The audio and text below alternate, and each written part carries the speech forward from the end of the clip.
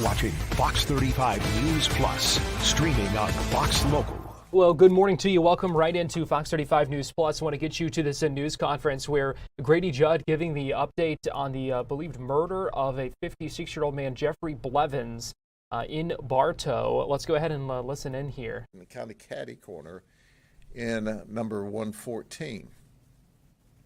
David Richard Morris, so I can give you some background on him. He has, for all intents and purposes, lived with his mother his entire life. He lived in that apartment complex with his mother. He has been described to us as a conspiracy theorist. He's what they call a flat earther. He still doesn't believe the earth is round. Well, the floor in the county jail is flat anyway, and that's where he is. So we first interviewed him, and we asked him during the first interview, the detectives, do you own a firearm? He says, yes, I own a 9mm handgun. They said, okay. And so it was a preliminary interview as they were going through talking to everyone in that particular area. And little did he know, and what we didn't release to you, is we had a 9mm casing from where our victim had been shot. So the investigation went on. We came in contact with another person, and he described David Richard Morris as a suspicious guy that when he was high on meth would brag about his gun. But when you look at his criminal history, he apparently had arrest for a DUI and was found not guilty, and was not a problem person, and he really wasn't a criminal according to the record, but the investigation went on. When we do a criminal investigation on a murder, especially what appears to be a whodunit, the first thing we do is flood resources to the area. So I'm going to give you a quick timeline. From the time the shooting occurred and 911 was called, Bartow police was there in 2 minutes. So people didn't have an opportunity to move around. Bartow police was on scene with EMS, and they started the investigation, and then when they discovered they had a homicide, they asked if we would assist them, and we are always glad to help. Now the beauty of it is Bartow police doesn't have many murders, and it is, in order to get a case through the criminal process today, it's very technically difficult. So when you don't have a lot of experience at work in those kinds of death investigations, the brilliance of the chief is to call in people who have more experience, and that's what we did.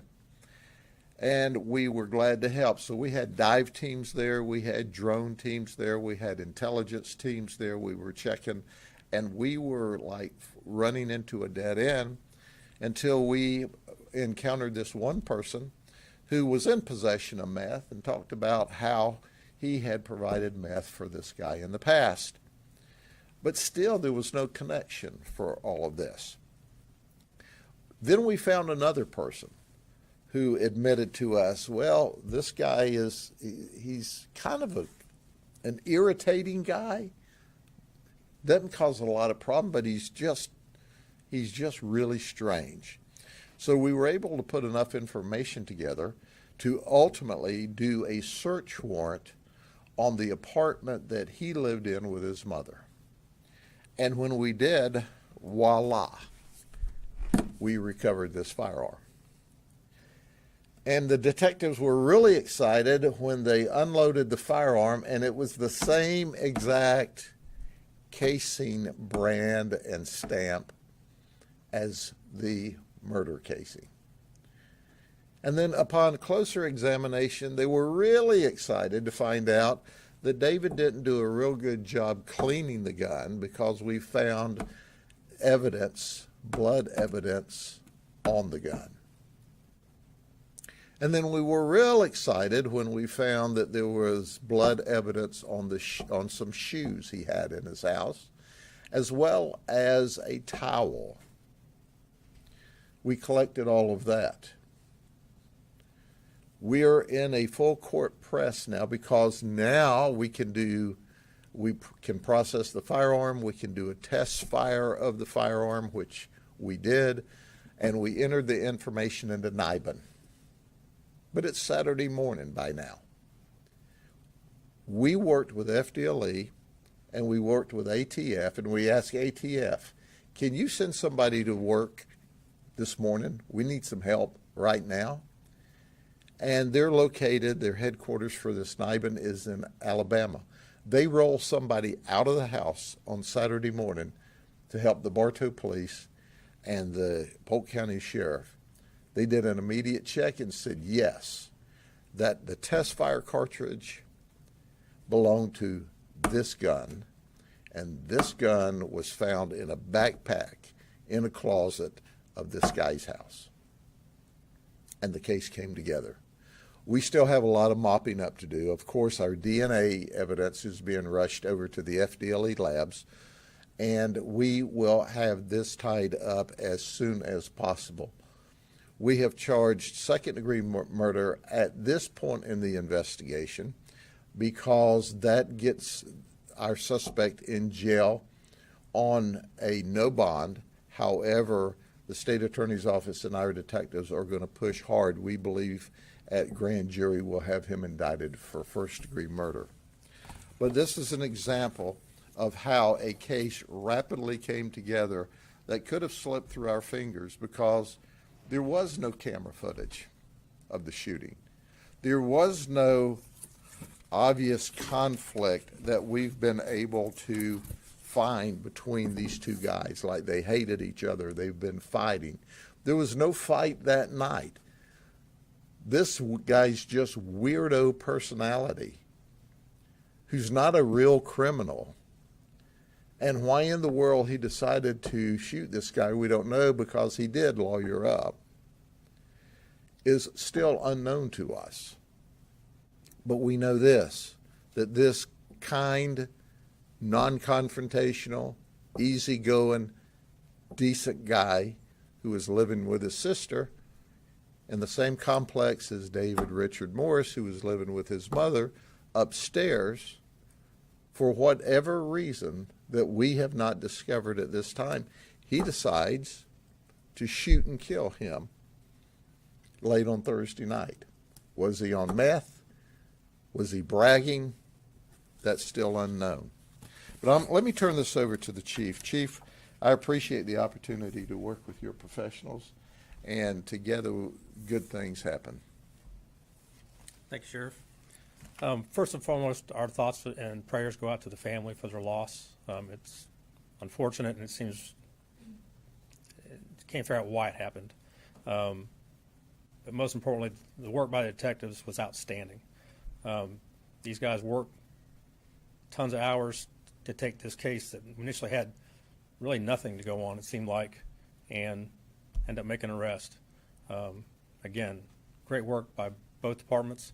The partnership we have with the Sheriff's Office is tremendous. It's great to be able to have that kind of resource you can turn to when you need help, and they've always been there for us, and we truly appreciate that, and we continue that relationship as we go forward. So. And as an example, Chief, you know, you called on us, and we called on FDLE and ATF, so it took 4 agencies to get this wrapped up. But I'm so proud of the detectives, because when you think about this, we had the suspect identified and charged within 23 hours of the detectives engaging in this.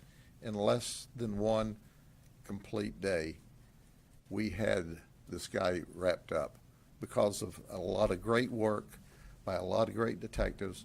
But once again, ATF, this big national federal organization, called people from home on Saturday morning to rapidly help us. So it takes all of us in this day and age to bring cases to successful conclusions. Are there any questions?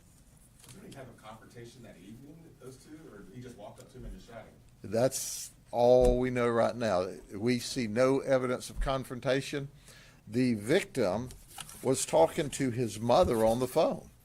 So she was listening, and all of a sudden she heard what she described to us as he fell to the ground and was making noise like he was laying in the grass, rustling around in the grass.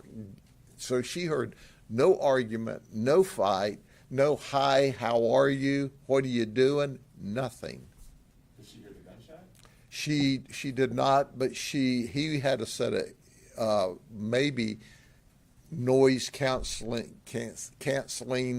earpods that he was talking through, and we're still looking through that. All she heard was him apparently hit the ground, and then he wouldn't respond to her any longer. Can you describe the injury or the event as a violence? Sure.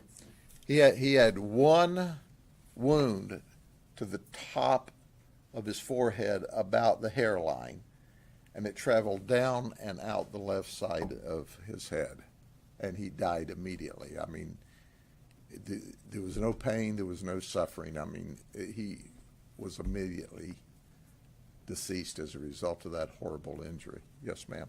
In the release, it says that one resident claimed there was a confrontation the night prior on Wednesday night. We're still trying to confirm that. We don't know that for a fact yet. That there might have been an argument, but we don't know. Both of these folks, you got one guy, the victim, who's kind of chilled out and easygoing. You got this guy who's just kind of a loner, no criminal record, but he does get boastful, according to another witness, when he uses meth, which is about the only time that he is amped up. So was he amped up on meth on Thursday night whenever he ultimately shot our victim? I suspect something was wrong, but Was any meth or any drugs found during your search? not of our victim's house. Our victim's house was totally clean, neat as a pin. The suspect's house, no, we didn't see any there as well. Was there any kind of balcony or second level that he may have gotten from, given that the direction you were indicating with the injuries? Say that again? Was there, it seems like when you describe the injuries, is it possible that this was from up above? No. It was a close contact wound. Where did the shooting happen exactly? It happened outside of the fitness center, and as if he came out of his apartment to the north and was in a breezeway between the wall of that string of apartments and the fitness center. And then Mr. Marsh just returned to his home after that, after he shot him and killed him? Went back upstairs. He really didn't have a chance to get away, so the response was so rapid that he ran upstairs, cleaned up his gun, put it in the backpack, and there he was. Because of the initial response, because of us then flooding the area with resources, we were able to lock down everything. I mean, here's how great this response was. Not only was Bartow PD immediately on it, and Polk Fire Rescue with ambulances and Bartow Fire Services, we got resources there. We got the garbage trucks stopped before they were able to do their morning rounds in that particular area in the event we needed to search all of that. So the response was absolutely incredible at every level. Has the suspect shown any remorse?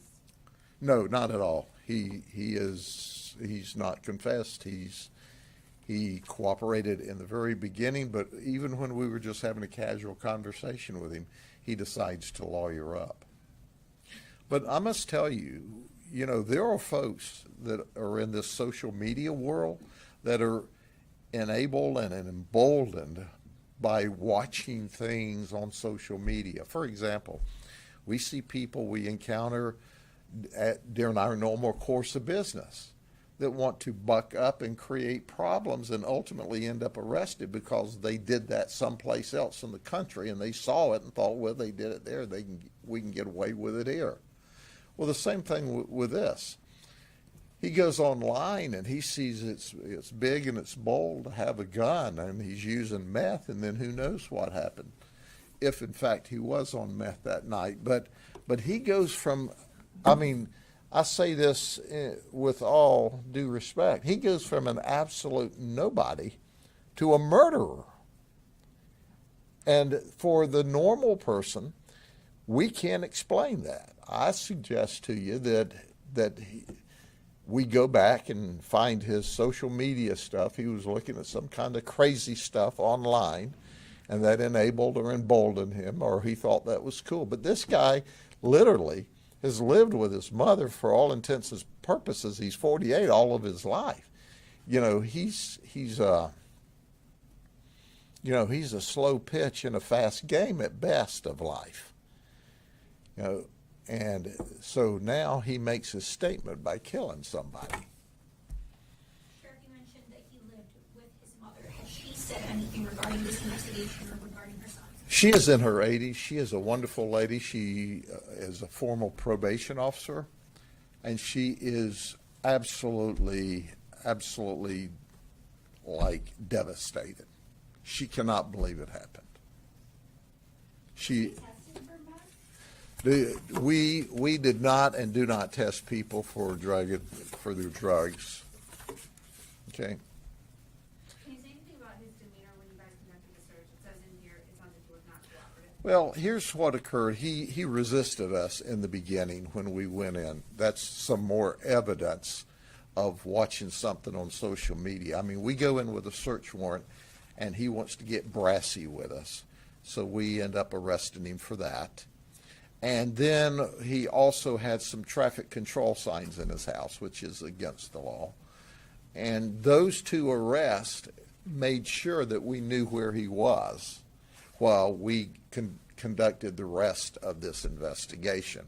So those very minor arrests in the beginning, and he helped us by resisting when we went in with a search warrant, gave us criminal charges to lock him up in jail, so that it's like, well, we don't have to sit here and babysit you until we get this figured out. Now we have you locked up in jail. So those minor charges worked very, very well for us. Okay? Thank you all very much. God bless you. See you next time somebody does something really stupid. Polk County Sheriff Grady Judd and the Bartow police chief as well speaking at a news conference announcing the arrest of David Richard Morris, who they say is a suspect accused of killing 56-year-old Jeffrey Blevins, who was shot at his apartment complex in Bartow last week while he was on the phone with his mom. His mother described hearing him fall, what sounded like him falling to the ground and then no longer responding. They say they don't believe there was any sort of issue or confrontation. There may have been a previous argument between the victim and the suspect in this case, but they really don't know right now or have not said what may have led to this. It seems they don't really know about that. But David Richard Morris, now charged with second-degree murder, being held on no bond, and it is likely that a jury will indict this suspect on a charge of first-degree murder. So that's the update today on this murder out of Bartow. David Richard Morris now arrested and charged with murder in the death of Jeffrey Blevins. Well, we are just getting started here on Fox 35 News Plus today. I want to let you know a little bit more of what we've got coming up for you today. If you keep it right here on Fox Local, YouTube, and on Facebook as well. Coming up around noon, we are going to be talking with a former commander of Marine One. That is the president's helicopter, who is going to be joining us to talk about an incident yesterday in Palm Beach where F-16 fighter jets had to intercept a plane that had entered the no-fly zone around Mar-a-Lago while the president was there. So we're going to hear more about that and talk about that situation coming up at around noon, so about 40 minutes from now.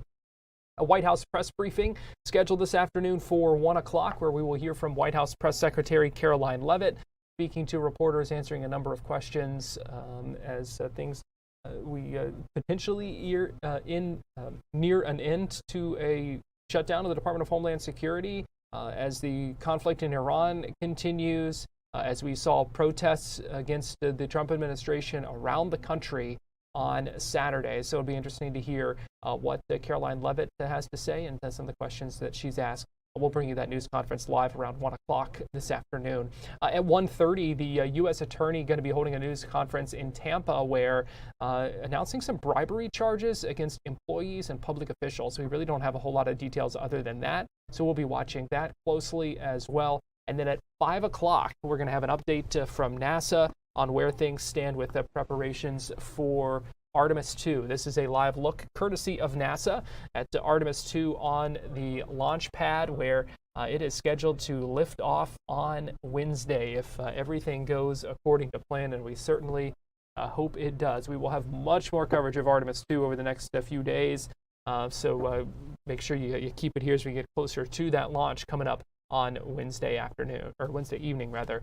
Right now we're going to take a quick break here on Fox 35 News Plus, so keep it right here and we'll be right back with more next on Fox Local, YouTube, and Facebook.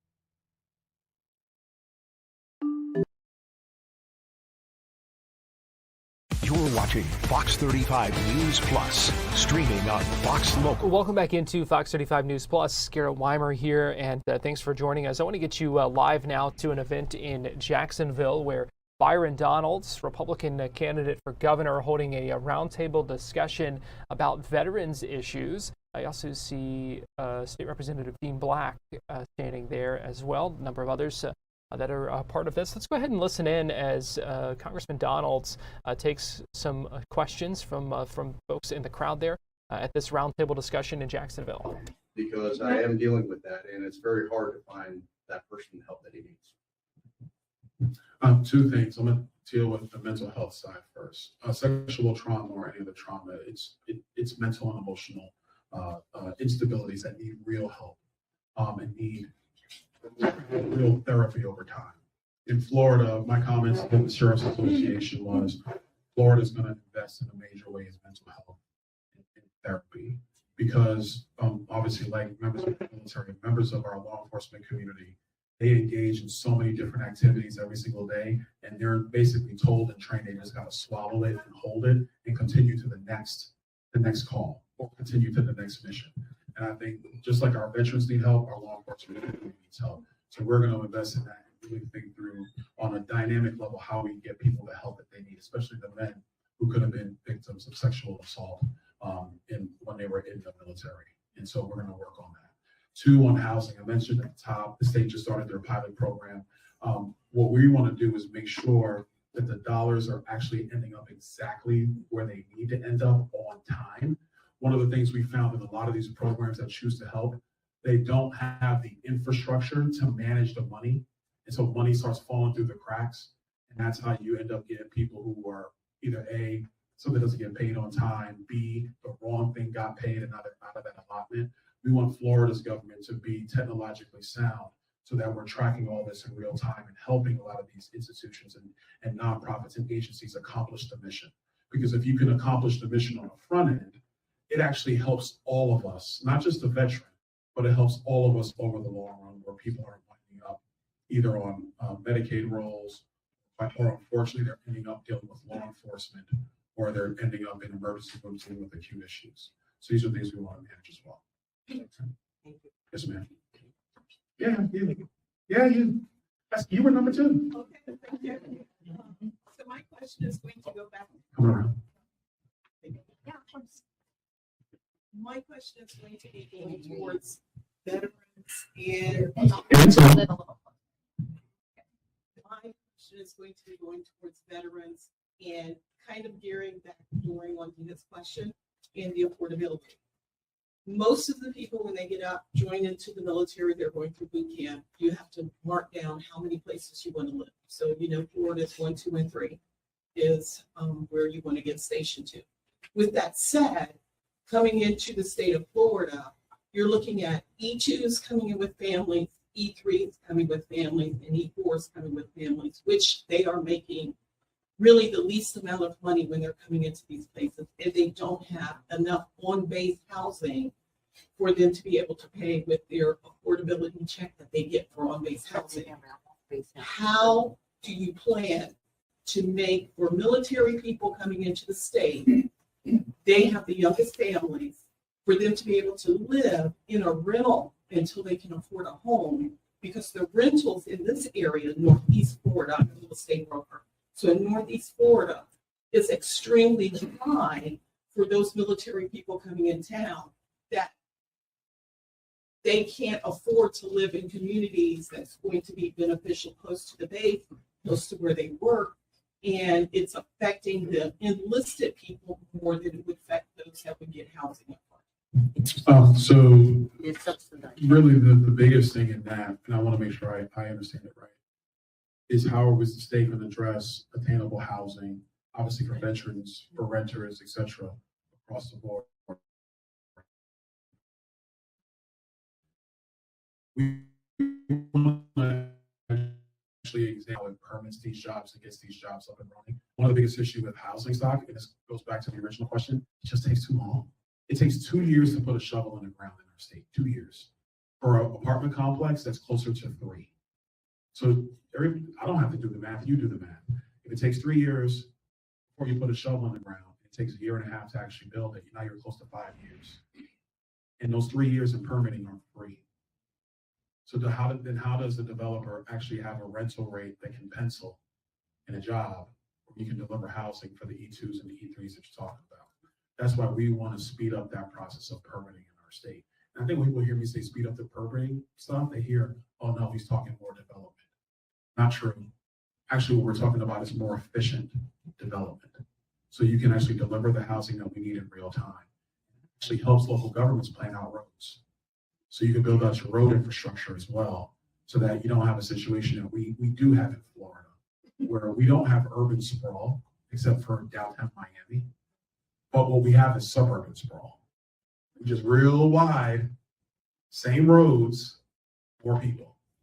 And so the way you get around that is you actually have efficient building processes. And me personally, what I want to see us do is have regional growth management plans in the state. Northeast Florida needs a regional growth management plan. So does Southwest Florida. So does the Panhandle. So does the Heartland. And in the Heartland, your growth management plan looks more about how do you protect ag lands, how do you protect of rural Florida, how do you protect beach lands, how do you protect the waterways all through our state, our freshwater lakes, mostly up here in Florida, while also delivering the housing that we need and also building the roads that we need. And the only way you do it is you have to have a durable plan over 20 to 30 years. You don't do it, and this is now, I'm gonna be glib. You don't do it by tweeting about it. You don't do it just by running your mouth. You actually work with local governments on what are going to be the growth management projections for our communities, live by that, and then you build accordingly. So you can actually build the attainable housing that you need. Congressman, I'm so sorry about this. We appear to have time for just one more question. All right, who was number 3?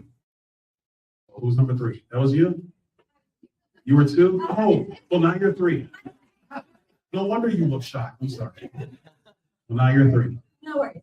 I'm a teacher. By the way, I'm glad you love your veteran husband. Anybody see her shirt? I'm glad that you did. Thank you.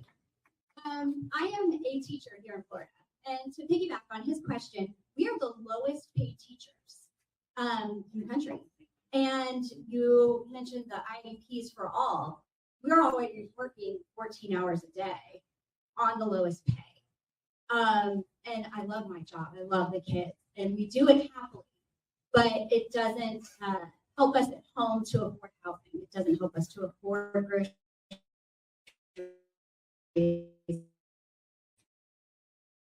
When our salaries were 75. I've been at this.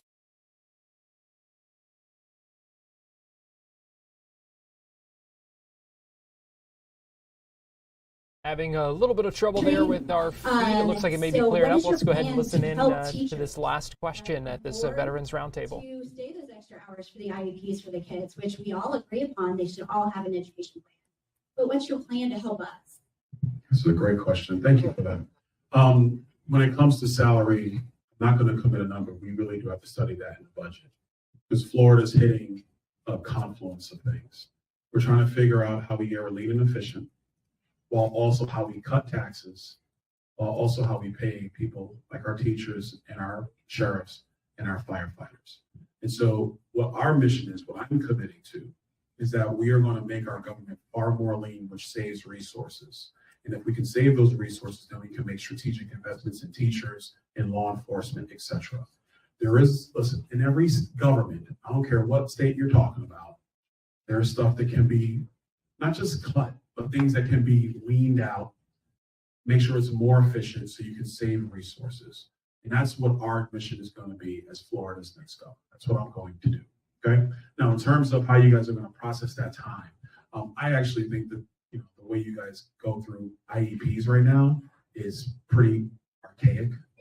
It is. It's oh, so you know firsthand. It's archaic how we do that. Again, these are things where we actually do want to leverage technology. There's no reason why we shouldn't do it. It's more about the fact that we just don't do it. And to be blunt, the reason why we don't do it is because it favors some vendor somewhere who's making a lot of money. They're doing quite well, while everybody else is trying to figure out why it's just so hard. I'm not in the business of doing things that are inefficient. I've never done that. I'm not going to do that as governor. We are going to be a very efficient and responsive state. A part of that is our mission is also to be the most transparent state in the country, period. And when you open up the blinds, you let the sunlight in, oh yeah, there's going to be places where we can find those resources. I've had several, I'm not going to get into the details here. I've had several conversations about various aspects of state government where if we apply the correct incentive, that we're gonna be able to shake the trees loose and be able to get some stuff done. So I'm very excited about doing that. Being an ESC teacher, you know firsthand the amount of work that goes into our children with special needs and the children who have fallen behind. The mission of having individual learning plans, the purpose behind it, is so that it actually makes it simpler for parents and teachers to be able to track progression. When Jeb Bush brought the A+ plan in, and by the way, he needed to bring that in because we weren't measuring anything in our schools. We didn't know anything. When he brought that in, yes, it created a rubric of accountability that was very intensive for teachers to have to manage. And that accountability is very important because at the end of the day, it's about the students that we all love, we all serve. What we want to do is make sure that the accountability system is far more efficient and responsive. We're not waiting on tests to report to us with more information to actually help make your job easier. There. All right. They gave me the hug. Well, listen, I want to thank you guys so much for being here. I really appreciate it. One thing I will tell you, you might have loved an answer, you may not have loved an answer. I want you to hear it from me. The second thing is, when you're electing somebody, what you elect is a decision-making process, because the issues change. How they process information is what remains. I don't like talking about other candidates, and I'm not going to start today. I'm going to talk about me. I came up in the conservative movement, Tea Party movement, 2009. I've been a committed conservative. I have, if not the most, one of the most conservative voting records in all of America, just in Congress, but even when I was in the state legislature, one of the most conservative members to serve there. I'm a businessman, 17 years in the financial world. To me, if it don't make dollars, it don't make sense. We want to be efficient. We want to be responsive. We want to be transparent. We want to make sure that Florida's government is fighting for you. That's what we're going to be building on. The governor has done a tremendous job leading our state. We're going to keep his wins. We're going to take our state to a whole other level. God bless you. Thank you so much for being here. Congressman Byron Donalds wrapping up his live stream of that event in Jacksonville, where he answered a number of questions. There's a veterans roundtable there, joined by some other officials, and answering a number of questions there at that event. We listened in on an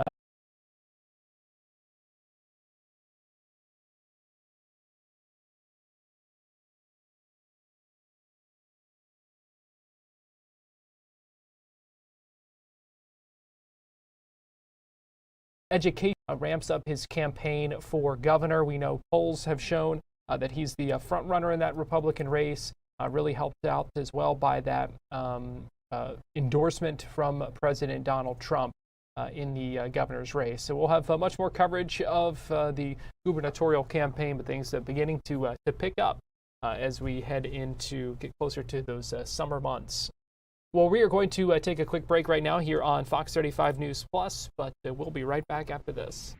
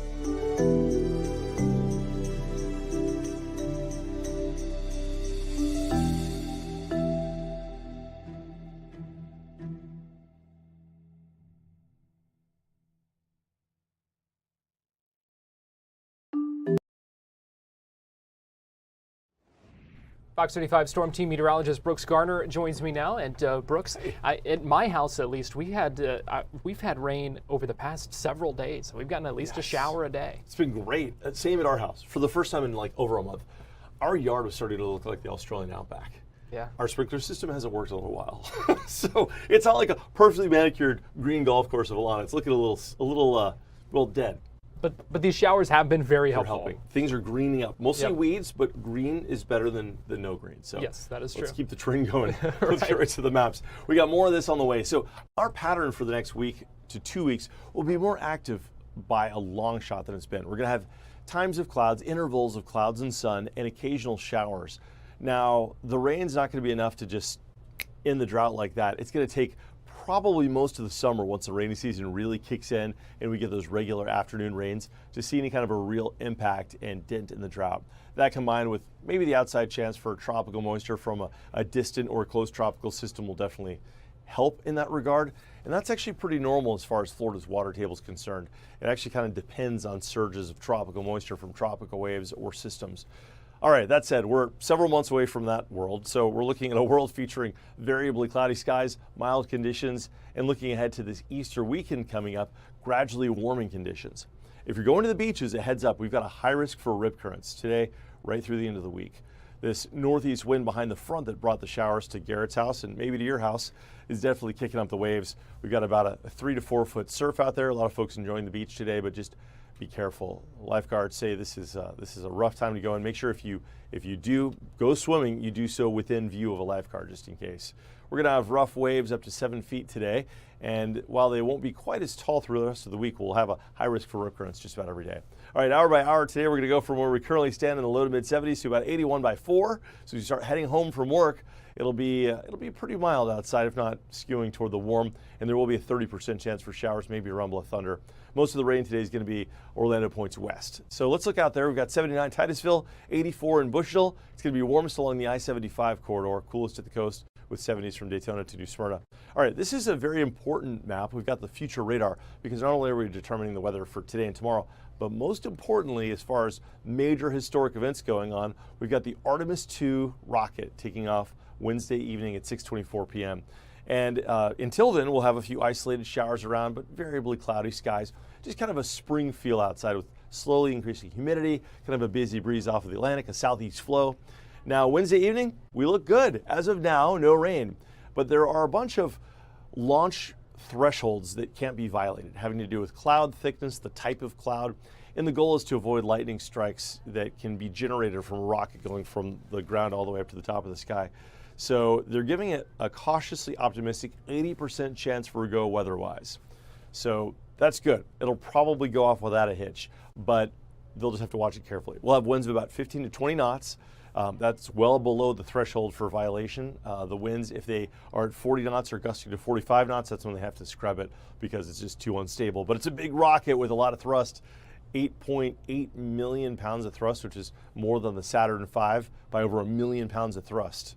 That was the one that launched us to the Apollo missions 50 years ago. Last time we orbited the moon with humans on board was December of 1972. That was a long time ago. Wow. Well, this is such a big rocket that you may hear it as far west as Azalea Park, Castleberry, Sanford, Oviedo, Winter Springs, New Smyrna, Daytona, and as far south as Palm Bay. It's going to be a big rumble. So a lot of people are really excited about this. Speaking of rumble, there have been rumblings of a pattern shift, and here it is. Bermuda high pressure is now set up offshore. This is a summertime pattern as far as the flow goes, which means that we have a steady flow coming out of the tropical Atlantic, Caribbean, and Gulf. All that yellow and pink on the map, that is deep tropical humidity that'll make it into Texas, the Midwest, New England, and Florida, which means that our rain chances will be going up region-wide, and it could rain quite hard at times with an average rainfall total over the next 14 days in the zone of between 2 inches and as many as 10 inches of rain. Now, remember, this is over a period of 2 weeks, right? So it's not all going to happen at the same time, but there could be some higher totals in the Midwest, especially where it starts to interact with that drier weather to the west. But this is a huge change as far as the pattern goes. We've been in this cold front pattern, helping to really enhance the drought across the south, and now we're starting to flip the script and get into a more of a typical, almost early summer type of a setup. So over the next couple of days and into the Easter weekend, we have that always present outside chance for rain. Saturday, 20% chance. Sunday, slightly higher, 40% chance. But overall, looks to be pretty good for Easter services and all of the Easter egg hunts and all that stuff. Hard to believe it's that time of the year again, Easter. All right, here we go. Here's the 7-day forecast, and it's not every day you see a rocket capable of going to the moon on the 7-day forecast, but today we do. And there it is, April 1st, the 6:24 p.m. slated launch. Hopefully it goes off without a hitch. So much history to be made. It's just amazing to think also, Garrett, that the statistics here, of course, we're looking at the weather forecast with mid-80s by the end of the week becoming normal. But the statistics that we're about to launch humans farther than humans have ever physically ventured from from the planet. And you know, the official take on the whole thing is that we're alone in the universe, right? There's never been evidence to suggest otherwise so far, officially. So to think that this is as far as life has ever been shot from this planet to a distant planet. Yeah, I don't think we're alone in the whole universe. We just haven't seen them, and maybe they haven't visited yet. But amazing to think. Maybe they'll find them on Artemis. Well, I was going to say, maybe they'll say, oh, they've crossed the threshold. Humans have finally gotten there. We'll say hi. That would be cool. Or maybe it wouldn't be cool, I guess, I don't depending know. on if they're good. But amazing, though. Amazing Yeah, to think it that really is. a product of this planet is about to launch itself farther than any species of this Earth has ever ventured. I mean, of course, we're the first ones to go out in space. You know, birds can't do that. Dinosaurs couldn't do it. Yeah. And we're going out so far. It's just amazing to think about that. We're going to colonize Mars. They're going to do that, like the lunar landing missions next year, 2027, and that they say we'll have a permanent presence on the lunar surface. Just kind of mind blowing. Yeah, and then eventually use it as a kind of a way station on the way to get to Mars. So it really is fascinating stuff to see. We get a front row seat to it here in Florida, which is just really cool.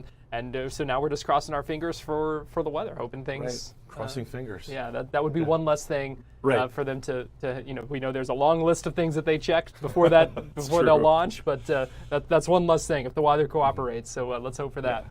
Fox 35 Storm Team meteorologist Brooks Garner, thanks for joining us. You got it, Garrett. You got it. Very growing excitement in the world of space, that's for sure.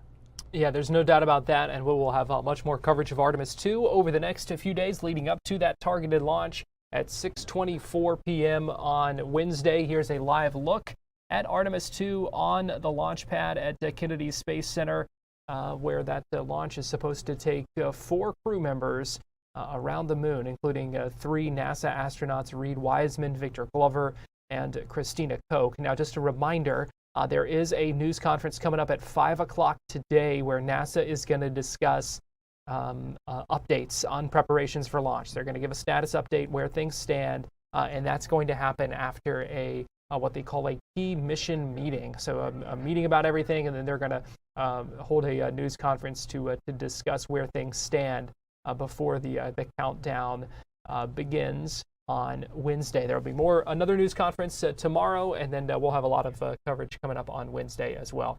Well, we're going to take a break here on Fox 35 News Plus, but we'll be right back with more after this, so keep it here on Fox Local, YouTube, and Facebook, and we'll be right back.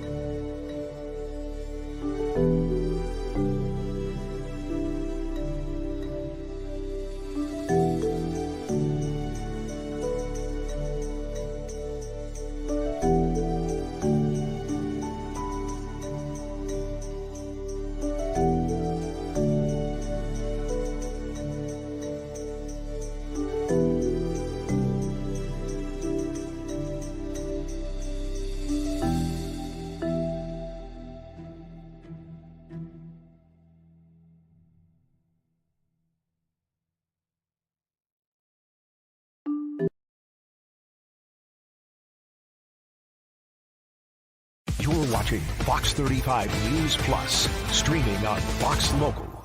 Welcome back into Fox 35 News Plus. I'm Garrett Weimer, and thanks for joining us on this Monday morning, live on Fox Local, YouTube, and on Facebook. I want to take a minute here to let you know of what we've got going on for you today here on our live stream on Fox Local. Coming up in about 10 minutes or so, we're going to be talking about the situation yesterday in Palm Beach, where F-16 fighter jets had to intercept a plane that was entering a no-fly zone over Mar-a-Lago. So we're going to be talking about that with an expert and a former commander of Marine One going to be joining us to talk about that case and that situation. We are also standing by for a White House press briefing coming up in a little over an hour. That's supposed to start around 1 o'clock. Who knows what all we will hear from that. A wide variety of topics, I'm sure, that will be coming out of that. And so we'll be tuned in for that when that begins. Also expecting an update from the U.S. Attorney in Tampa coming up in just a little bit as well. That's around 1:30. Going to be announcing some sort of bribery charges filed against employees and public officials. And then 5 o'clock, that the Artemis 2 status update that we will be live streaming for you on Fox Local, on YouTube, because we'll be in our newscast at that point. But we've got extensive coverage of Artemis over the next couple of days leading up to that launch scheduled for 6:24 p.m. Well, let's talk a little sports here. It was an ugly loss yesterday for the Orlando Magic. The Raptors at one point scored 31 straight points in the game last night to send the Magic to their worst ever loss. The final score was 139-87. Do the math, that is a 52-point loss for the Magic. Here is what head coach Jamal Mosley had to say after that game. And then you're also going to hear from Orlando Magic guard Desmond Bane speaking after that 52-point loss to the Raptors last night. Yeah, I got to do a better job preparing them for what they were going to see tonight. You know, we talked a little bit about it, but probably not enough. I've got to have them prepared for the physicality of the game, you know, prepared for how much they were going to grab, hold, and get us off of our spots. You know, that's on me. I got to do a better job there with this group to make sure they're prepared in the right way, knowing exactly the sense of urgency that Toronto was going to play with, having guys out, the sense of urgency that they were going to play with, knowing the positioning that they were in for playoff positioning. So that's I've got to do a better job for this group there. What do you feel were the main reasons for all the turnovers? You know, they do a great job of getting you off your spot, their sense of urgency, their physicality, them hitting and, you know, moving you off your positioning. That was a big portion of it, getting to our spots earlier, knowing exactly how they were going to play. And just, you know, we just got to, you know, regroup, bounce back from this one, and find a way to get a game on against Phoenix. A 31-0 run, how did that happen? How did that break down? You know, I called 3 timeouts in that moment, you know, trying to get to stop that bleeding. You know, again, our ability to come out with that sense of urgency and attention to detail of knowing exactly what they were doing, put in press break to make sure that we got the ball over, but just our ability to combat what they were doing. Again, that's something we'll go back and look at the film and get into practice and make sure that we understand exactly what we need to do in situations playing a physical, aggressive team like this. Why do you think this team lacked a sense of urgency with?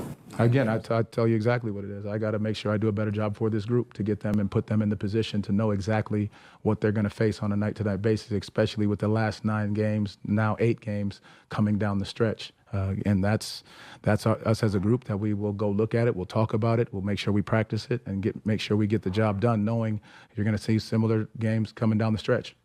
Is there anything you can pinpoint about the defense as to why it's not at the level you want it to be? Yeah, I think, you know, a lot of times when you're turning the ball over and they're getting out in transition, that's where it starts. You know, again, the sense of urgency to get back after, say, a missed shot or a turnover. You know, they were out to the races early, and so they had 26 pass break points early on, basically at halftime. So our ability to, you know, one, take care of the basketball and then sprint back with a sense of urgency, you know, has to be there for 48, knowing that this is the type of team that we were going to play tonight. Average game obviously has rough nights over the year. You put the finger on you not preparing them enough. Are you confident your message is still getting through to them? Yes. I mean, you get hit in the mouth by 56 points. You understand exactly what you need to do, and you know you're not as bad as you think you are in your losses, and you're not as great as you think you are in your wins. So we're somewhere in between. We've got to make sure that we get on the right mentality coming down to these last 8 games. Right, Jason. Desmond, you called this a monumental game the other day when we were talking about this one. Just how do you explain a 52-point loss? Yeah, I mean it's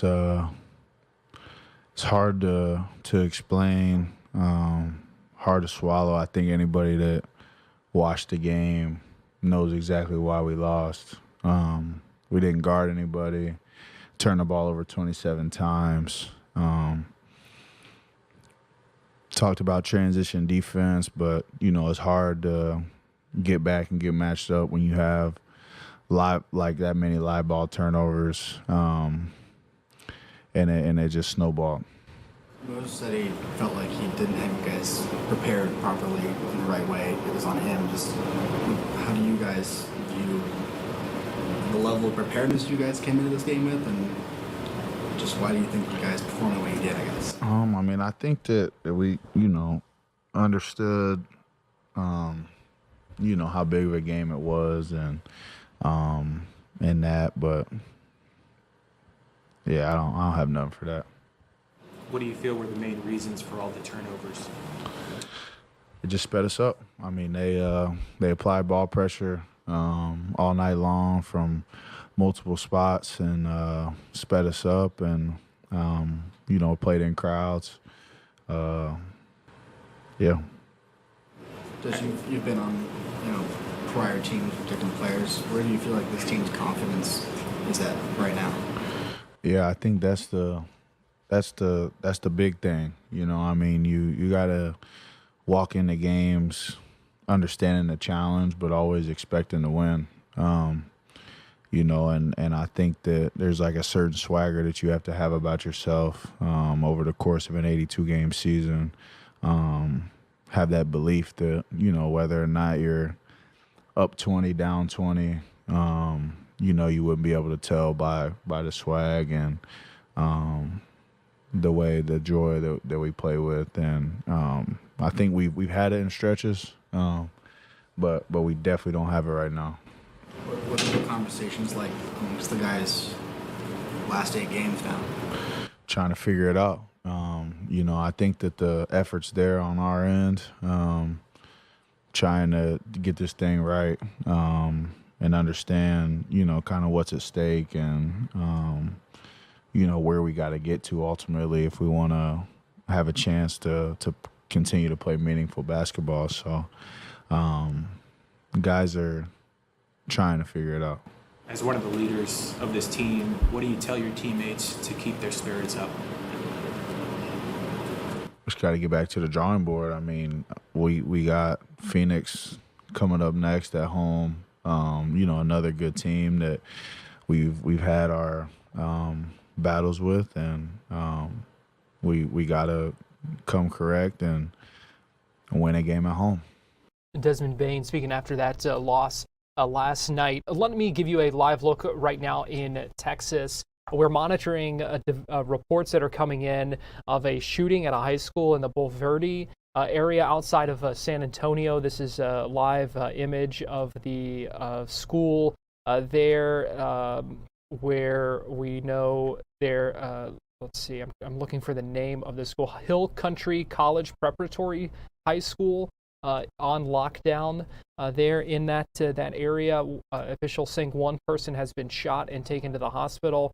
We are still working to learn some more information about that, but want to give you that live look coming in right now and let you know we are monitoring that situation out of Texas. Right now, we're going to take a break here on Fox 35 News Plus, and we'll be right back.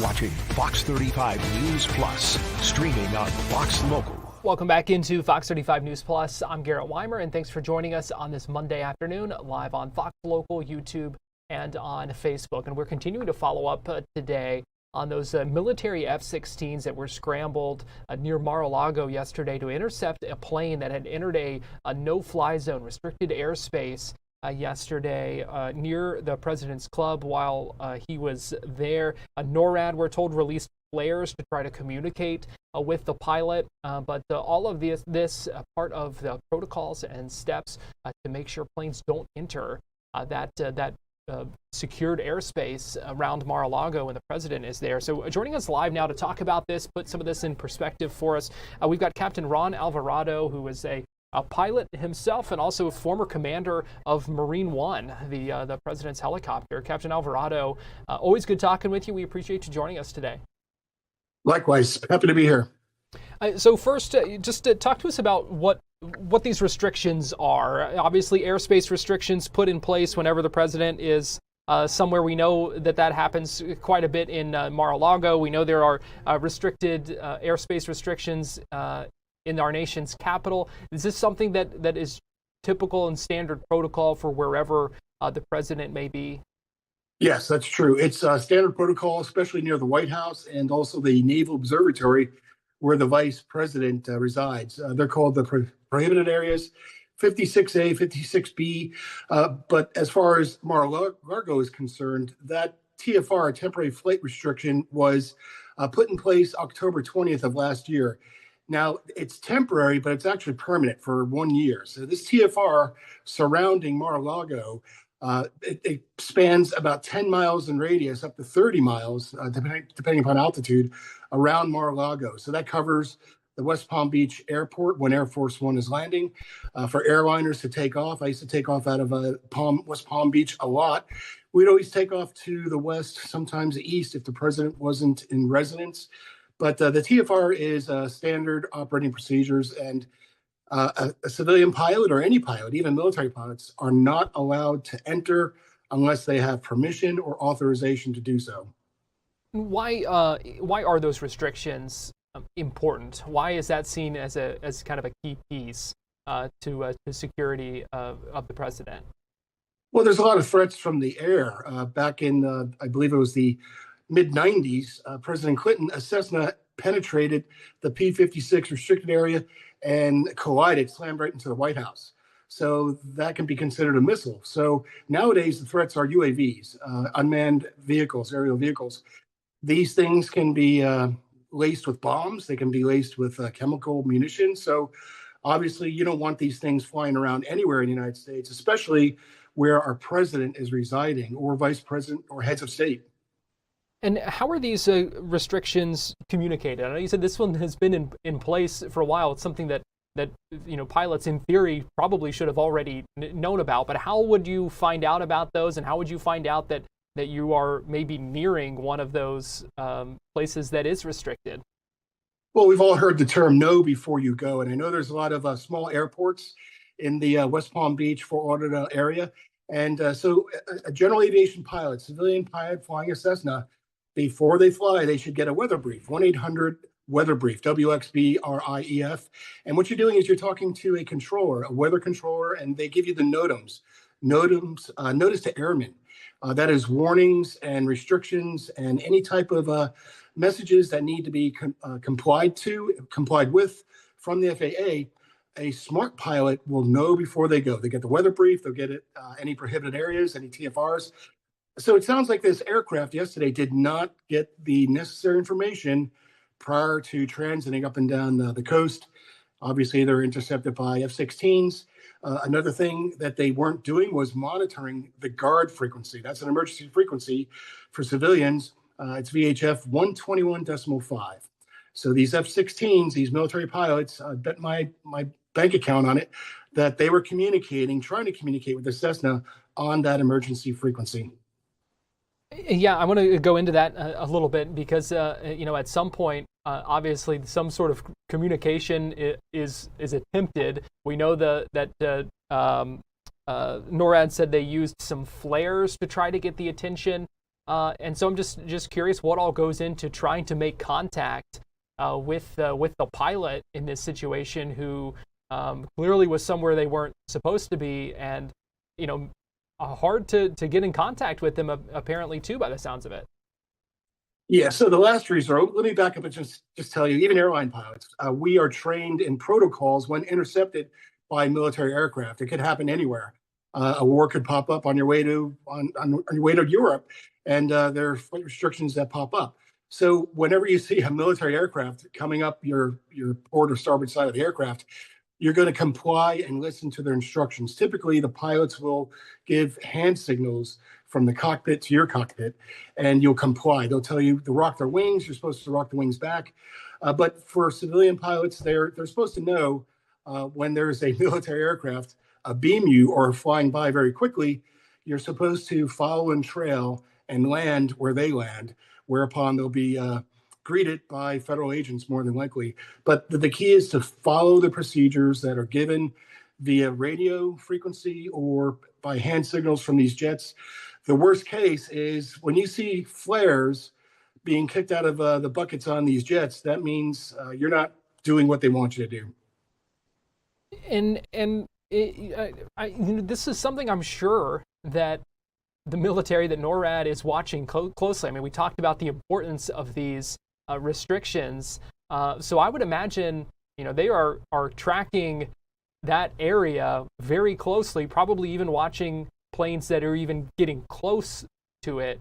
So just talk to us about some of that monitoring and the decision to send out those F-16s and when they decide, okay, we've got to get these planes up in the air. Well, I can say from firsthand experience, spending a lot of time near the White House on the South Lawn at Andrews Air Force Base, Camp David, these airspaces are protected very, very well. And I don't want to go into detail, but everything coming and going from these airspaces are watched up in the Operations Center up in Washington, D.C., and also the command center down by Mar-a-Lago. NORAD is tracking everything.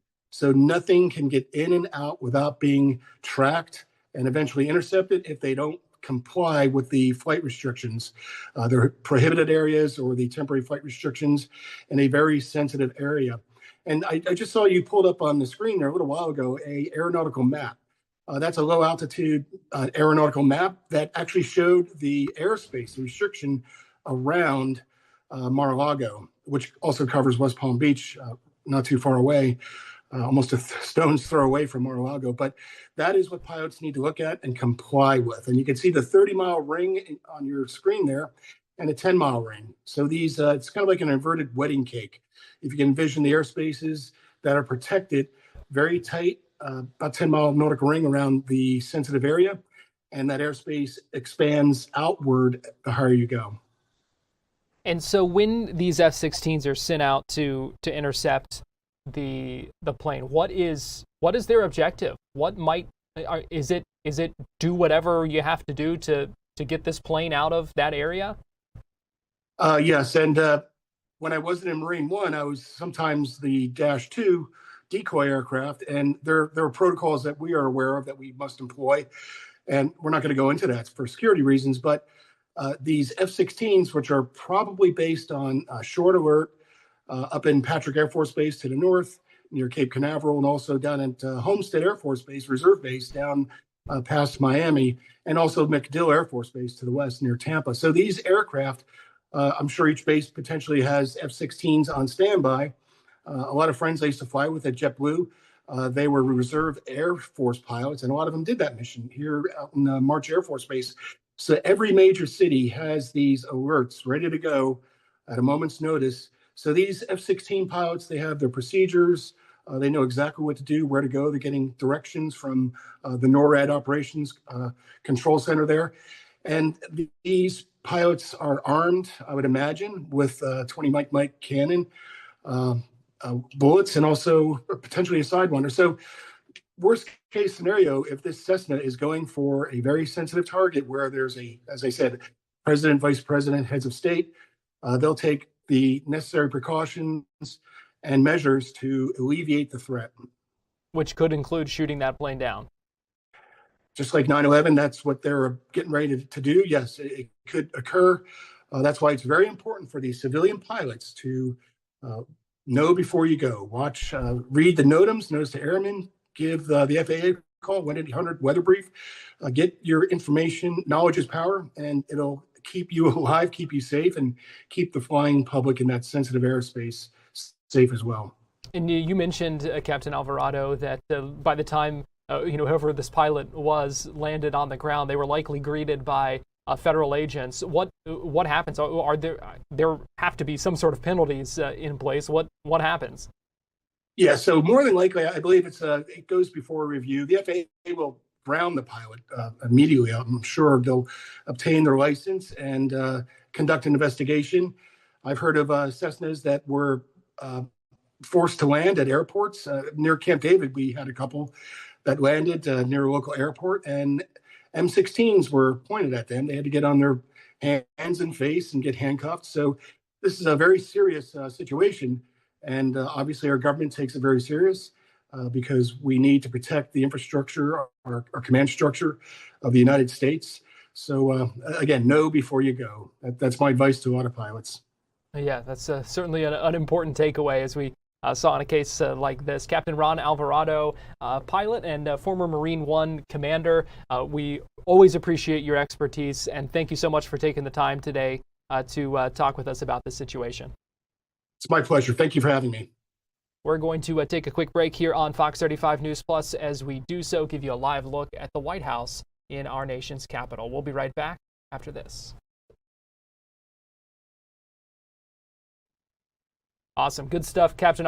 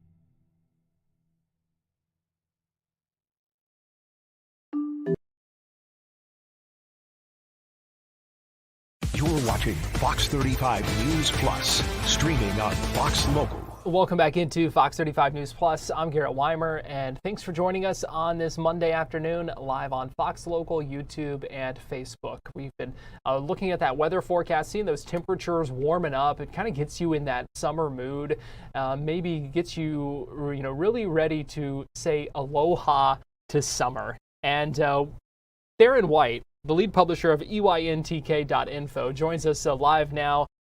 If he doesn't look like someone who's ready to say aloha to summer, then I don't know who is. Theron, good afternoon. Good afternoon. I am so prepped. We had a colder winter this year, and I am so ready to be back into water park season, and we're finally getting warm enough to do it. I've got the stuff ready. I've got my little flamingo with my drink in it. We are ready to go this summer. And so you are ready to go. And so where better to do that than at Aloha to Summer at Aquatica Orlando?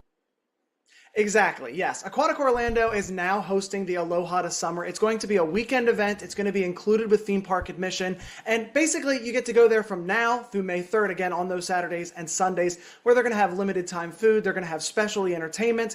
It's really Aquatica saying, hey, we understand it was cold. It's getting warm again. Just come back to the park and come enjoy a great weekend where you'll be able to go into the park 30 minutes early. They're going to be doing an early morning entertainment event. They're going and giving out free drinks in the morning as you're coming in. And then really, it's just come have fun at the water park. If you haven't been here in a while, now's the time to go. Yeah, we are definitely getting back into that weather where it's going to be great to do that. There are tell us what all it offers, because I know there's some different food options, some other things as well. What can people expect? Yeah, you can look out for limited time food items throughout the park at some of the different stands. Almost every single food location had at least one specialty item that you could get. The Maui Wowie pizza was the one I got to try when I went last weekend. It's going to be basically a Hawaiian style pizza. You're going to have some ham on top. You're going to have some pineapple. So you can go and enjoy that, but there's also going to be some entertainment options. So at one of their bars, they're going to be doing some trivia throughout the day. And then there's the Splash-tastic Dance Parade. It's going to be some of the performers are going to be going through the park. They're going to have big water jugs on their back, and they're going to be dancing to music. And if you want to get close enough, they will spray you with some water. They're going to pump some water out and shoot it on you. So if you're trying to stay cool, that's a great way to be able to go and dance with the kids and then get a little bit cooled off as well as you're going to find your seat near the water. Along with that, they're going to have the early morning entry. So the park, instead of opening at 10, it's going to open up 30 minutes early at 9:30. You can go into the park and they're going to have entertainment that is waiting for you. And if you're some of those first guests, they're also going to have a non-alcoholic punch that the kids and adults can all enjoy while you're going to grab the best possible seat because you got there first. So you get to go and pick that prime seat and enjoy some of that entertainment. And then there's just a couple other things. Like if you're a pass holder, you're going to have your own specialty entrance to get into the park, and they're going to have the Tassie's Aloha Twist. It's one of the attractions that they did an overlay for this event. You're going to be able to go onto that ride. It's just for you for the first 2 hours of the day. So you get to skip some of the wait while going through security. You get to have your own seating spot, and you get to go onto the ride first. Hey, you can't beat some of those additional perks as well, and really just a great way to get out and enjoy some of this warmer weather. And like you said, really just get back into the swing of water park season. I 100% agree. If you haven't been to Aquatica Orlando in a while, they've got a bunch of their attractions. The one that I like the most personally is Tassie's Underwater Twist, but now it's, of course, that Aloha Twist. It's not the world's fastest ride. It's not the world's craziest ride, but it's got projections right now for summer. It's going to be an indoor slide where you go in on a two-person slide and spin around, and you can see some of the projections up on the wall. I really like that one because it's something different. It's the only projection mapped-based slide in all of Florida, and so that's a lot of fun. Or if you're someone that just likes maybe the lazy river, there's two of them, and you can check out some of the dolphins and the sharks while you're on that, going through the lazy river on one of those tubes. If you want to sit by the sand, there's sand options there as well. You can see there's the kid-friendly area there with a ton of water dumping down. It's just nice. You know, we're getting back out. The UV is getting a lot higher, so please wear your suntan lotion and go and enjoy some time in the sun. Yeah, and let's also talk about something that's not related to that event, but something else that folks can experience there at Aquatica, and that's a dolphin tour. Talk to us about that. Yeah, this isn't a new option, but it's something that I personally didn't know about until I went to the park the last time. Aquatica Orlando is the only spot in North America to have Commerson's dolphins. Now, a lot of people, they're going to see these inside of the park and they go, oh, they're baby orcas. They're not. They're 90-pound dolphins, but they're very, very cool. And they have this tour that you can do. It's $30 to $50 depending on the day, and it's going to let you talk to one of those trainers and go do an experience to learn more about these dolphins. It's really fun. You get up close with them. You do actually get to touch them. You get to learn a little bit more about their care. You get to go backstage and kind of see where they prepare the food every day, and then you get to get really close with these dolphins. You'll actually kneel down on a mat, and you can go and touch them, learn more about exactly what their care is and what these dolphins do, and it is literally the only place in North America that you can see some of these dolphins, and so Aquatica was specifically picked to be able to take care of them and learn more about them, but there's not a ton of them in captivity, so it is kind of a cool spot, especially if you have a fan of dolphins, or you have someone that really, really loves these animals. I mean, it is quite literally the only spot you can go, and it's kind of a nice break in the middle of the day. If you're going from the sun and the slides, you can go get some education in there as well. Yeah, what was your favorite part of that experience? I think it was learning more about these dolphins. I mean, as I said, they've been there for a while, and I've seen them when I've gone to the park, but I didn't realize that they only weigh 90 pounds. They're really not that big. They actually hang out with the sharks, and they themselves are going to be prey animals, so they are constantly looking out to see, is there any danger? Obviously, they're at Aquatica, they're totally fine, but it was interesting to see that is different than when you go and maybe meet the dolphins over at SeaWorld Orlando, and they're really kind of focused on you. These specific dolphins would constantly leave and go and check, and they were saying that's part of their thing, just to make sure that their environment is safe. There's two brothers that are there at the park, so they hang out and they swim together. So kind of learning more and kind of really getting that respect to learn about these animals and learn more about what they are, what they do, and why they interact the way that they do. I thought that was a really nice experience, especially if you know someone that loves learning about animals. For $30, I mean, this was a pretty private experience, and I really liked being able to just get that one-on-one. Theron White, lead publisher of EYNTK.info. Put those shades back on, grab that towel and your float and your drink, and we will let you go enjoy the start to summer here, Theron. Will do. You all have a great day. All right, you do the same. We appreciate it. We're going to take a quick break here on Fox 35 News Plus, and we'll be right back.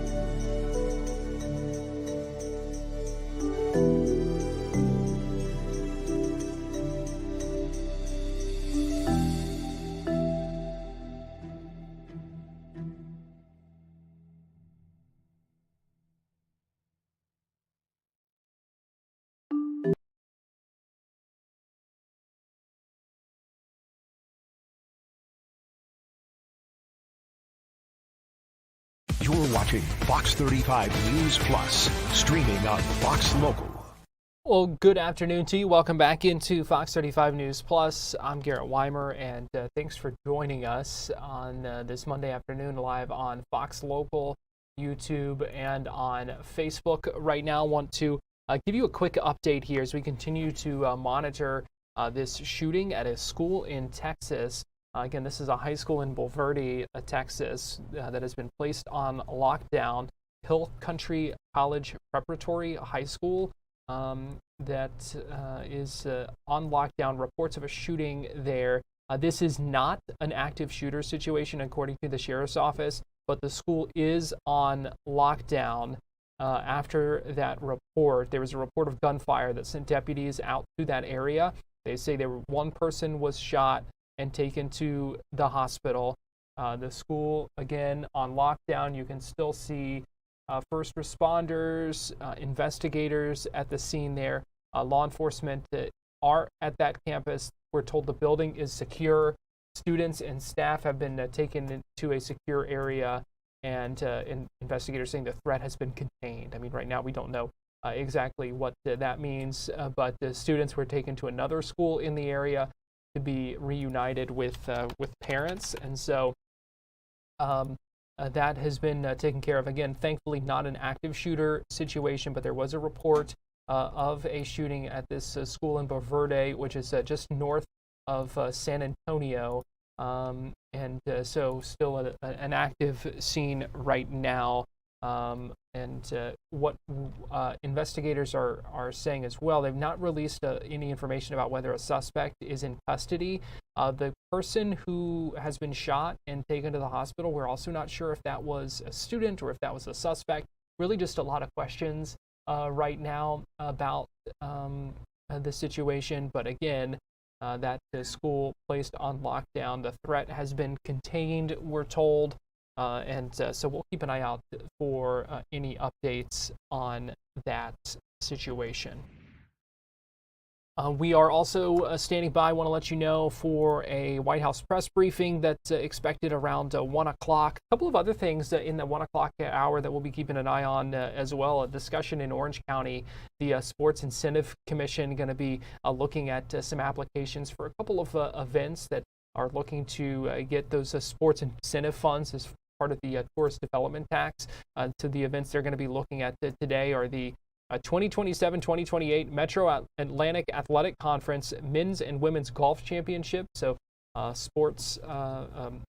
sports golf championships. Also the 2028 USA Basketball Men's National Team exhibition games and a training camp. And then the Pride Cup, which is a multi-sport LGBTQ athletic competition as well. So those are a few of the things that they're going to be considering. We're also expecting to see the introduction of the new women's basketball coach at the University of South Florida in Tampa, announced and welcomed back into the area in a news conference scheduled for 1 o'clock, it looks like, not to mention the 1:30 a news conference at the U.S. Attorney's Office there, where they're expected to announce some indictments against employees and public officials in some sort of bribery case. So going to be interesting to see what comes out of that. So we still have a lot to get to over the next little bit here on Fox 35 News Plus, and we hope you keep it right here on Fox Local, YouTube, and Facebook for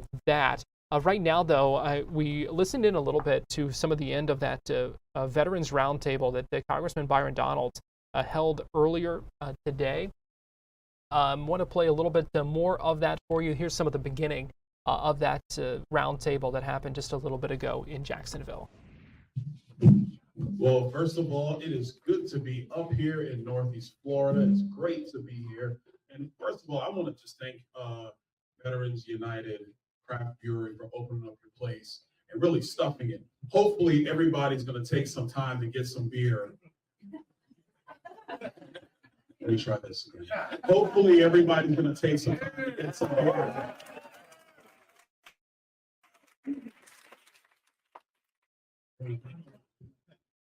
To my friend, Sheriff Rutherford. John, thanks so much for your introduction. I really appreciate it. I was listening in the back, and I heard you, refer to me working and trying to bring the 5 families together. And I told the guys in the back, I was like, I sound like Michael Corleone. Now watch, that's gonna go out on social media. It's really my honor. Thanks to everybody for taking your time on a Monday morning to be here and pack this place out. It really means a lot to me. It means a lot to my wife. I left my wife very early this morning to come up, and she looked at me and she goes, "You're going on the road again?" I said, "Yeah, baby, I'm going on the road again. I'll see you Friday." She goes, "Well, you better go kick ass while you're on the road." This is a good start. This is a good start. Thank you guys so much. I want to talk about a couple of things. First, I want to talk about the commitment Florida has had to veterans and the commitment Florida, as your next governor, we will continue to have to veterans who make Florida home. We are the best state when it comes to our veterans. We love you guys, primarily because you've done the thing that most people don't do. You put the uniform on. You left at very young ages.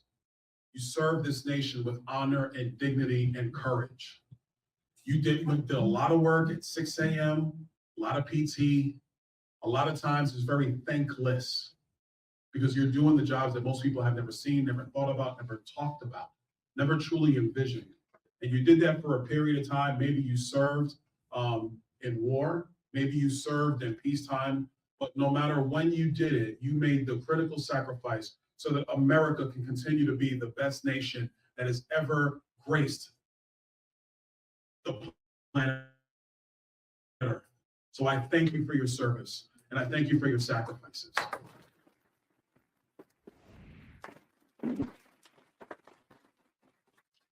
On a broader level, I want to thank your families.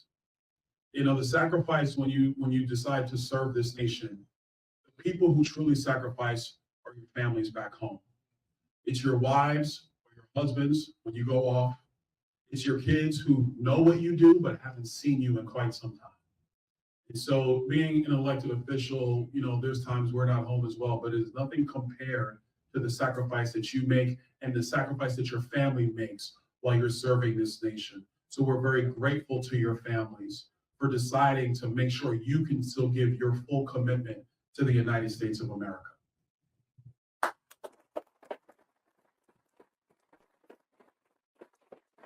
Now, I know we have members of the state legislature here. I heard Dean basically say hello to you guys and introduce you guys in the back. They do a great job in Tallahassee, working incredibly hard.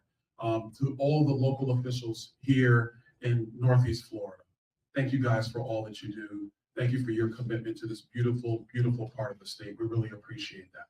In terms of where the state is going, like I said, we're going to maintain our commitment to veterans. That is not going to change. I know that the legislature just passed unanimously out of both chambers a new pilot project to work on. I think that pilot program is in Escambia County, Hillsborough County, I think Santa Rosa County, and there's another county that I can't remember off the top of mind. We are going to make sure that that pilot program not only continues, it's about to start up later this year, very new program. We're going to make sure that not only does it continue, it's operating effectively. We want to make sure that our veterans who truly need help, who unfortunately right now are living on the streets, that there's an opportunity for them to put a roof over their head and get their life back in order so that they can transition from military life into civilian life and get all of the help that they so richly deserve.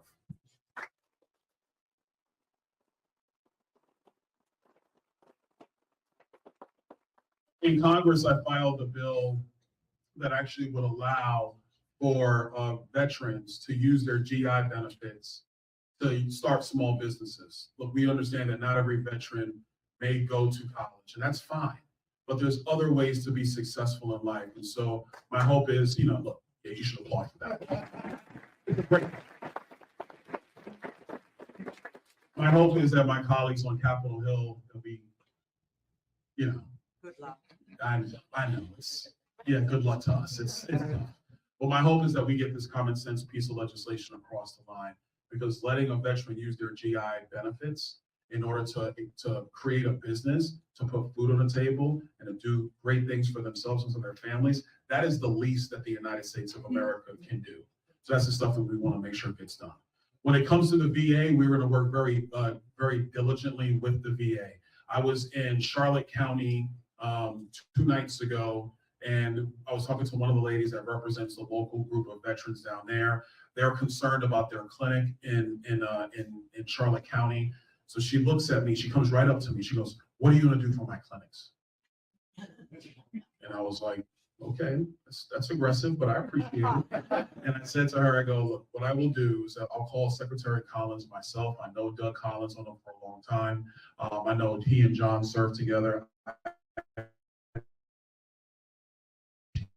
He and Doug and I didn't serve together, but I know John and Doug did. We're going to call him, get real detail of what's happening with that specific clinic. The reason why I raised that, because one of the jobs the state next governor is going to be with the administration and all cabinet officials to make sure that we're an effective thing for people of Florida to see the job done.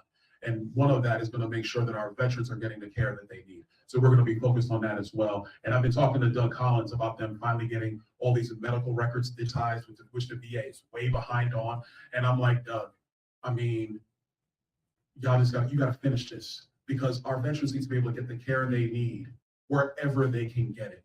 And one of the major obstacles is just getting all those medical records digitized. So he's working on that right now. He and I have already had that conversation. So I just want to let you know that when it comes to veterans in our state, we take this seriously. We love that you call the free state of Florida home.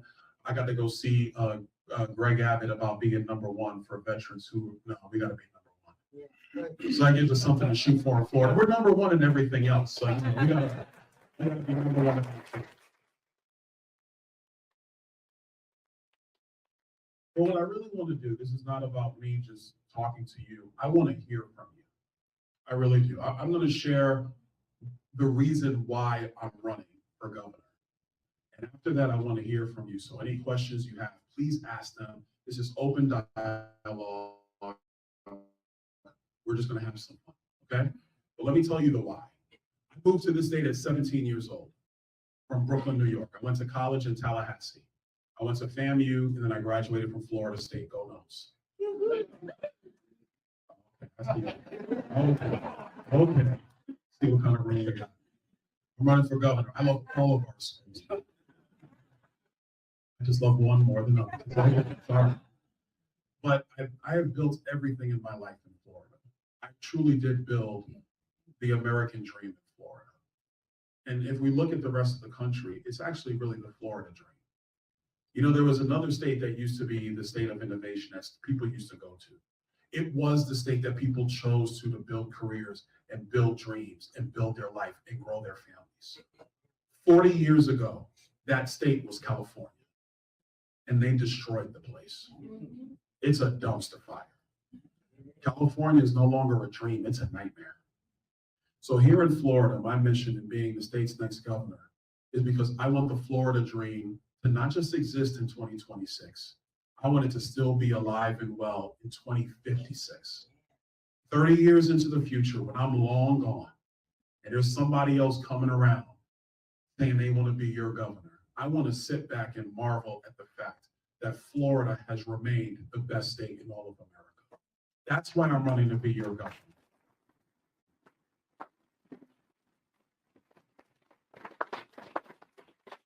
I want the young kids in elementary school today to have every tool at their fingertips to building out the very best life for themselves.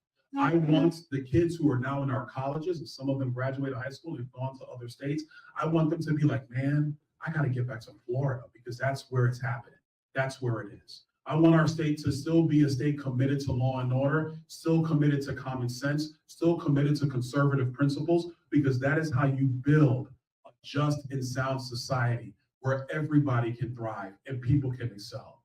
This is why I'm running to be Florida's next governor. And with your help, I won't just be running. I will be Florida's next governor.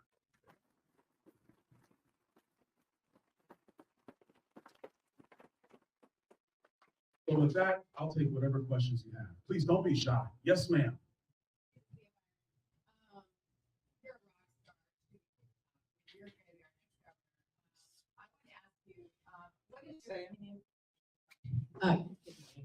What is your opinion? You've got such a wide breadth of knowledge in every aspect. One of the things I like about you most is your intuitiveness about foreign policy.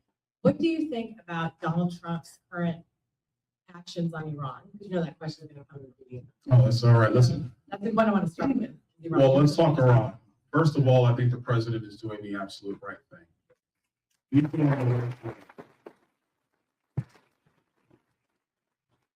Let's first talk about the foreign policy view of the president of the United States. There is this misconception going on that America first means America only. That is not true. America first means putting America's foreign policy interests first before any other country. It means putting America's economic interests first before any other country. It means putting American citizens first before any other country or any other person that chooses to want to come to the United States. When it comes to the Iranians, the president is clear-eyed on this. Their ballistic missiles are a threat, not just to our allies in the Middle East, but now we know because they fired a rocket at Diego Garcia to our allies in Europe. That is a direct threat. Number two, the Iranians are a theocratic dictatorship. They do not care about civil rights. They do not care about living harmoniously with their neighbors. They do not care about economic freedoms, economic welfare. They want Sharia law and they want jihad across the entire globe. They are the largest state sponsor of terrorism. And they have been reckless in lying to the West, by the way, They have been reckless in their pursuits of a nuclear warhead. A regime like this cannot have nuclear weapons. Cannot. Period.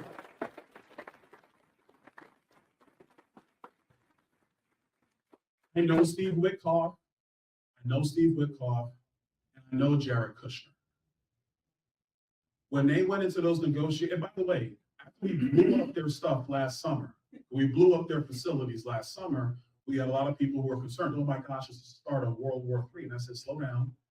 That's not the Donald Trump I know. He told them stop enriching. They kept enriching. He told them stop enriching. They kept enriching. He said, okay. And he hit them. And then they went back to negotiate. They were at the negotiating table using diplomacy. I know the press doesn't report on this. And I know the black pillars online don't talk about it. But this is what happened. They went back and they were actually trying to negotiate. And the Iranians came in with their chest puffed out saying, we have 24,000 pounds of enriched uranium and we can break out in 3 weeks. And so this is non-negotiable. We're not going to talk about it. We can talk about other things, but we're not going to talk about our nuclear powder that we have. The president has called it the dust. You've heard him refer to it as the dust. So he's left with a decision to make. Do we continue to negotiate the foolish way that the West has been negotiating with the Iranians for 47 years? Or do we prove to them once and for all that we mean business and we're not playing around? The truth is, with that regime, the only thing they respect is strength and decisiveness. And so the president did the right thing, but the tough thing. And he has now for the last 4.5 weeks launched targeted strikes against the Iranian regime. And he's right to. Now, just like you, I'm very concerned about troops being put on the ground. I don't want to see troops on the ground. And I will tell you, knowing Donald Trump the way I know him, he doesn't want to put troops on the ground. This is very different than Iraq. Very different than Iraq. Very different from Afghanistan. So we have a job to do. I think they're going to be very targeted in this job. I think they're going to be very succinct in what they're going to do. Knowing the president, knowing Secretary Rubio, they are not in it for long military campaigns that are going to last for years and leave more and more of our men and women in harm's way, coming home either in a casket or coming home with significant ailments. I don't believe that to be Donald Trump's foreign policy or worldview. His foreign policy and worldview is, if you mess with me, I'm gonna come over, I'm gonna blow up all your stuff, and then I'm going home. And I actually think that's the way you use the United States military. We don't do 20-year engagements. We don't do 10-year engagements. We don't do 6-year engagements. We go over with our men and women, the best military in the world. We blow up all your stuff, and then we go home.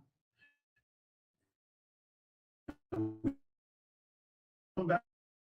Our negotiators have a very simple statement. You want us to return. I don't want to return. So if you keep messing around, it's everybody's t-shirt today. There you go.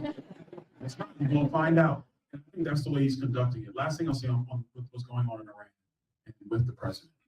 And I've told this to the press on several occasions now. Look at his foreign policy compared to the last 4 presidents. Look at it. Barack Obama signed a terrible deal with the same regime, gave them $150 billion. And what did they do? They kept enriching. They expanded their ballistic missiles capabilities. And by the way, they told us their ballistic missile capability couldn't go more than 2,000 kilometers, but just launched one going 4,000 kilometers. They lied to us. They lied to the Europeans. The Europeans look real weak, by the way, but that's not a surprise. It's not a surprise. So they lied to us. The Obama administration knew they were lying to us, and they did it anyway. Joe Biden, no need to talk about it. He's a disaster. George W. Bush's foreign policy is what got us into a 20-year conflict, which is why so many Americans, forget politics, so many Americans, number one, are war weary, and they should be. They're concerned about another long-term engagement, and they should be. But that's the foreign policy of George W. Bush. And Bill Clinton is the reason why Rocket Man has nuclear weapons. That's Bill Clinton. Not to mention the Russians pushing the Clintons around all over the globe, and not to mention when Hillary was Secretary of State, taking that stupid reset button to Vladimir Putin, which all that told him was, oh, that's a nice button. Okay, I'm gonna go take Crimea now. That's the history of foreign policy in the United States by former presidents not named Donald Trump. These guys like to use model UN tactics to create diplomacy. No, that's stupidity. You have strong foreign policy, peace through strength. You strike when it's necessary and you go and negotiate after. That is what the president of the United States is doing today. And we need to be backing him in this effort. The president has been right to be ambiguous with his language when he talks to the press. Like I tell the press all the time, why in the hell would I negotiate through you? Why would I tell you what I'm going to do? That's called being dumb. Anybody in here know negotiating a contract or negotiating with another company? You don't go tell everybody else what you're going to do at the negotiating table. That's how you lose the negotiations. But we have people in the media who say, oh, well, you didn't tell us exactly what you were going to do. I know, I did it. And I'm smart not to tell you exactly what I'm going to do because I'd be tipping my hand to the Iranians. Last thing. Our colleagues on Capitol Hill who are with bated breath wanting war powers resolutions, all that does is empower the Iranians.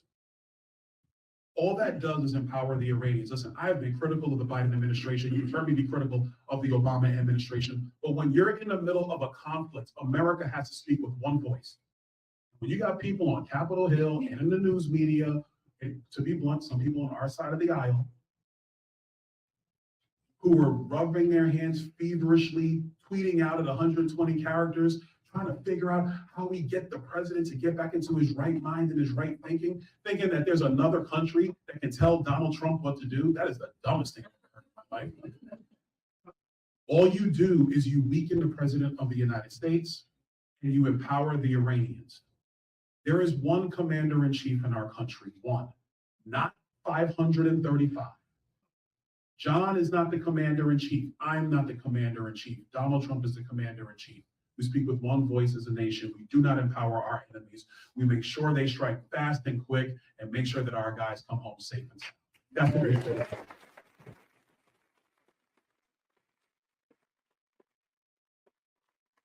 Man all the way in the back with the freedom shirt. Nice shirt. I like that shirt.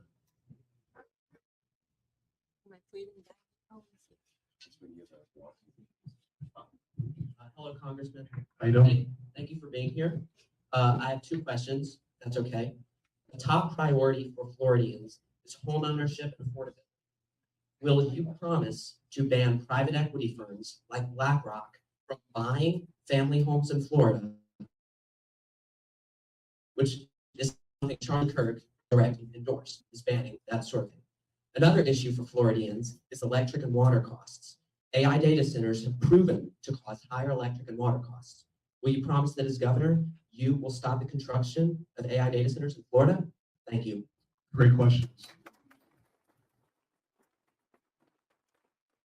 First question, when it comes to private equity firms buying property directly off the market, yes, I'm opposed to that. We're going to stop that. Because what happens is they have a line of credit sitting in whatever office they're in, and they're on Zillow basically buying stock. So that's a practice that doesn't work. It doesn't make sense. It doesn't help Floridians. Two things on affordability past just acquiring property. We have to streamline permitting in our state. 30% of the cost of building a new home is permitting. 30%.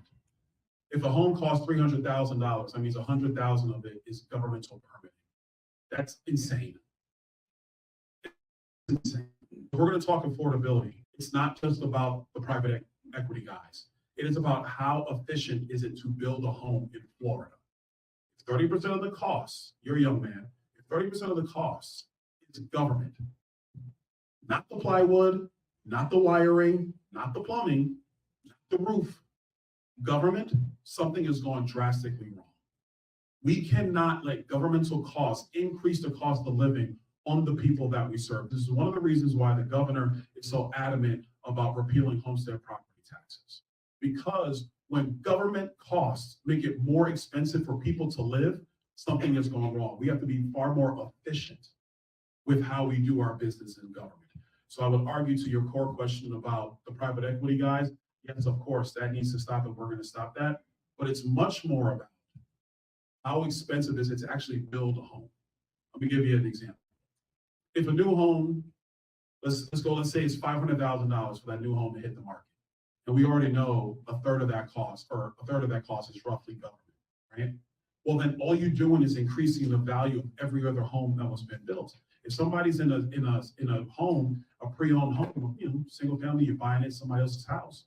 Well, they're going to look at the market too. And if they see new housing stock is $500,000, well, then they're going to price their house at some derivative off $500,000.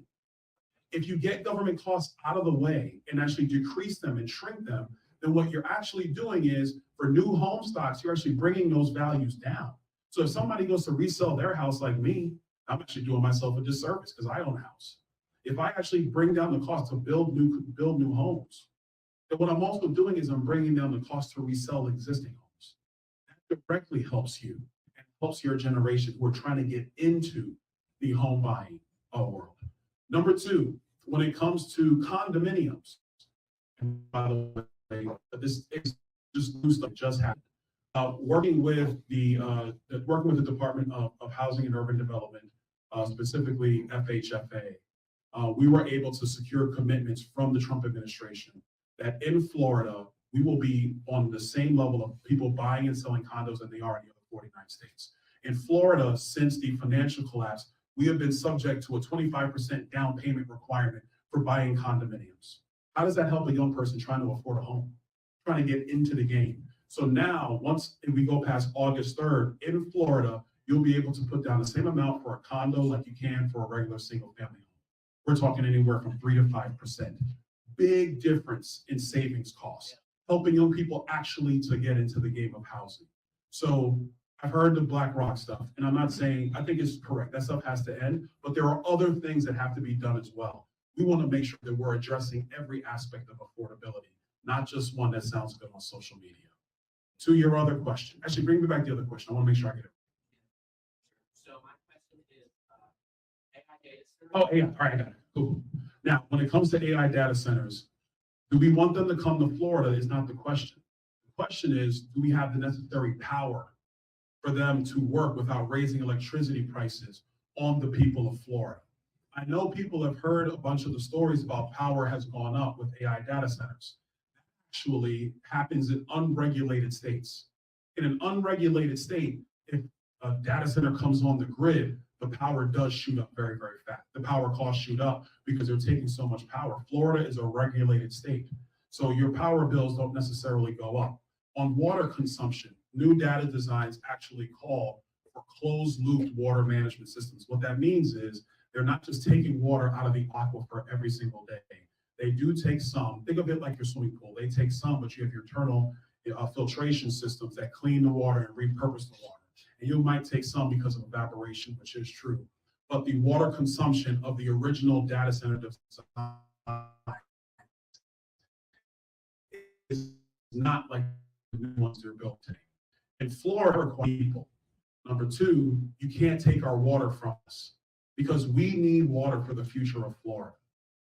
Not just the 23.5 million that call Florida home today, but the additional 5 million that are going to call Florida home into the future. Because folks, that's the truth. The truth is people are going to choose our state because we're the best run state in America. And they're going to choose us.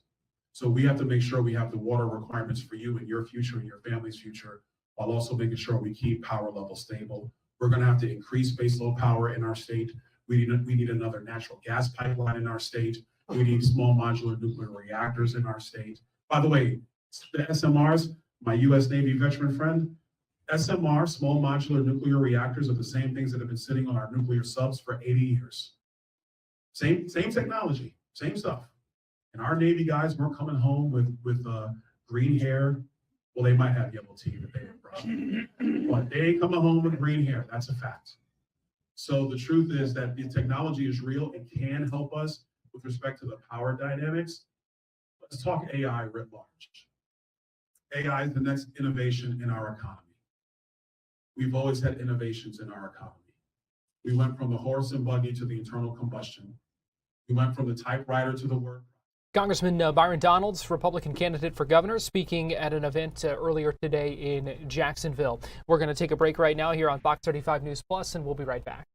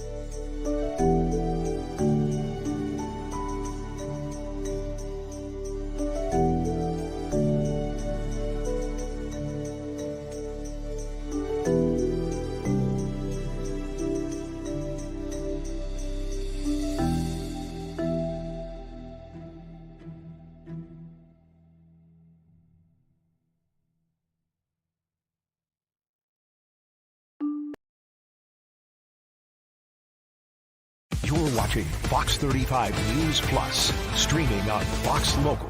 Welcome back into Fox 35 News Plus, 1 o'clock, and we are waiting for a White House press briefing on this Monday afternoon.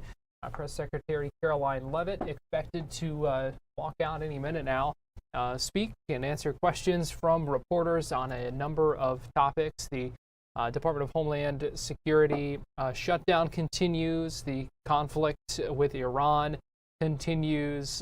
There were protests against the president's administration over the weekend at more than 3,000 different cities and locations across the country.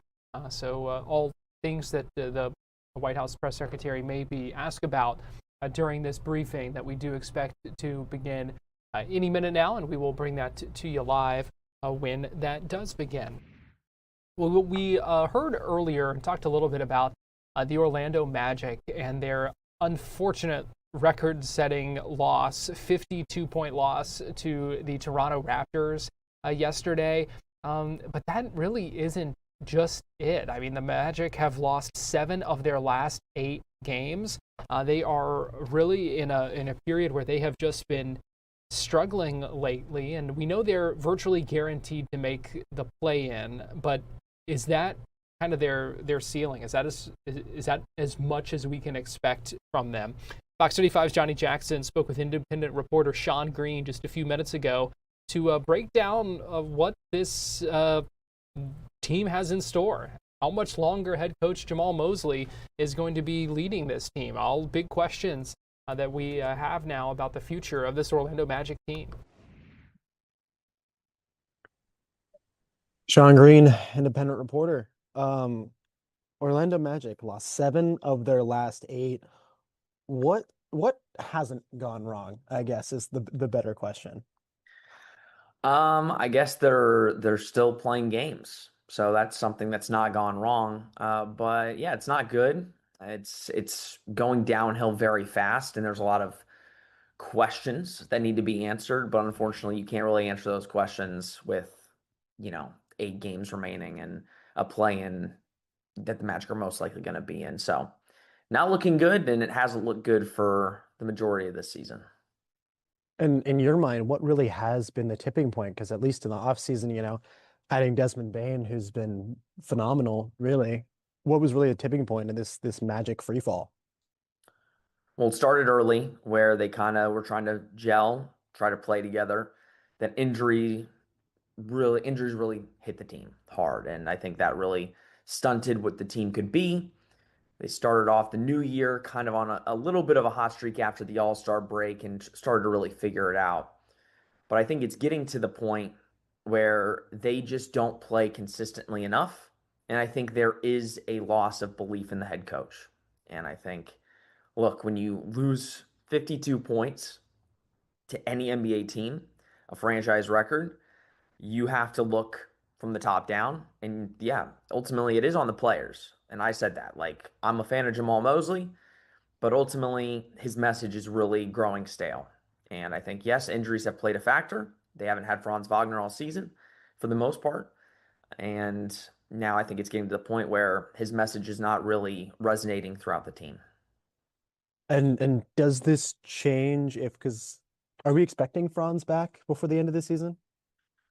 So there's some reports that he's been practicing with Osceola. I'll be honest. I would love to see Franz back. I would love to see him play. I think the Magic could obviously use him, especially in the play-in, and if they somehow get out of the play in the playoffs. At this point, I think you shut him down. I think you hold him out for the season. There's no point in making a run. This team is not built for a championship right now, which is crazy to say. But I don't think you play him. I think they will play him, but I would just shut him down, to be honest. This team is not built for a championship. That's kind of a far cry from how we entered this season. Yeah, it's a complete 180, complete 360, if we're being honest. Yeah, listen, at the end of the day, there's a lot of questions that we said at the beginning of the season. There's a lot that needs to be answered. There's still some question marks. And we said this team is built for a championship. I think they know the addition of Desmond Bane, like you said, was stellar. He's played phenomenal. he's been one of the only bright spots on this Magic team, the only consistent part of this Magic team throughout the year. But I think there are lingering questions about some of the other players on this roster, the coaching staff, Jamal Mosley being one of them. And I think when you look at players like Wendell Carter, like Jalen Suggs, those are the questions that I think the Magic need to answer. Is Wendell Carter and Jalen Suggs your point guard and center of the future? And I think if you keep saying yes, I think those are the questions that really need to be kind of figured out here in the next couple months. And I guess when we talk about the shortcomings, how much of it is roster construction versus coaching, and does it even really matter? Because in when teams don't perform, it's really almost every time the coach who ends up taking the fall. Yeah, and I think that's the thing. I think Jamal Mosley has been the perfect coach for the Magic in this kind of span, this 4-year span. I think he taught this team how to win. And listen, there are some coaches that it's just not the coach to get you to a finals or to get you to an Eastern Conference finals. Sometimes coaches have a specific purpose, and I think Jamal Mosley has filled that. Now, I still personally believe Jamal Mosley is one of the best coaches in the league. I do think Jamal Mosley can get a team to that ultimate peak. But ultimately, I think if you look at the Magic, again, I keep pushing injuries because that is a factor. Injuries are a factor in this. The Magic have not been healthy for 2 years. They've been without one of their best players practically all year, and that plays a factor. But at the end of the day, like we said, roster construction is a factor. I think the Magic have done a good job about that. But when you lose belief in your head coach and you lose belief that you guys can get to a certain point, get to a finals, that's when the message becomes stale and the belief kind of grows weary. So that's where the Magic are at right now. And I think there's a lot of eyes open about what the Magic are going to really do in the next couple months. And when we look at the offense and, we look at the past couple of seasons, this Orlando Magic team under Coach Mosley has been this defensive powerhouse. That has not been the case this year. Is it a scheme issue? Like what's really been going on that you've been able to see? Listen, I think for years, the Magic have not been good on offense. And Jamal Mosley's not an offensive coach. They replaced members of their staff with more offensive guys to really replace it. And listen, they still have their defensive principles. That has not changed. I think from early on in the year, the Magic tried to play with more pace on offense.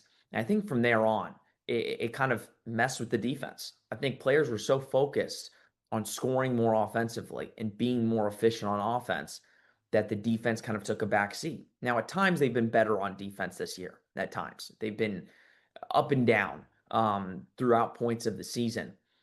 But yeah, I think the offensive struggles throughout the last decade for the Magic have really bit them this season specifically because they went to get Desmond Bane to improve their offense. So now everybody is so focused on the offense that the defense has kind of took a back seat. So for the Magic to be good, they need to be elite on defense. We said that. You just need to be good on offense. And unfortunately, when both are not good, these are the results you're seeing when you're getting blown out by 52 points. So as we sit here right now, the Orlando Magic are 8th in the Eastern Conference. It's a pretty sizable gap between the number 10 seed and the 11 to make the play-in. Assuming the Magic end up making their way into the play-in, what's the ceiling of this team?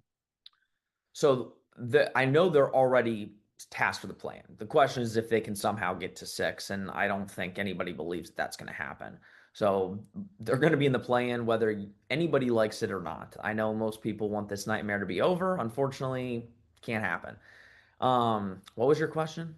What's the ceiling? What's the ceiling of this Magic team? The ceiling is a first round exit. The ceiling is getting to the first round of the playoffs and losing to, Toronto, losing to New York, losing to, I don't even know if those would be the teams, but that would be the ceiling right now, is a first round exit. Now that would mean you'd have to get out of the play-in and get there. But listen, the Magic have been first round exits the last 2 years. I don't see anything changing this year.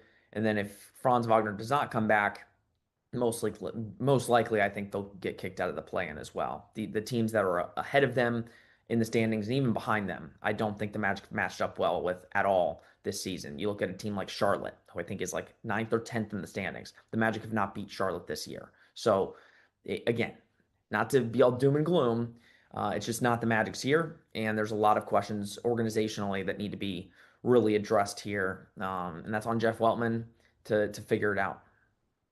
Bottom line it for me here. If you're Jeff Weltman heading into the offseason, what's the first thing you do? You're going to fire Jamal Mosley, unfortunately. And I say that sadly because I've met Jamal Mosley a bunch of times, and he's one of the nicest people I've ever come in contact with, especially in the profession. He's an incredible guy, incredible man, but this is a business. And unfortunately for the Magic, I think, like I've said countless times, I think his message has gone really stale. And I think there needs to be a new voice as the head of the Orlando Magic. So we will see what happens with that, keeping a close eye on that situation, especially as we get closer to the off season. That was independent reporter Sean Green giving us the lowdown on what to expect from the Magic as we get closer to the playoffs. Give you a live look at Kia Center right now, home of the Magic, on this Monday afternoon. You can see the clouds out there right now. Magic going to be hosting the Suns here in the Sunshine State tomorrow, 7 o'clock p.m. at the Kia Center. Right now, we're still waiting for a White House press briefing to begin. We're going to take a quick break here on Fox 35 News Plus. And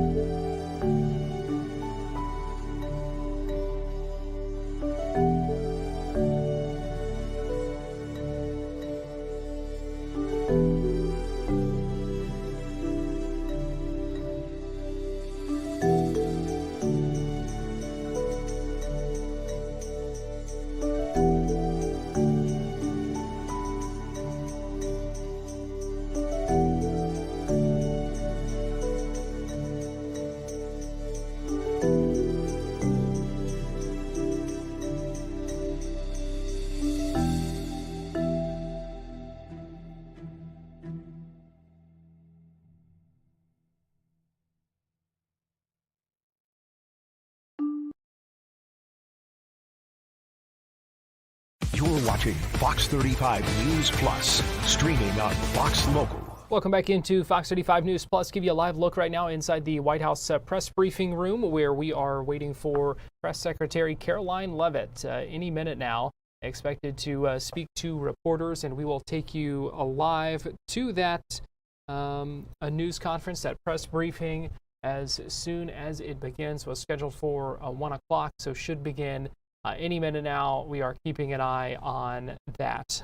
We are also monitoring out of Tampa this afternoon, where the University of South Florida Bulls are introducing their new head coach of the women's basketball team. It's Christy Curry, who took Purdue to the 2001 national championship game. She has 14 NCAA tournament appearances, 2 NCAA Elite Eights, and 4 NCAA Sweet 16s. Has a career record of 554 and 322 as a head coach at Alabama, Texas Tech, and Purdue. And we just heard just moments ago from the CEO of athletics at USF saying this is a top program that we think is ready to take the next step, and nobody who's done more and still has more to prove. Christy Curry now taking the stage, I should say, being introduced as the new head women's basketball coach at USF. Let's go ahead and listen in as she addresses fans and supporters. Thank you. Thank you so much. This is one of the greatest honors of my career, to have the opportunity to be in this room today with so much incredible support. The people that are what make a place special, and I cannot tell you how honored I am to be here today. First, I want to express my deepest gratitude to President Lee Mayhem, CEO Athletic Director Rob Higgins, Will Weatherford, Mike Griffin, the Board of Trustees. I want to say thank you to Jay Stroman, Delaney Ryan, Derek Brooks for entrusting me with the privilege of leading the University of South Florida women's basketball program. It is an honor to be a part of this extraordinary university and amazing Tampa Bay community. This is the home for hoops, and we cannot wait to get to know every single person in this room. From the moment I visited with Rob, it was evident that he is a champion for women's sports.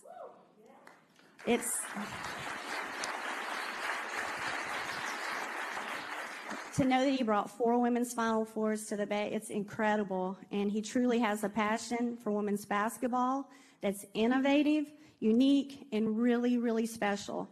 The fact that he married Casey, who played college basketball, that was it. When I heard about Casey, it was a done deal. So we will forever be grateful. You have embraced our family in a way that I've never experienced before, and I thank you so much. And Casey, I'm going to need some advice, okay? Little X's and O's, and you look a point guard, so I know we can get it done together. So I'm excited. Speaking of my family, I may get a little emotional, but I want to thank Kelly for being the best teammate. It's amazing. We've done this together.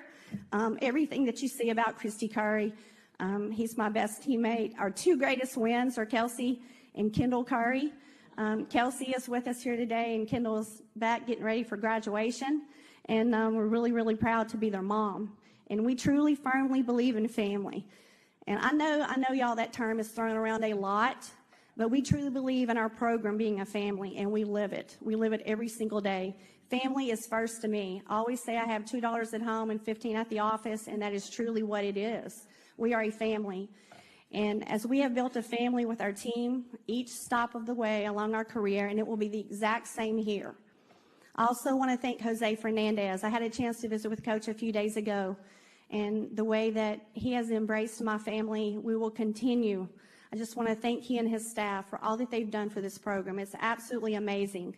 What Coach has built is incredible, and we're going to embrace the past.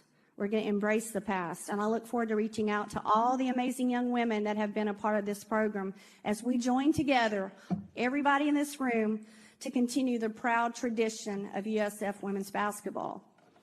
We are here today, more importantly, and there's a group of young women in the room that will be my why, and y'all are why we are here today, okay? Y'all look amazing back there. I know y'all were in the weight room earlier. I heard some balls bounce, and I love to hear balls bouncing. So they've continued to get in the gym. I've heard so many amazing things, but we're here today because of y'all, okay? And as long as y'all can understand y'all, we're going to be good. So it's going to be a lot of fun.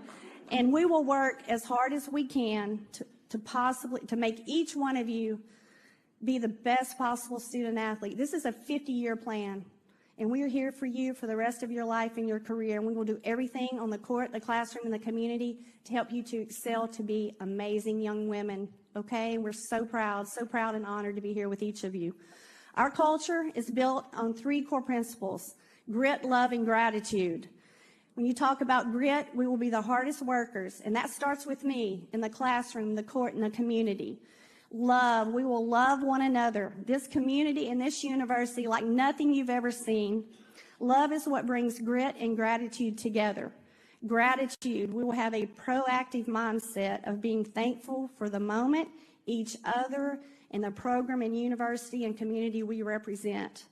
We are so very excited. We feel blessed to write this next chapter with every single person in this room. And I can promise you, we will share some very, very special moments together. Thank you from the bottom of my heart for entrusting me with one of the most storied women's basketball programs in the country. And I can promise you this, it's going to be all gas and no brakes. Go Bulls. Thank y'all. Thank y'all so much.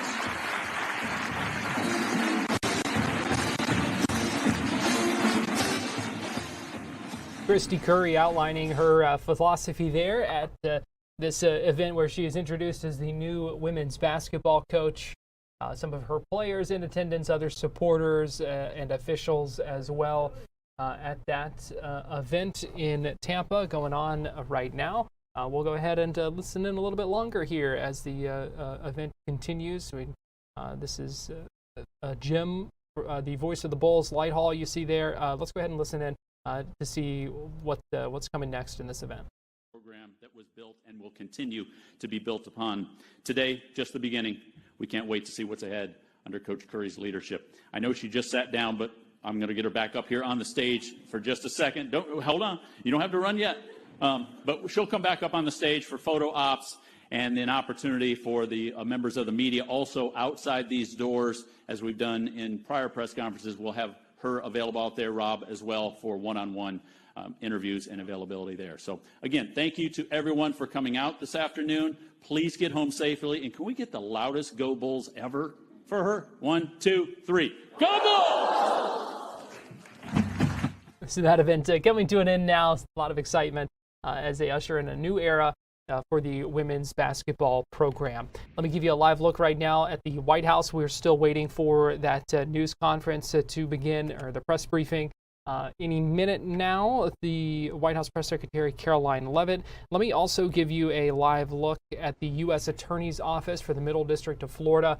This is their office in Tampa, where we're expecting to hear from Greg Kehoe and some other officials as well, announcing some indictments against employees and public officials related to some sort of bribery offenses. Again, we don't know the details of that just yet, but we will hear from Greg Kehoe, the U.S. Marshal for the Middle District of Florida, the Assistant Special Agent in charge of the DEA as well, and the Citrus County Sheriff. So a number of officials going to be speaking at this news conference coming up in just a few minutes. That one's scheduled to begin at 1:30, and the U.S. Attorney there is very prompt. He normally starts right on time, if not even a couple of minutes before. So we will see about that. But I do want to let you know, because we are still waiting on that White House press briefing, we're going to prioritize listening into that one live, and then we will listen in a little bit later to that news conference in Tampa with the the U.S. Attorney's Office. So I just want to go ahead and let you know that is our plan here. And here comes White House Press Secretary Karoline Leavitt walking out to the podium right now. Let's go ahead and listen in. In this Holy Week, President Trump and the First Lady are joining in prayer with Christians celebrating the resurrection of our Lord and Savior, Jesus Christ. On Wednesday, the President will host an Easter lunch in the East Room with faith leaders across the country to celebrate Holy Week. With respect to the ongoing major combat operations in Iran, Operation Epic Fury is moving ahead successfully and according to plan. With each passing day, the United States military is increasing its advantage over the terrorist Iranian regime. More than 11,000 enemy targets have been struck to date, each strike further crippling the regime's offensive and defensive capabilities and creating more leverage for the United States and our allies. Compared to the start of the operation, Iran's ballistic missile and drone attacks are down by roughly 90%. The United States is also decimating the Iranian regime's navy.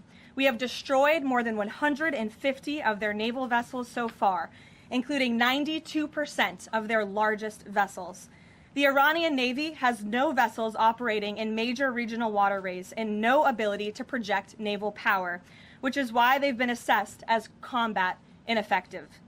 Our military continues to obliterate Iran's defense industrial base, with nearly 70% of their missile, drone, and naval production facilities and shipyards damaged or destroyed thus far, significantly reducing their ability to pose future threats in the region. U.S. and Israeli joint forces control the skies and have asserted air dominance over Iran, completing more than 11,000 successful combat flights thus far. The trend remains clear. The United States is conducting more intense, targeted strikes with devastating combat power with each passing day to destroy the threat posed by the Iranian terrorist regime, as President Trump sought out to do a month ago. It's no surprise that we are seeing the remaining elements of the regime become increasingly eager to end the destruction and come to the negotiating table while they still can. Despite all of the public posturing you hear from the regime and false reporting, talks are continuing and going well.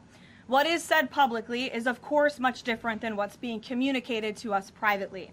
As a result, President Trump issued a 10-day pause to postpone planned strikes on Iranian power plants and energy infrastructure. This remains a truly once-in-a-generation opportunity for the regime to make a good deal with the United States, permanently abandon their nuclear ambitions, and stop acting as the world's leading state sponsor of terrorism. If the Iranians reject this golden opportunity, the greatest military in the history of the world continues to stand by to provide President Trump with every option available to ensure this regime continues to pay a grave price. One way or another, Iran will no longer have the credible ability to threaten the United States or our allies, which is, of course, the overall objective and mission the president set out when he launched Operation Epic Fury. Unfortunately, even as President Trump is working hard every single day to protect the United States from foreign enemies, Democrats on Capitol Hill have failed to do the same here at home by keeping the Department of Homeland Security unfunded. Over the past 6 weeks, Democrats in Congress have pushed our air travel system to its breaking point and inflicted massive pain on Americans with their reckless political games. 500 TSA officers quit their jobs. Thousands more were calling out sick at record rates due to the lack of pay. This resulted in security wait times exceeding 3 hours at major airports across the country, creating nightmares for millions of Americans. Overall morale among TSA staff plummeted as well, all of this creating an unacceptable heightened security risk. Because of the Democrats' unwillingness to do their basic job of funding DHS, President Trump determined that these circumstances constituted an emergency, compromising American security. That's why last week he accordingly signed a presidential memorandum directing the Secretary of Homeland Security to work with the Director of the Office of Management and Budget here at the White House to use those funds with a reasonable and logical nexus to TSA operations to provide TSA employees with the compensation and benefits that would have accrued to them but for the Democrat-led DHS shutdown. This bold and necessary action by President Trump will ensure our TSA workers receive their hard-earned paychecks. It should not have come to this point, but President Trump will always do what's right by the American people, and he found a way to do that to get TSA paid. Ensuring that these federal workers who perform critical public safety responsibilities can feed their families, pay their rent, and show up to work is something the president was honored to do. But this moment should be an eye-opening one for the American people. Let's be clear about what is happening. Democrat members of Congress are more than happy to put your safety at risk because they oppose the president's and his administration's efforts to enforce our nation's immigration law. Democrats refuse to fund ICE because they want millions and millions of illegal aliens to pour into the country just like they were under the Biden administration. They want murderers and rapists and thugs to remain in your communities rather than be removed by ICE and Border Patrol agents. The Democrats created this mess. They are the reason for long lines at airports and tens of thousands of employees going without pay. Once again, President Trump is cleaning up their mess because he cares more about the American people than destructive, petty, partisan politics. With that, I will take your questions today. Here in our new media seat, we have Wid Lyman. Thank you for being here. And why don't you kick us off? Thank you. Happy Easter. Thank you. You as well. Two questions for you. Thank you. There are some concerns the administration is starting to change its position on deportations, border enforcement, possibly asylum policies. What would you say to Americans that are somewhat concerned that the shift has happened? Sure. Well, while there has, of course, been a change in leadership at the Department of Homeland Security with former Senator, now Secretary Mullen, joining the president's cabinet, I can assure the American people there has not been a change in policy. It has always been the policy of this president and this administration to deport the worst of the worst illegal alien criminals from our communities. That's something I know Secretary Mullen remains wholeheartedly committed to doing. And it's something that is overwhelmingly popular with the American people. And it's something that is necessary to protect our homeland and to prevent deaths of Americans in our country. Just last week, Sheridan Gorman, a young woman in Chicago, was shot and killed on the street walking with her friends outside of her university by an illegal alien from Venezuela who had no right to be here in the first place. And it's despicable that Democrats are currently defunding the department that's responsible for removing illegal aliens like that. And I would also add it's despicable that the lack of coverage of this young woman's case, of her life, and the way that it was tragically cut short. I saw a survey over the weekend that I'd like to bring to all of your attention. This is the media coverage of the case of Sheridan Gorman. You have ABC News has spent 1 minute and 19 seconds between 2 days when this case was first alerted. You have CBS 2 minutes and 1 second. You have NBC 23 seconds spent on the life of a young, beautiful American woman whose life was taken short by an illegal alien who should have never been here in the first place, when we are in the middle of a battle on Capitol Hill with a major political party, the Democrat Party, who wants to defund the agency that is responsible for protecting Americans. I think her life was worth more than 23 seconds on cable television, and I think the people in this room have a responsibility to report on cases like this, because it just exemplifies why the president believes so strongly in deporting illegal aliens from our communities. And thank you for the question. Dasha, go ahead. Caroline, I have two questions, one on Iran and one on DHS funding. On Iran, the president has said that the administration is talking to a new and more reasonable regime. How confident are you that they are legitimate and have enough grip on power? Marco Rubio said earlier that he's not sure and it's not clear whether they will be in power. So are you also talking to other factions? As the president is trying to make a deal, how do you ensure that you're making a deal with the people who can actually implement it? Well, that's part of the ongoing process that's taking place and the ongoing negotiations. Of course, anything that they say to us privately will be tested, and we will ensure that they are being held accountable to their word. And if they are not, the president has laid out the military consequences that the Iranian regime will see if they don't hold true to the words that we are hearing privately behind the scenes. When the president says more reasonable, again, these folks are appearing more reasonable behind the scenes privately in these conversations than perhaps some of the previous leaders who are now no longer on planet Earth because they lied to the United States and they strung us along in negotiations, and that was unacceptable to the president, which is why many of the previous leaders were killed.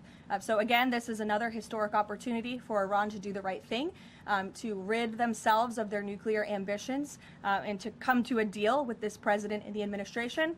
Or again, they will see the grave consequences of the United States Armed Forces, which they are continuing to see every day throughout this operation. On DHS, how long can the administration keep paying TSA without action from Congress? And not to be hyperbolic, but given the airports were really the pain point that was pushing both sides to talk to each other, I mean, do you see a way for DHS to reopen? Is it possible that this keeps going through the midterms? Well, we certainly hope so. I mean, of course, the president just can't keep signing presidential memorandums and proclamations every time Congress fails to do its job, and every time Democrats are holding our entire country hostage, picking and choosing which programs and agencies they want to fund just because they don't like this administration's policies. That's not how it's supposed to work. They voted 7 times against funding DHS over partisan and political reasons. And so, again, the president has stepped in to do the right thing at this moment in time, but the president is also encouraging Congress to come back to Washington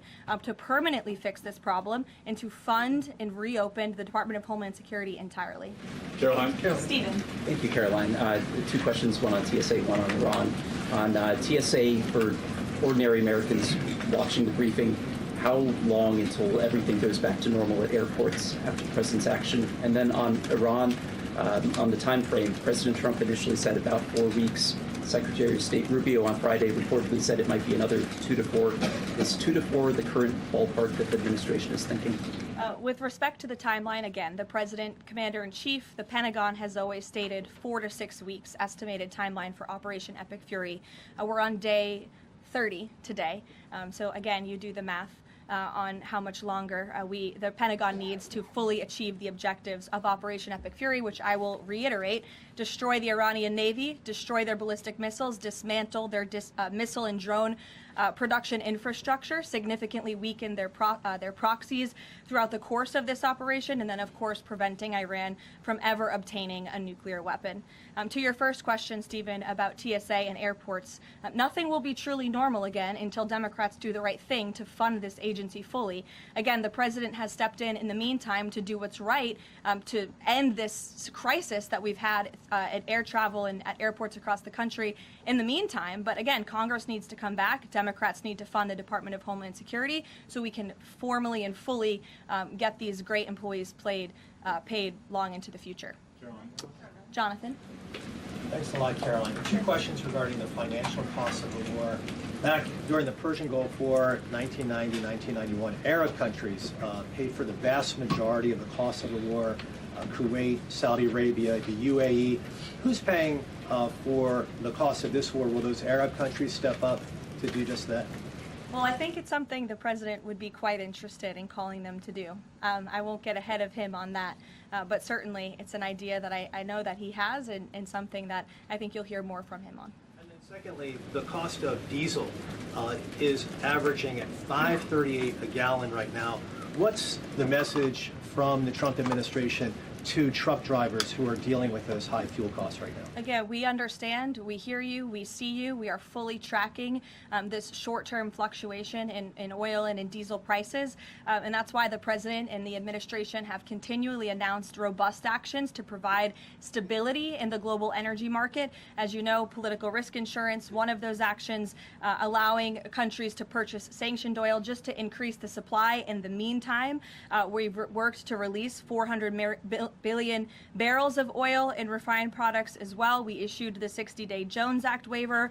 All of this has, with the goal of increasing supply to create stabilization in the market in the meantime. But the overall message, as we've repeatedly stated, is, again, these are short-term actions and short-term price fluctuations for the long-term benefit of ending the threat that Iran poses to the United States of America, our troops, and our allies in the region, and ensuring that this regime can no longer control the world's free flow of energy through the Strait of Hormuz, which is something the administration continues to tackle day by day as well. Jennifer. Just 2 questions. Which Jennifer? I'll go to both of them. Go ahead. So 2 questions. One on China and one on Iran. On China, ahead of the president's trip to Beijing, will there be a working level meeting with Secretary Bessent, Jameson Greer, et cetera, and when will that be? I do expect cabinet officials to travel to China ahead of time. I don't have a readout on their schedules for you, but this is something we typically do with international travel, as you know. So I'll talk to the Treasury Department and the cabinet myself, and we'll get you that answer. But we do expect them to move ahead of time. Okay, and thank you. And on Iran, if Iran is kind of cherry picking what tankers get to go through the strait now and contemplating big tolls on those tankers. Is that consistent, or how is that consistent really with the president's message about really wanting the strait to be fully open? Does the administration support a regime or system where Iran is effectively charging tolls on these vessels to access? That's not something we support, and I would reject that they are cherry picking. In fact, as you know, these tankers that are moving through, the 10 that were previously announced and now the new 20, the announcement of 20 additional tankers, which we expect to see over the coming days, are a result of the direct and indirect talks that are taking place between the United States and Iran. So you wouldn't have seen those tankers if not for the president's diplomacy and his team engaging on this matter, which we expect that compliance moving forward. And it's, again, something that we're working on very closely. Sure. And behind the tank in the back right there, you put up your hand very excitingly. Go ahead. Hannah from News Nation. Thank you. Thanks for taking my question. I have two for you real quick. There are reports that Republicans are weighing cuts to health care in order to make way for that $200 billion for the Pentagon and Operation Epic Fury. Is that a trade-off that President Trump supports? I've seen these reports. I haven't spoken to the president about it, nor have I heard this being discussed in any high-level meetings here at the White House. I don't want to weigh in definitively because I just haven't heard that being discussed here in the West Wing. And then secondly, I know President Trump says we're ahead of schedule in achieving his military objectives in Iran. He laid out that 4 to 6 week timetable for this conflict, and we're now within week 5. So how do you square kind of those two? Well, 4 to 6 weeks estimated timeline. Again, you just said we're on day 30 of the operation. I just provided you with some of the updates from the Pentagon directly in achieving the objectives, and the military has been enormously successful. I think we should all be very proud of our armed forces for what they have done over the past 30 days. The mission will continue until the objectives are achieved, and that 4 to 6 week timeline does remain right now. I don't have any updates for you on that. Yeah, like others, one on TSA, one on Iran. On Iran, I know it's tough to engage in hypotheticals, but I feel like this is one that you could engage in if the president does seek. Probably not, but if the president does seek, or the United States seeks a ground war, does he intend to get congressional authorization of that march? Look, the president has been asked about boots on the ground or alleged ground operations various times. He's obviously declined to rule them out. It's the Pentagon's job to provide maximum optionality to the president. It does not mean he's made a decision, nor would he ever notify the media of such decision as not to tip off our enemy. With respect to abiding by Congress and the rule of law, that's something the administration will, of course, always do. And it's something that we have great respect for Congress. The president does with military operations. In fact, prior to the launch of Operation Epic Fury, as you know, the administration gave a courtesy notice to Congress in the Gang of Eight, and top-level administration officials and cabinet secretaries have gone to Congress multiple times over the past 30 days to provide those courtesy briefings to Congress when requested. TSA quickly, I've been asked by multiple Trump supporters that have said, given the fact that the president on that Friday gave that memorandum informing DHS to pay TSA workers, I know there's a lot of negotiations involved in a shutdown of this size. Why did the president not sooner issue that payment to TSA workers?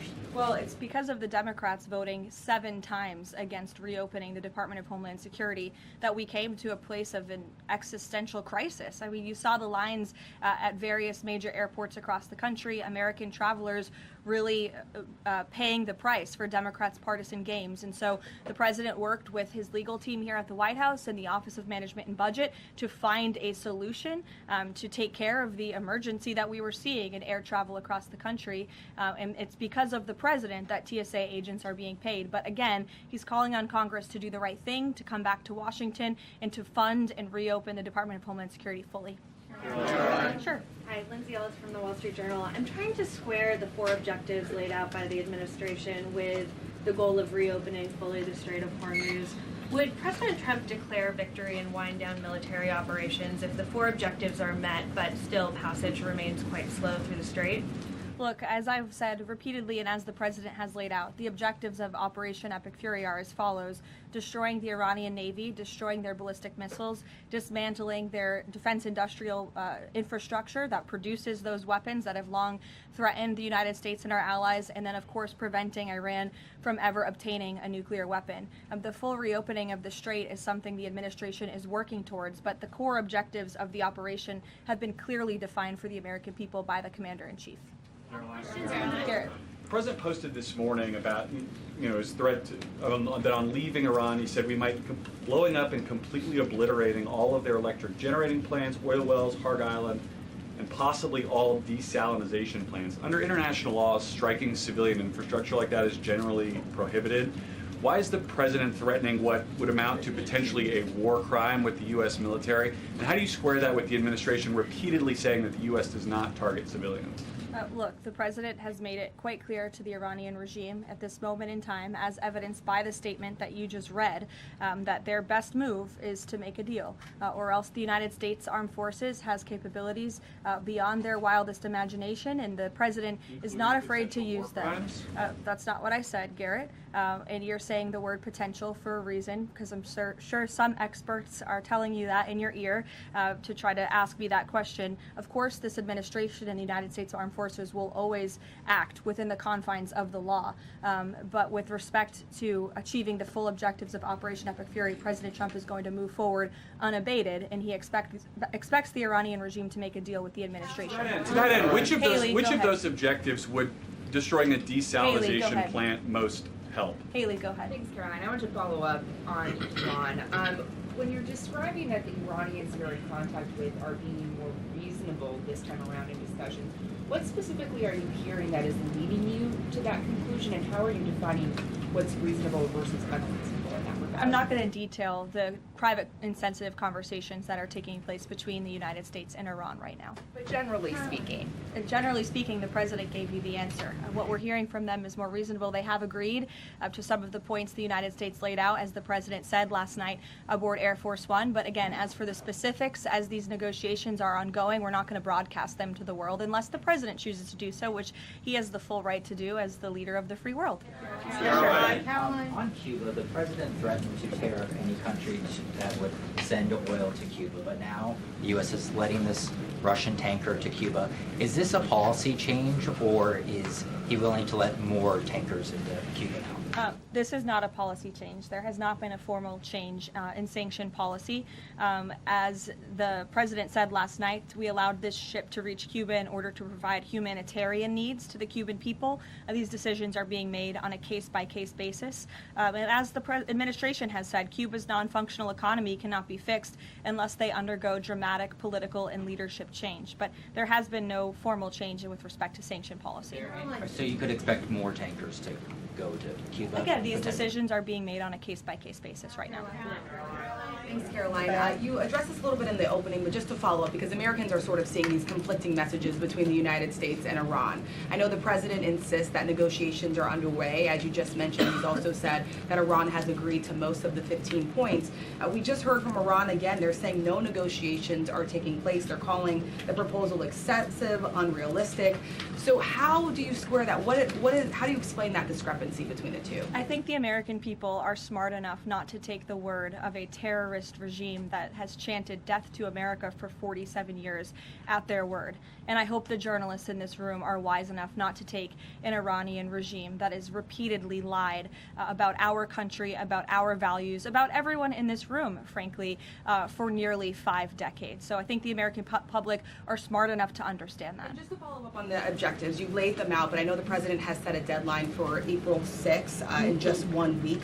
What does the president need to see to not move forward with those strikes by April 6th? Well, I think he said it in his True Social post this morning. He wants to see a deal over the next 10 days. That timeline is waning, several days left, and we'll see. I won't get ahead of it. We'll see what happens in the end of the 10-day period. Caroline, thank you. One on Iran, one on the shutdown. The president continues to say the U.S. is in conversations with a more reasonable regime, but there are now hundreds of U.S. Special Operations Forces, including Navy SEALs and Army Rangers in the Middle East, as well as thousands of other troops already deployed. So is he trying to end or intensify the conflict? The president is focused on achieving the objectives of Operation Epic Fury. With respect to forces that are on the ground in the Middle East, it's the job of the Pentagon to create maximum optionality for the commander-in-chief. It does not mean the president has made any additional decisions. Again, he remains focused on ensuring that the Pentagon continues to achieve the objectives of the operation that was launched 30 days ago, and we're well on our way to doing that. So if an American sitting at home hearing him say, I want to talk, but I keep seeing them send troops to that region. What are they to make of what's going on? There's two tracks here. The president has always said that diplomacy is his number one option and priority. Again, he tried earnestly, in good faith, to engage in diplomacy with the Iranian regime prior to this operation being launched in the first place.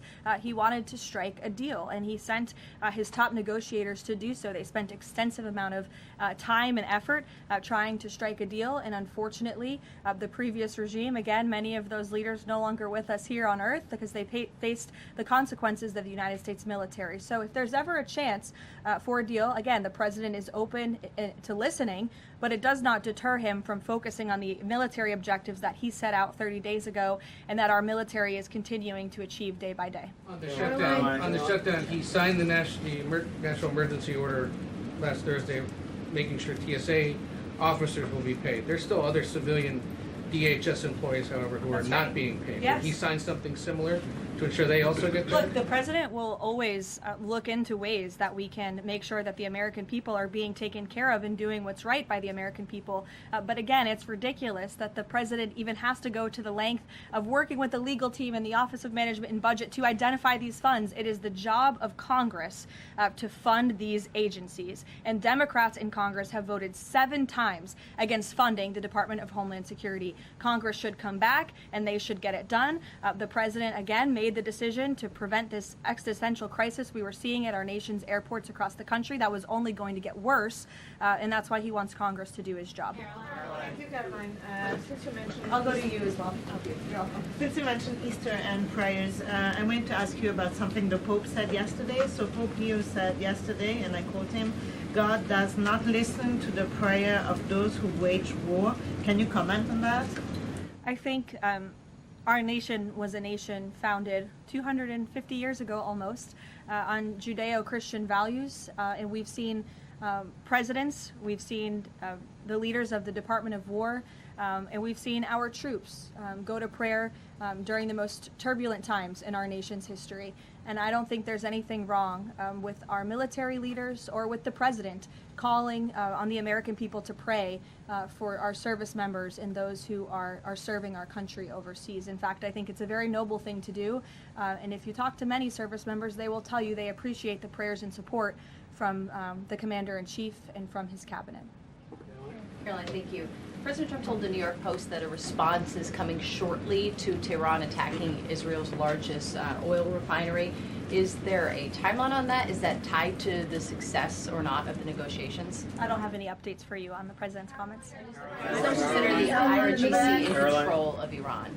Well, look, as Secretary Rubio said today, the leadership is very fragmented. We have really neutered their intercommunication systems, and that's part of this process of diplomacy to continue figuring out exactly who's in charge. I know they appointed a new Ayatollah, haven't seen or heard much from him. And so that's part of this diplomatic process that's underway right now. I'll take a few more. Solon. Thank you. You listed the described humanitarian reasons for allowing that oil tanker to reach Cuba. Just to clarify, why was the administration okay with Russia sending that oil to Cuba and not other nations? Look, again, this was a decision. It'll continue to be made on a case-by-case basis for humanitarian reasons or otherwise, but there's been no firm change in our sanctions policy. President Sheinbaum of Mexico also said that Mexico is exploring different ways to restart some of those shipments to Cuba. Is the administration okay with that at this time? Again, there's been no change in our sanction policy. We still reserve the right to seize vessels if it's legally applicable that are headed towards Cuba and that violate the United States sanction policy. But of course, the president and the administration also reserve the right to waive those seizures on a case-by-case basis. And to clarify, just any more Russian oil tankers going to be allowed to reach Cuba at this time? Again, I know you say case-by-case, but for the case of Russia, is it pretty much green light right now? No, that's not what I said. It's a case-by-case basis. Sure, Jeff, go ahead. Switching topics, the president has always attended CPAC. He did not this year. Why did he not attend, and does he believe CPAC is becoming less relevant? No, I don't think he believes that at all. In fact, he loves CPAC and has a very good relationship with the great people who run it, Mercedes and Matt Schlapp. It was just simply for scheduling purposes this year, with it being in Texas. It was best for the president's schedule and what he has on his plate right now not to go. Michael. Thank you, Karoline. If and when Michael. a deal is finalized with Iran, how does the U.S. provide protection to who it's negotiating with to ensure that they can carry out the president's peace plan? Again, that's something I'm sure our national security team is discussing. I don't have anything for you on that today. The ballroom. Can you tell us more about this massive military complex underneath the president's new ballroom? I cannot tell you more about that, actually, as a matter of fact. However, the military is making some upgrades to their facilities here at the White House, and I'm not privy to provide any more details on that at this time. Go ahead. Reagan. Thanks, Caroline. Question on the Middle East and then a question on Antifa. Netanyahu said Sunday that Cardinal Pizzaballa will be able to hold services for Palm Sunday in the Church of Holy Sepulchre after he was initially blocked by Israeli police. Did anyone from the administration or the president call over to Israeli officials to assist the Cardinal in this? Yes, I did speak with Secretary Rubio this morning, and we did express our concerns with Israel with respect to these holy sites being shut down. We want worshipers to be able to access these holy sites. Of course, safety is a top priority, but we understand Israel is working on those security measures to reopen the sites throughout Holy Week, and that's something that we're appreciative of. Antifa. Sure. In Texas, 9 people have been convicted by a federal jury on domestic terrorist charges connected to Antifa. The White House has previously indicated that you guys are investigating Antifa, who's funding them, who's leading them. Can you provide an update on how that investigation is going, and do you think we're going to see more charges against people connected to Antifa? Well, I do know that there was an entire task force that was set up, an interagency task force to focus on the threat of Antifa, which, as you know, Reagan, this president declared a domestic terrorist organization rightfully, and we will continue to look into it. I don't have any updates on those specific investigations, but I'd be happy to have my team get those over to you today, as this continues to be of the utmost importance to the president and his domestic policy agenda. White House Press Secretary Karoline Leavitt continuing to take some questions at the White House right now as this White House press briefing winds down. We're getting ready to take a break here on Fox 35 News Plus. We'll be back at the top of the hour. We're going to welcome in our TV audience for Florida Live. We're going to talk about a number of other stories as well. So we hope you keep it right here on Fox Local, YouTube, and Facebook as we begin another hour of live streaming news coverage, including some talk about Artemis. So keep it right here for more on that on the other side of this break.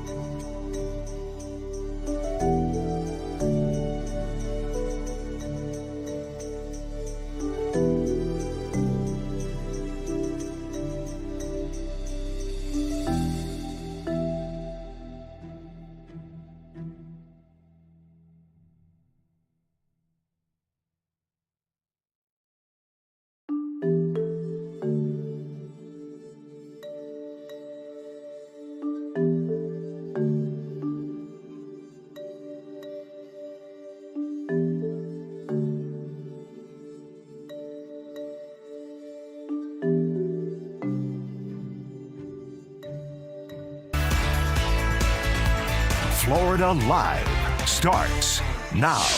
Well, good afternoon to you. Welcome into Florida Live. I'm Garrett Weimer, and thanks for joining us on this Monday afternoon, live on Fox Local, YouTube, Facebook, and also on Fox 35 TV. It's 2 o'clock. We've been live streaming for the last 3 hours, and if you're just joining us here on the TV side, we appreciate you joining us here this afternoon. I want to let you know a little bit of what we have ahead of us today. We're going to be talking all about Artemis as the excitement for that upcoming moon mission really reaches a fever pitch. We're just a couple of days out from that targeted launch date. We're going to talk with Esther here in just a second. We are also following up on a scary situation in Palm Beach County yesterday where some military jets were scrambled to intercept a plane that was entering the restricted airspace over Mar-a-Lago. We're going to talk with a former commander of Marine One. That's the president's helicopter. We're going to talk with him all about that situation and what we need to know about that. And then in our Tampa connection, getting updates from the Polk County Sheriff's Office about a 56-year-old man killed in Bartow. Some new details coming in on that, and we'll have more on that coming up in just a little bit. But let me give you a live look right now. Artemis 2 on the launch pad at Kennedy Space Center ahead of a targeted launch no earlier than Wednesday evening. So we are just a couple of days potentially from seeing that launch. And a lot of excitement, a lot of preparations still going on for that. And we want to bring in Fox 35's Esther Bauer, who joins us live right now from Kennedy Space Center. Esther, I know this is just really exciting to be talking about this historic mission that we're now just a couple of days away from seeing take off, hopefully. Yes, hopefully, fingers crossed. And you mentioned excitement is just growing every day, really every hour that we get closer. It feels like things just get busier. So I'm coming to you live from Windy Kennedy Space Center, just near Launch Complex 39B, where that beautiful rocket is on the pad. And you can see behind me, this is a very packed out parking lot. This is all just media, but this shows you media from around the world really flocking to this site with hopes that we're going to see the rocket lift off on Wednesday. A lot of preparation underway. You can see this tent is being put up right over here, this broadcast booth. This is where NASA will be airing live, bringing you the launch live. We have other trucks, tents going up right over here. So this is from the media perspective of all the people that it's bringing down. But we're also hearing that from the tourism perspective, we are going to see hundreds of thousands of people coming out for this launch. I mean, Garrett, it's just a great time to have it slated for 6:24 in the evening, leading into the Easter holiday, which is when a lot of people could already be heading out, wanting to take some trips or go see family. So the tourism office says within this one day launch opportunity, we will see multi-millions, up to $10 million brought in. We're told that a lot of the beachfront properties, they are fully booked. So Cocoa Beach, the Cape, kind of heading south, those hotel rooms are already completely booked. We also heard from the port. Jetty Park is a great location to view any of our launches that we have here. They're also sold out. So you can't even get into Jetty Park now. Those were pre-sold day passes. So we're just expecting massive crowds from around the world coming out to see this. We actually spoke with the visitor. She is from the Quebec, Canada area. And so she's particularly excited to be here because we have a Canadian on board the Artemis 2 crew. So they are here. They were trying to stay in Jetty Park. Now they're realizing that they can't, so they were able to get another place for their RV in Cocoa Beach, which is the international aspect of this mission. First time returning to the moon in more than 50 years. But what's striking is we've never, ever been to this part of the moon. That's what's so historic about this. No human has ever traveled to this region of the moon. And now we are sending 4 humans there, which is just incredible. So a lot of excitement is growing, but that also means a lot of traffic, a lot of headaches are going to be on the way. If you are local to the Space Coast, local to Central Florida, just pack your patience if you do need to be driving home from work around that time, because things are really going to start picking up. I mean, hours prior, maybe that 2 o'clock, 3 o'clock hour, we're going to see people trying to pile in the parks. So just be aware of that. If you do have to travel, there will be a lot of roads closed. And right now, local police departments, all of the Brevard EOC groups, they're just trying to make sure that with all the people coming in, it's going to be safe on the roads, safe for people walking up to these causeways, these pedestrian bridges to view it. So just exciting, and the countdown is. Yeah, and Esther, you bring up some really good points there too about just just moving around the area that day, and just a lot of preparations that go into something like this beyond what NASA's doing. Law enforcement, just the logistics of it. I mean, even preparing for potentially the sound of this, and letting people know that 45 miles out potentially we could hear and really feel the impacts of this launch. Yeah, this is one of the biggest rockets. I was not here for the Artemis 1, so I never got to hear what that sound was like when we saw that go up back in 2022. So I'm a little bit nervous. We've definitely heard our sonic booms. We've heard those boosters coming back, but this one is going to be massive. And you mentioned that 45-mile radius. Also be aware for drones. If you have drones, we're under a severe no drone situation for most of Brevard County. So if you thought, oh, I'll just pop my drone up to try to get a shot of that, don't be so quick to do that, because there are a lot of no-fly zones in place also because of this. That's extending the boaters, that's extending the small planes. So just a massive all-around situation we're going to see coming from this. And like you said, it doesn't even have to do with what NASA's doing, but all the other partners that are making sure it goes off smooth. All right, and before we let you go, Esther, we want to bring in our poll question of the hour here, and so we're going to get your take on this too. What's your favorite part? What are you most looking forward to with this upcoming Artemis 2 mission? Everyone out there can let us know by going to fox35orlando.com/vote. You can scan the QR code that you see on your screen as well. Is it that launch and that reentry? Is it seeing the crew and their dynamic and getting to see them, learning more about them as we have through this process? Is it just the mission back to the moon and that historic aspect of that, to going somewhere we've never been before? Or is it the role that this plays in the future of space travel? So we want to know what you think. Again, you can let us know in the chat if you're watching on Facebook or YouTube. Go to fox35orlando.com/vote. Scan the QR code that you see on your screen. And Esther, we got to know what is your kind of favorite aspect of all this?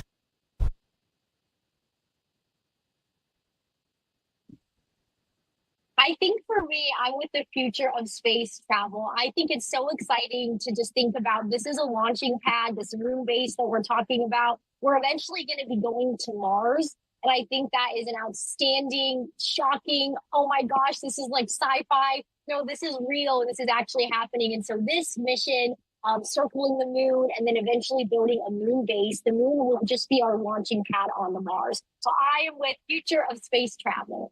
Yeah, I think I'm with you there. I do think that's just a really cool aspect of this, because we hear time and time again about how important this mission and the other Artemis missions are for kind of laying the groundwork for those future missions. So it's really cool. Well, Esther, we appreciate you joining us from Kennedy Space Center this afternoon. I know we'll be checking in with you again more this week as we get closer to that launch. So thanks for talking with us today. Absolutely, and we will speak soon. All right. And before we go to break here, we'll give you another live look at Artemis 2 on that launch pad 39B at Kennedy Space Center.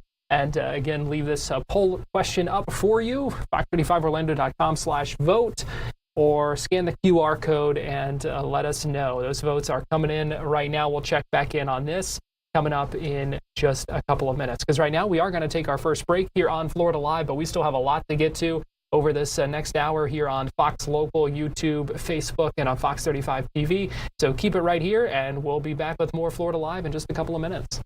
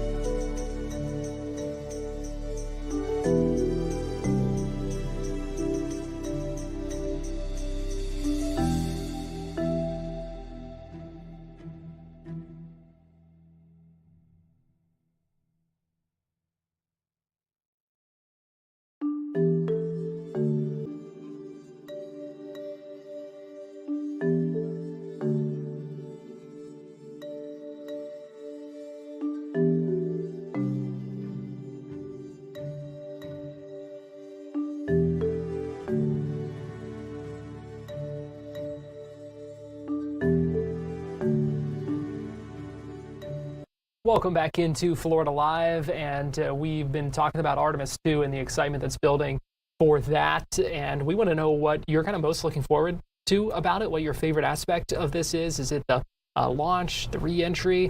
Is it the dynamic with the crew? Maybe the mission back to the moon, or what this means for the future of space travel? Looks like a lot of you saying the mission back to the moon, really going somewhere that humans haven't been before, with the, where they are heading, how far into space they are going, and heading back to the moon for the first time since 1972. Welcome back into Florida Live. I'm Garrett Weimer, and thanks for joining us again. We'll have much more coverage on Artemis 2 coming over the next couple of days as we begin the countdown to that launch, expected 6:24 p.m. on Wednesday. It's time now for our Tampa Connection, where we take a look at some of the big stories in the Bay Area. Going to check in with Fox 13 senior content producer Nancy Gay, joining us live from Tampa right now. And Nancy, good afternoon. Good afternoon, Garrett. Well, Polk County Sheriff Grady Judd held one of his famous press conferences this morning, and this time it was to announce the arrest of a Bartow man who Judd describes as being a conspiracy theorist and a flat earther who's accused of shooting and killing his neighbor who lived downstairs from him at a Bartow apartment complex. So Polk County Sheriff Grady Judd says 48-year-old David Richard Morris is facing second-degree murder charges for the death of his downstairs neighbor. That would be 56-year-old Jeffrey Blevins. Now, this investigation began late Thursday night when Blevins was outside of his apartment on the phone with his mother. Now, his mother told investigators it sounded like he fell, and that's when he stopped responding to her. So she hung up the phone with her son and called his sister, who he lived with at that Bartow apartment complex. And investigators said that his sister stepped outside and found her brother in a pool of blood. Now, Sheriff Judd said that the case was actually a dead end until deputies spoke with a man who claimed Morris often bragged about his gun while high on methamphetamine. That tip led investigators to Morris's apartment located above the victim's home. And inside, detectives said that they found a gun in a backpack that matched the shell casing found at the scene. Judd says that they also discovered blood evidence on that gun, as well as on a towel and a pair of shoes. Now, at this time, the motive for the shooting remains a mystery. The sheriff described Blevins as a kind, non-confrontational man and says there was no record of a fight between these two neighbors. Grady Judd also described Morris as a conspiracy theorist and a flat earther who lived at home with his mother his entire life. Morris is being held without bond, and while he is currently being charged with second-degree murder, the sheriff says that those charges could likely be upgraded to first-degree murder. Garrett?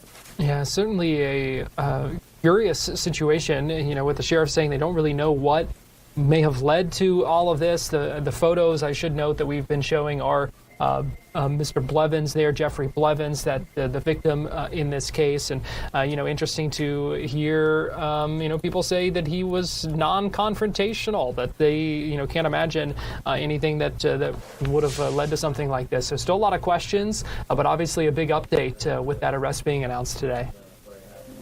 Yeah, there's definitely a lot of questions. And investigators said that when they spoke with Blevins' mother, again, she was on the phone with her son when he was killed. They said that she didn't hear any type of argument. She didn't hear her son say anything like, hey, watch out, or what are you doing here?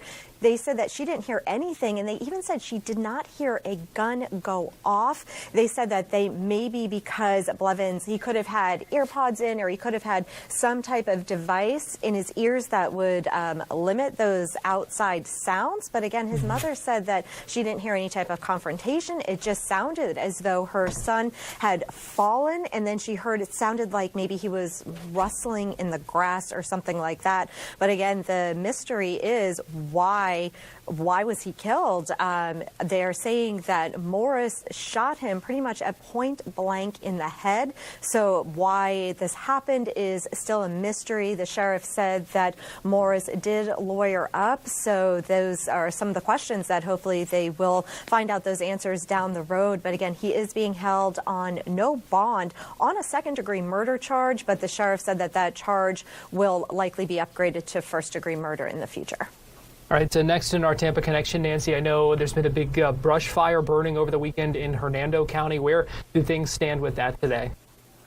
Yeah, so this fire actually broke out yesterday in Hernando Beach, and that fire has burned about 120 acres so far, and it was still burning this morning, but as of around 11 a.m., firefighters were able to get that fire about 90% contained. They say that strong winds pushed flames and embers towards several businesses along Shoreline Boulevard, and that prompted officials to shut down the roadway and actually order residents and business owners to leave the area yesterday. Now, as of this morning, that evacuation order has been lifted. And while the fire is 90% contained right now, the smoke is still visible along the main road. And officials say the scene is much less threatening than it was last night. And fortunately, as of right now, no injuries have been reported and no structures were damaged in this fire. Now, Fire Chief Paul Heisenmeyer credits a quick response from Hernando, Pasco, and state fire crews for saving all those commercial buildings.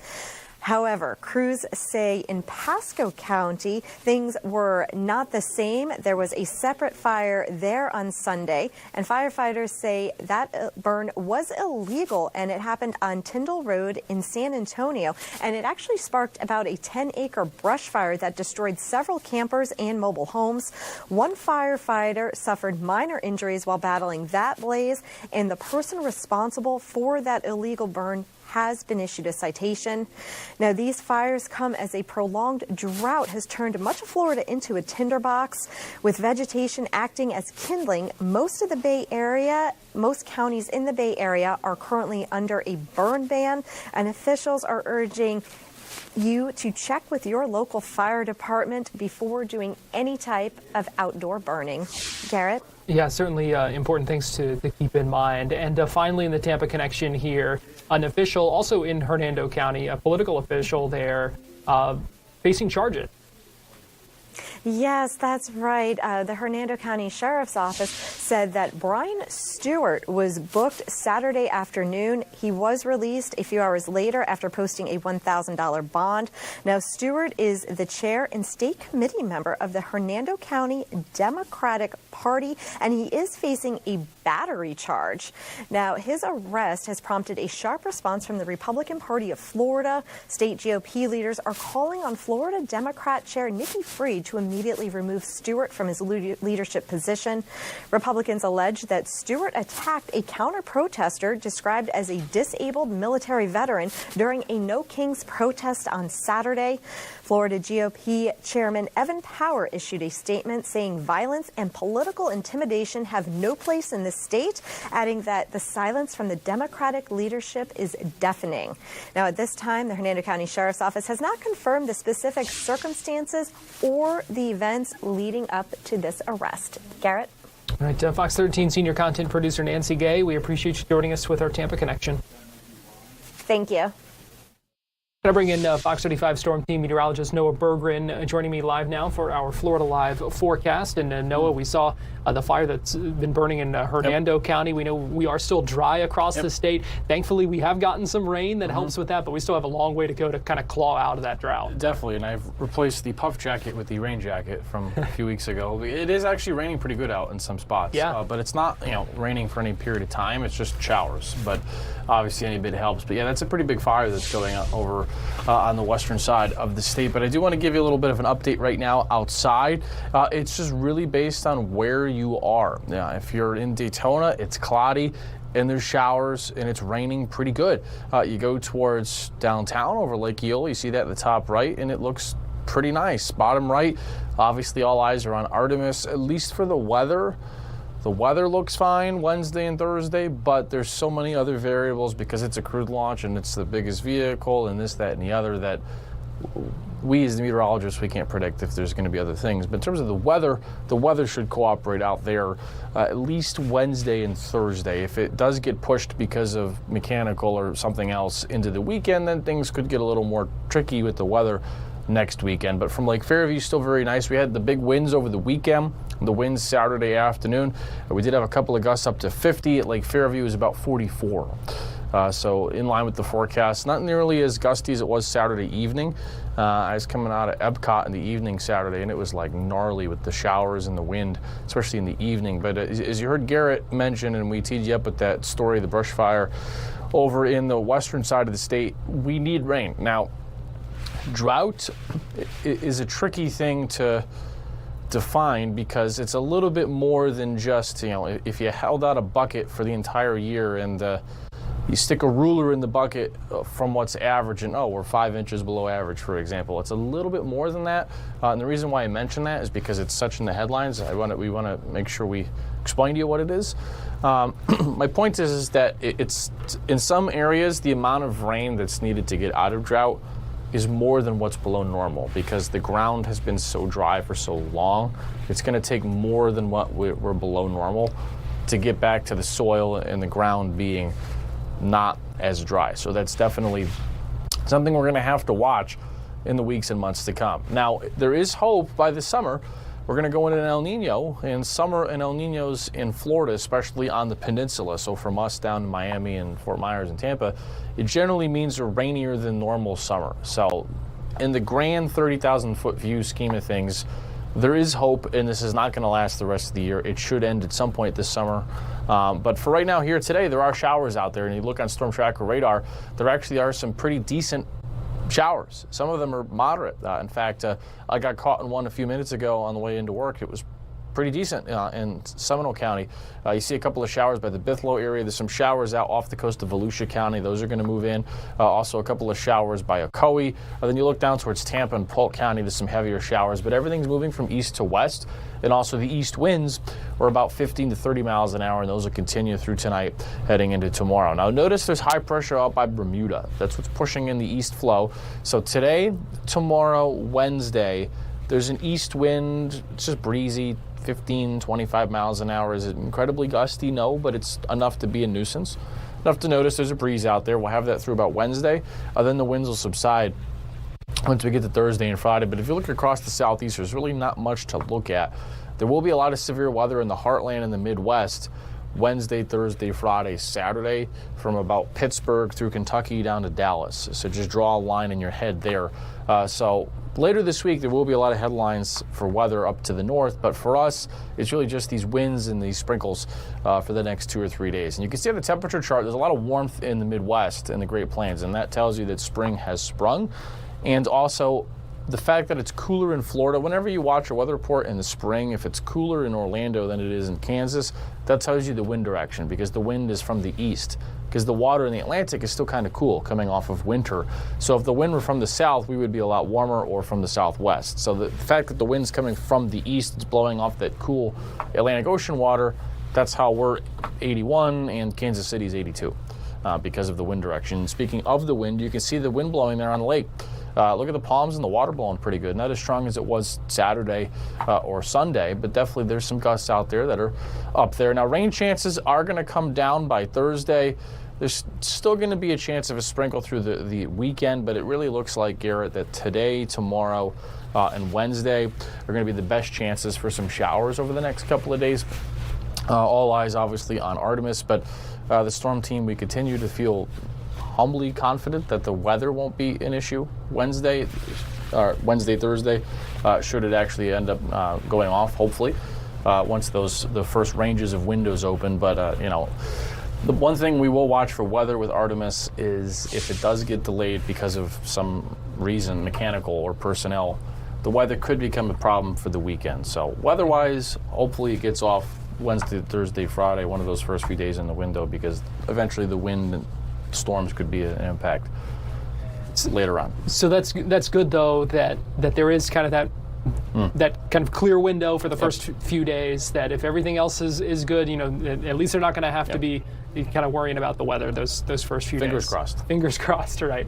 Well, Fox 35 Storm Team meteorologist Noah Berggren, we appreciate you joining us.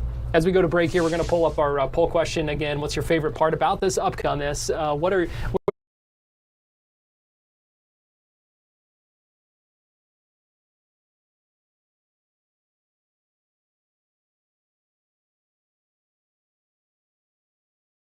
kind of most looking forward to about this upcoming Artemis mission?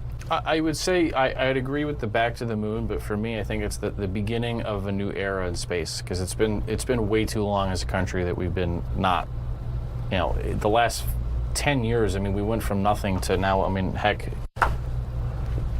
when we first started, Garrett, it was such a big deal. Remember when SpaceX, we started launching these Starlinks, it was like, holy cow, now it's so routine, we've become numb to the fact, we lose perspective of how far we've come in the last 5 to 10 years, and just to see, I think it's the dawn of the new era. You talk about the big picture ideas of, will you and I be able to go someday from Florida to, when you and I are 50 years old, will it be attainable for the average person like it is to fly on a plane to go into low Earth orbit and come back?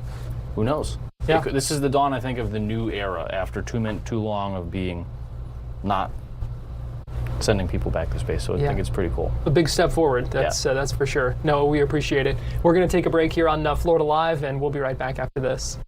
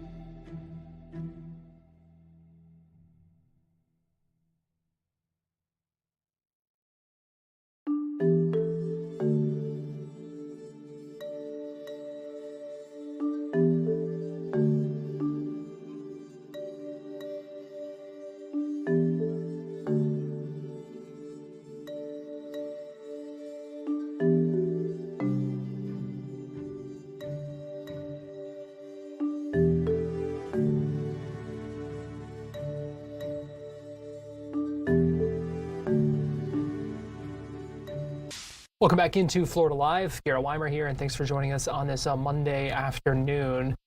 Yesterday, some military F-16s were scrambled to intercept a plane in Palm Beach that had entered the no-fly zone near Mar-a-Lago. NORAD put out a statement saying they also released some flares that people might have seen in that area to try to communicate with the pilot who had entered that no-fly zone in a small plane and was not supposed to be there. I had the chance earlier to speak with Captain Ron Alvarado. He's a pilot himself. He's a former commander of Marine One, which is the president's helicopter. I talked with him about the importance of these restrictions, these flight restrictions, the procedure for instituting those restrictions and also communicating them with pilots, and really the situation that we saw yesterday with those military planes intercepting that pilot's plane. He was really able to provide us some good insight. Take a look, listen to this interview. It's standard protocol, especially near the White House and also the Naval Observatory, where the vice president resides. They're called the prohibited areas, 56A, 56B. But as far as Mar-a-Lago is concerned, that TFR, temporary flight restriction, was put in place October 20th of last year.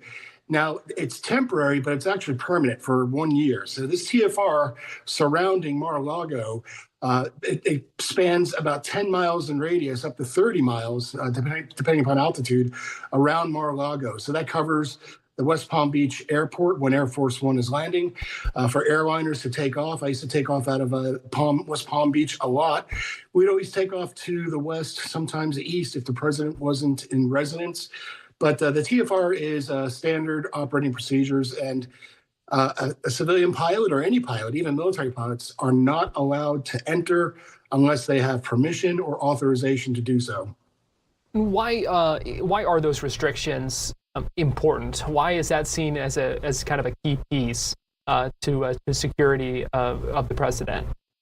Well, there's a lot of threats from the air. Back in, I believe it was the mid-90s, President Clinton, a Cessna penetrated the P-56 restricted area and collided, slammed right into the White House. So that can be considered a missile. So nowadays, the threats are UAVs, unmanned vehicles, aerial vehicles. These things can be laced with bombs. They can be laced with chemical munitions. So obviously, you don't want these things flying around anywhere in the United States, especially where our president is residing, or vice president, or heads of state.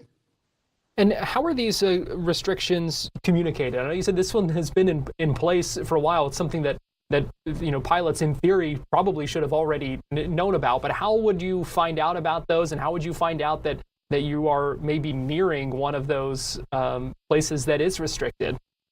Well, we've all heard the term "know before you go," and I know there's a lot of small airports in the West Palm Beach, Fort Lauderdale area, and so a general aviation pilot, civilian pilot flying a Cessna, before they fly, they should get a weather brief, 1-800-WEATHER BRIEF, WXBRIEF. And what you're doing is you're talking to a controller, a weather controller, and they give you the notice to airmen. That is warnings and restrictions and any type of messages that need to be complied with from the FAA. A smart pilot will know before they go. They get the weather brief, they'll get any prohibited areas, any TFRs. So it sounds like this aircraft yesterday did not get the necessary information prior to transiting up and down the coast. Obviously, they're intercepted by F-16s. Another thing that they weren't doing was monitoring the guard frequency. That's an emergency frequency for civilians. It's VHF 121.5. So these F-16s, these military pilots, I bet my bank account on it, that they were trying to communicate with the Cessna on that emergency frequency.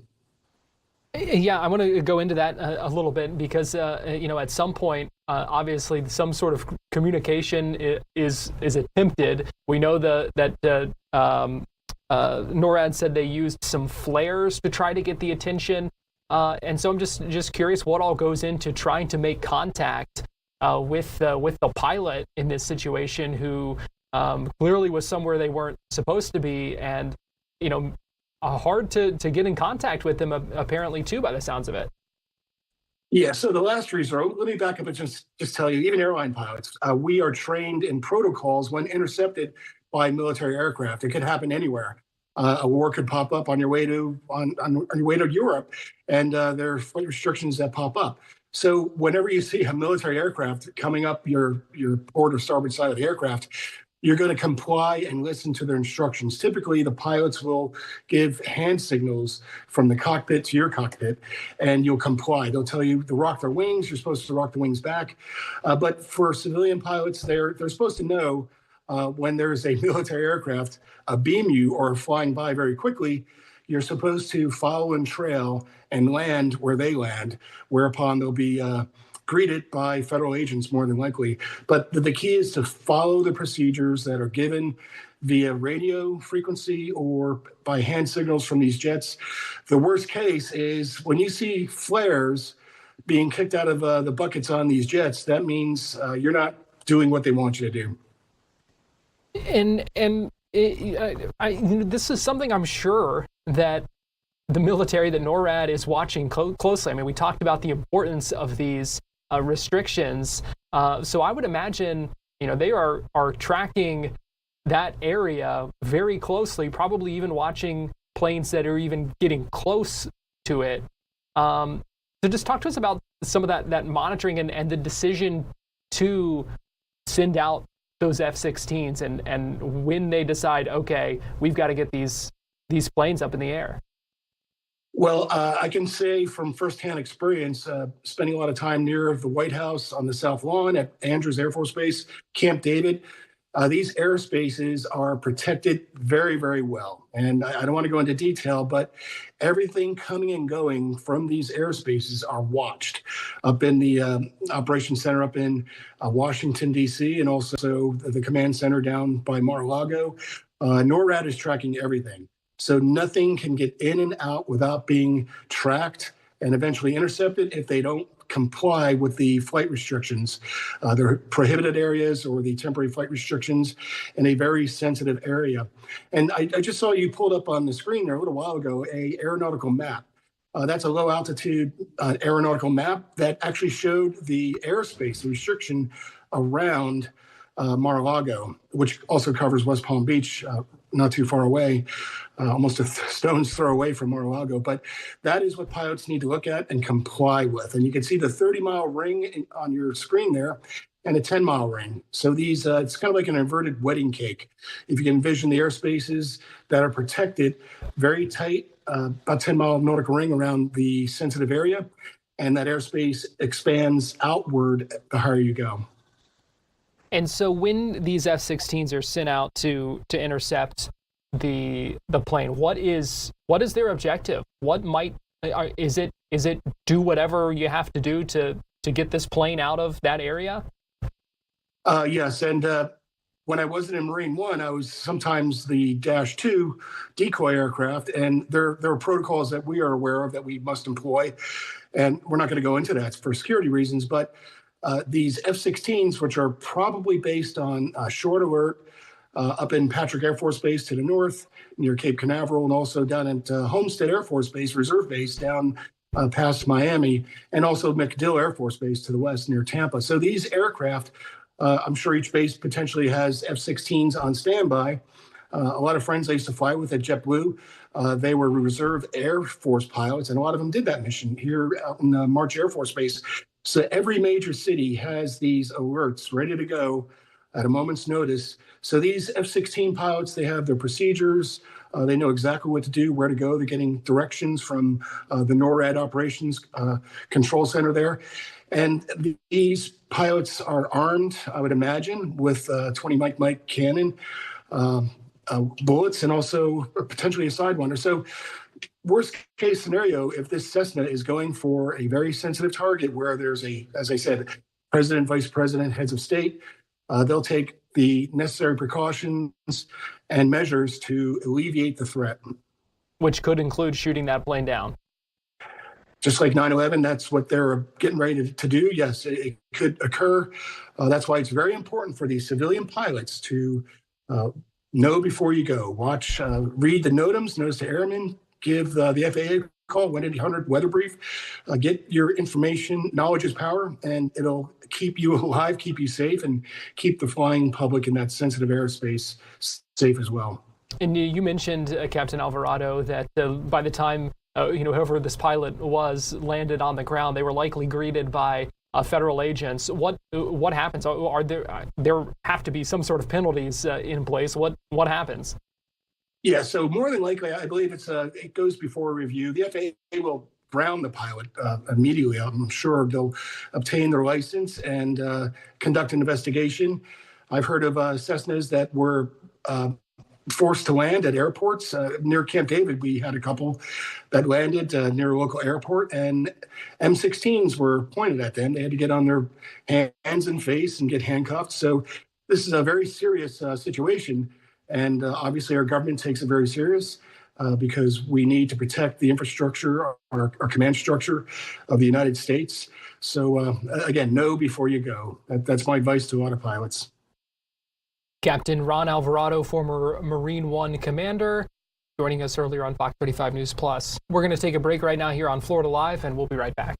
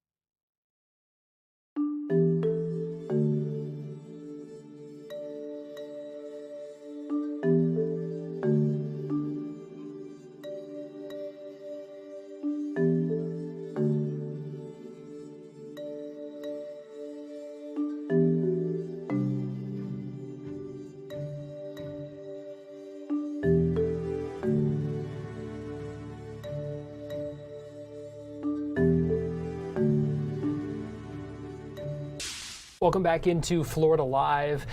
Bribery charges for some jail employees. That was the headline from a news conference just a little bit ago. The U.S. Attorney for the Middle District of Florida, Greg Kehoe, holding a news conference in Tampa where he announced 4 indictments for 8 people, corrections officers, nurses, commissary employees, and also inmates as well that are accused of bribery and bringing drugs into the Citrus County Jail. He alleges that corrections officers accepted $4,000 to bring cell phones into the jail as well, tens of thousands of dollars changing hands, according to investigators in this scheme that the U.S. Attorney outlined just a little bit ago. We routinely use county facilities, we being the United States Marshal Service and the federal government, to house detainees. And in this particular instance, one of those was the Citrus County Jail. The difficulty here is that notwithstanding the fact that these facilities play a key role, you have to rely on the staff.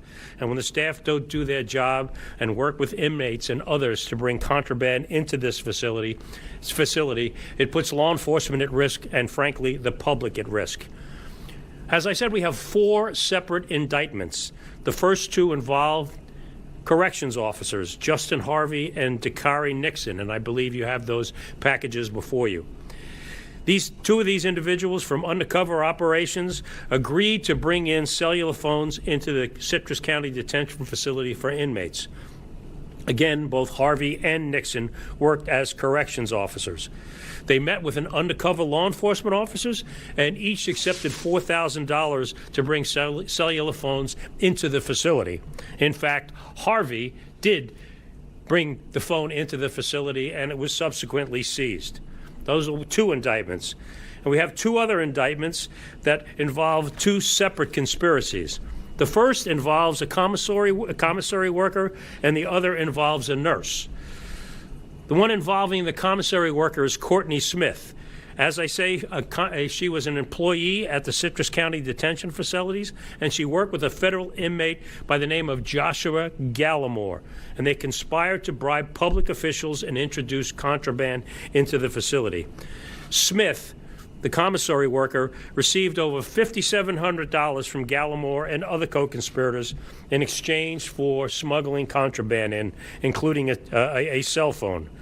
Gallimore worked directly and with other individuals to pass this $5,700 on to Smith. The last indictment that you have before you has 4 individuals involved in: Nicole Kinnick, Ashley Fracavelli, Ernest Grimaldi, and April Van Zandt. Nicole Kinnick is a nurse at the facility. Ashley Van Zandt is a former corrections officer. Ernest Grimaldi is an inmate, and April Van Zandt is the mother of a Citrus County detainees. These 4 work together to bring contraband, including drugs, from the outside world into the Citrus County facility. Let's take these one at a time.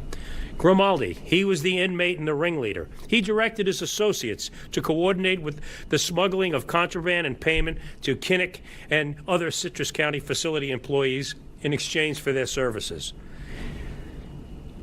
Kinnick used her role as a Citrus County nurse to smuggle the contraband into the facility, and of course, she used that position to get money from these individuals. And the indictment charges that she received $8,800 in bribes to bring contraband into the facility.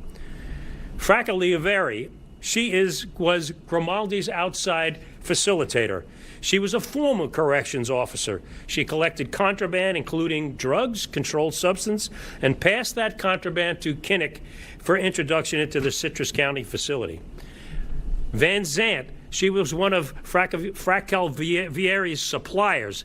She was the mother of one of the inmates, and the evidence will show, and the indictment outlines, that just before law enforcement stopped Fracavelli had met with Van Zandt to exchange contraband. Law enforcement officers found 400 oxycodone pills in Fracavelli's car. These defendants are charged with conspiracy to traffic controlled substances, a conspiracy to bribe public officials, introduce contraband into the prison, and in addition to that, Kinnick is charged with accepting a bribe, and Grimaldi and Fraccavieri are charged with bribing federal officials. Let it be known that everyone working in that facility knew and was made well aware that it was illegal to bring contraband into that facility. When they were hired, they were so informed that it was illegal to bring contraband into the facility. Notwithstanding that, they used their positions. They used their positions to exploit that position, and with that position of responsibility, to ingratiate themselves and make money while they were continuing to work in the facility. This can't be tolerated in any jail facility. It brings other law enforcement officers in danger. It brings the public in danger, and certainly brings the other employees in danger. We want to thank all of the various entities that have been involved in this, coming from the Marshal Service, with Marshal Berger and his staff, with the the Sheriff Vincent and his staff on this assistance, and of course the work of the Drug Enforcement Administration Special Agent in Charge Cavalieri here. We'll continue to investigate these matters. This case is not over. The investigation goes on. We will continue to pursue all angles of this while we ensure that such activity doesn't continue to happen either in the Citrus County Detention Facility or any other facility we have around the Middle District of Florida where federal inmates are housed. Historically, this all took place on one of our regular inspections that we're required to do. And in that inspection, my investigator noticed that one of the inmates had a cell phone. That immediately rang a bell and said, something's wrong here, that's contraband. And subsequently, and let me tell you, and I've said this personally, this was a textbook operation. Once we got our partners together, the Sheriff's Department, DEA, the U.S. Attorney's Office, it went like clockwork from that point on. And subsequently, as Mr. Kehoe had indicated, this is the top of the iceberg. We believe that there will be more arrests occurring because, again, we have zero tolerance to this type of activity. This was an 18-month-long investigation that began with non-fatal overdoses that occurred in the jail and multiple reports of drug trafficking into the facility. These drugs included fentanyl, methamphetamine, cocaine, synthetic cannabinoids, and marijuana. The law enforcement conducted a robust financial investigation and executed multiple digital search warrants that helped uncover a drug and cell phone smuggling operation into the Citrus County Detention Facility. As Mr. Kehoe already talked about, this criminal operation included guards, jail staff, inmates, and family members of inmates. One of DEA's top missions is a fentanyl-free America. DEA is committed to finding and eradicating fentanyl trafficking across the globe, and that's in the jails or even on the streets. This past year, our detectives with the Special Investigations Unit and DEA and the U.S. Marshals began to uncover a complicated criminal organization operating within the Citrus County Detention Facility. We quickly realized that the inmates were successfully introducing contraband that included narcotics, alcohol, cigarettes, and cell phones with the assistance of correctional officers and staff working for Core Civic. Tens of thousands of dollars have changed hands, all with cash apps and into inmate accounts and to accounts of co-conspirators outside the jail. And to put that into perspective, I know U.S. Attorney Kehoe talked about, but this is a cellular phone, a working cellular phone, which is very similar to what was being smuggled inside of our jail. And as he said earlier, the price tag of this to introduce into our Citrus County jail is $4,000. So put that into perspective. You know, it doesn't take much to supplement your income there if you're an employee. So as this investigation progressed, our detectives intercepted narcotics on traffic stops, conducted hundreds of hours of surveillance, monitored thousands of hours of phone calls, and were shocked by what we found. But what we realized is that we're only scratching the surface here of a deep problem inside of our jail.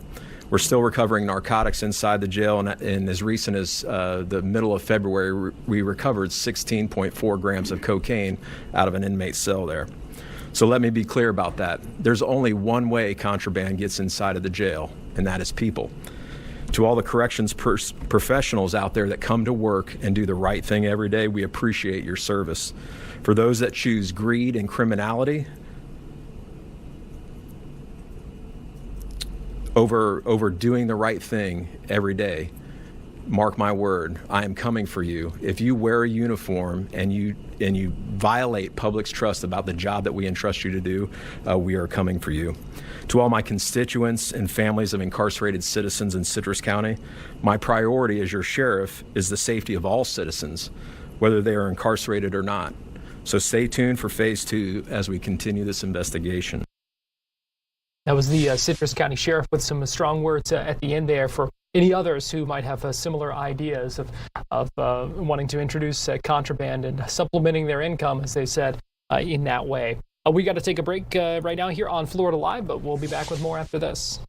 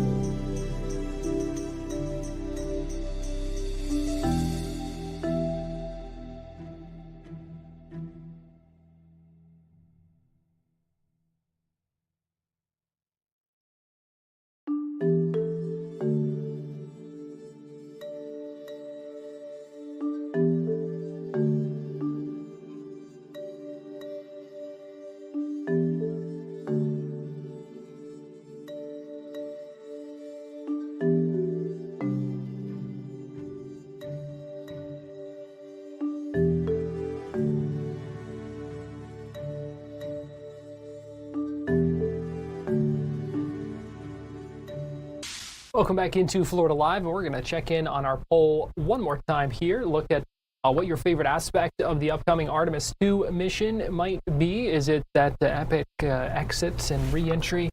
Is it the historic cruise dynamic? Maybe the mission back to the moon? That's what most of you are saying. 54% saying it is going back to the moon for the first time since 1972.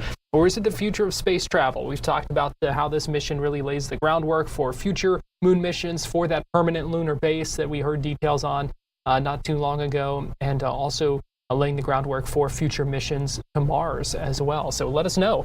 It's not too late to vote. Go to fox35orlando.com/vote or scan the QR code.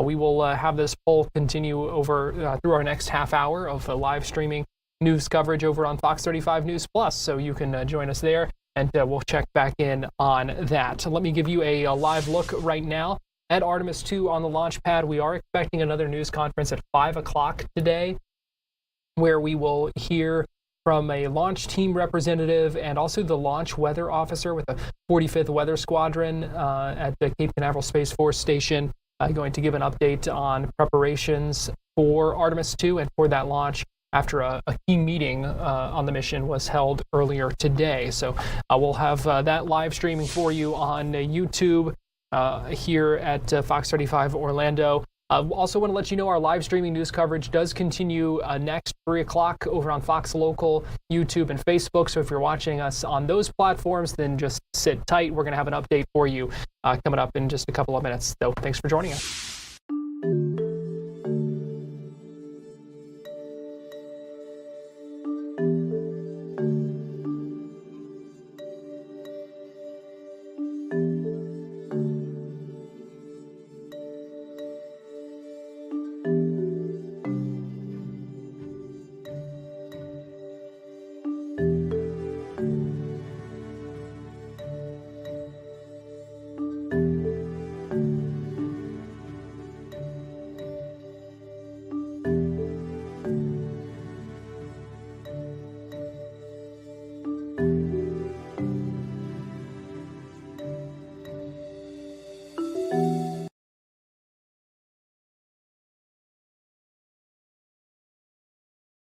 You're watching Fox 35 News Plus, streaming on Fox Local. Welcome back into Fox 35 News Plus, our final half hour of live streaming news coverage today. Here's part of Fox 35 News Plus. But I want to let you know we still have a lot going on. Even after we wrap up our live streaming coverage here, we'll have Fox 35 Weather Plus at 3:30 as always. We'll have the 407 at 4. 5 o'clock, you've got your newscast. We'll also be live streaming that NASA news conference over on YouTube. If you're watching us that way, then you already know how to get there to the Fox 35 Orlando YouTube channel. You'll be able to watch that there. Right now, though, I want to take you to Pensacola, where just a little bit ago, a number of officials, including the U.S. Attorney, the Sheriff for Escambia County, the Sheriff for Santa Rosa County, or the Chief Deputy in Santa Rosa County, a number of other officials, including the FDLE Commissioner, all spoke at a news conference where they condemned violence toward law enforcement officers. This comes after 2 different cases in the Panhandle there, where federal charges were filed, and now those suspects have been sentenced in federal cases where suspects in Pensacola shot at law enforcement officers. Austin McCaslin and Darian Finley, those are the 2 suspects who, they've now been sentenced in their federal cases, and we heard from officials talking about those cases and also the greater issue of violence that we're seeing against law enforcement officers here in the state of Florida. Since Jack has been in town, occasionally I'll get a call from Jack, and he'll only ask me, how are we doing? I say, Chip, Sheriff, how are we doing? Jack, we're doing great. We're doing great. So Jack Heekin. Thank you, Sheriff Simmons, for that warm welcome. Thank you also for hosting us today, and for my state and federal law enforcement partners for joining me on stage. My name is Jack Heekin. I'm the United States Attorney for the Northern District of Florida. We're here today to announce substantial prison sentences that my office secured in 2 cases, each of which are a reminder of the extreme dangers our law enforcement partners face every day, keeping our communities safe. In each case, law enforcement faced deadly violence from dangerous criminals who have no regard for the law or for human life, and each showcased the bravery and professionalism of our deputies and agents as they confronted those deadly threats to keep our communities safe. Now, thanks to the excellent work of my Assistant United States Attorneys, David Goldberg and Jessica Etherton, these dangerous criminals who threatened our communities and the lives of our law enforcement will spend decades in federal prison. The first case to discuss today is United States v. Darian Finley. And Escambia County Sheriff's deputies encountered Mr. Finley as they observed a vehicle that had been reported as stolen and was being driven by Mr. Finley. When they attempted a traffic stop, Finley accelerated to evade capture, leading to a high-speed chase. Thanks to a skillfully executed pit maneuver by one of the deputies, they were able to immobilize the vehicle, spinning it out and stopping the chase. But the danger posed by Finley was only just beginning. With the passenger side of the stolen vehicle facing the passenger side of the stopping deputy's vehicle, Finley, a convicted felon, mind you, who had only recently been released from prison for a prior firearms conviction, fired one shot, which shattered the window of the passenger of the vehicle that he was driving and lodged in the door frame of the deputy's vehicle. If not for the metal frame of that deputy's patrol vehicle stopping the bullet, it would have entered and penetrated. Now, Finley attempted to drive off at that point, but he was stopped from continuing to drive off by another deputy responding to scene and boxing him in.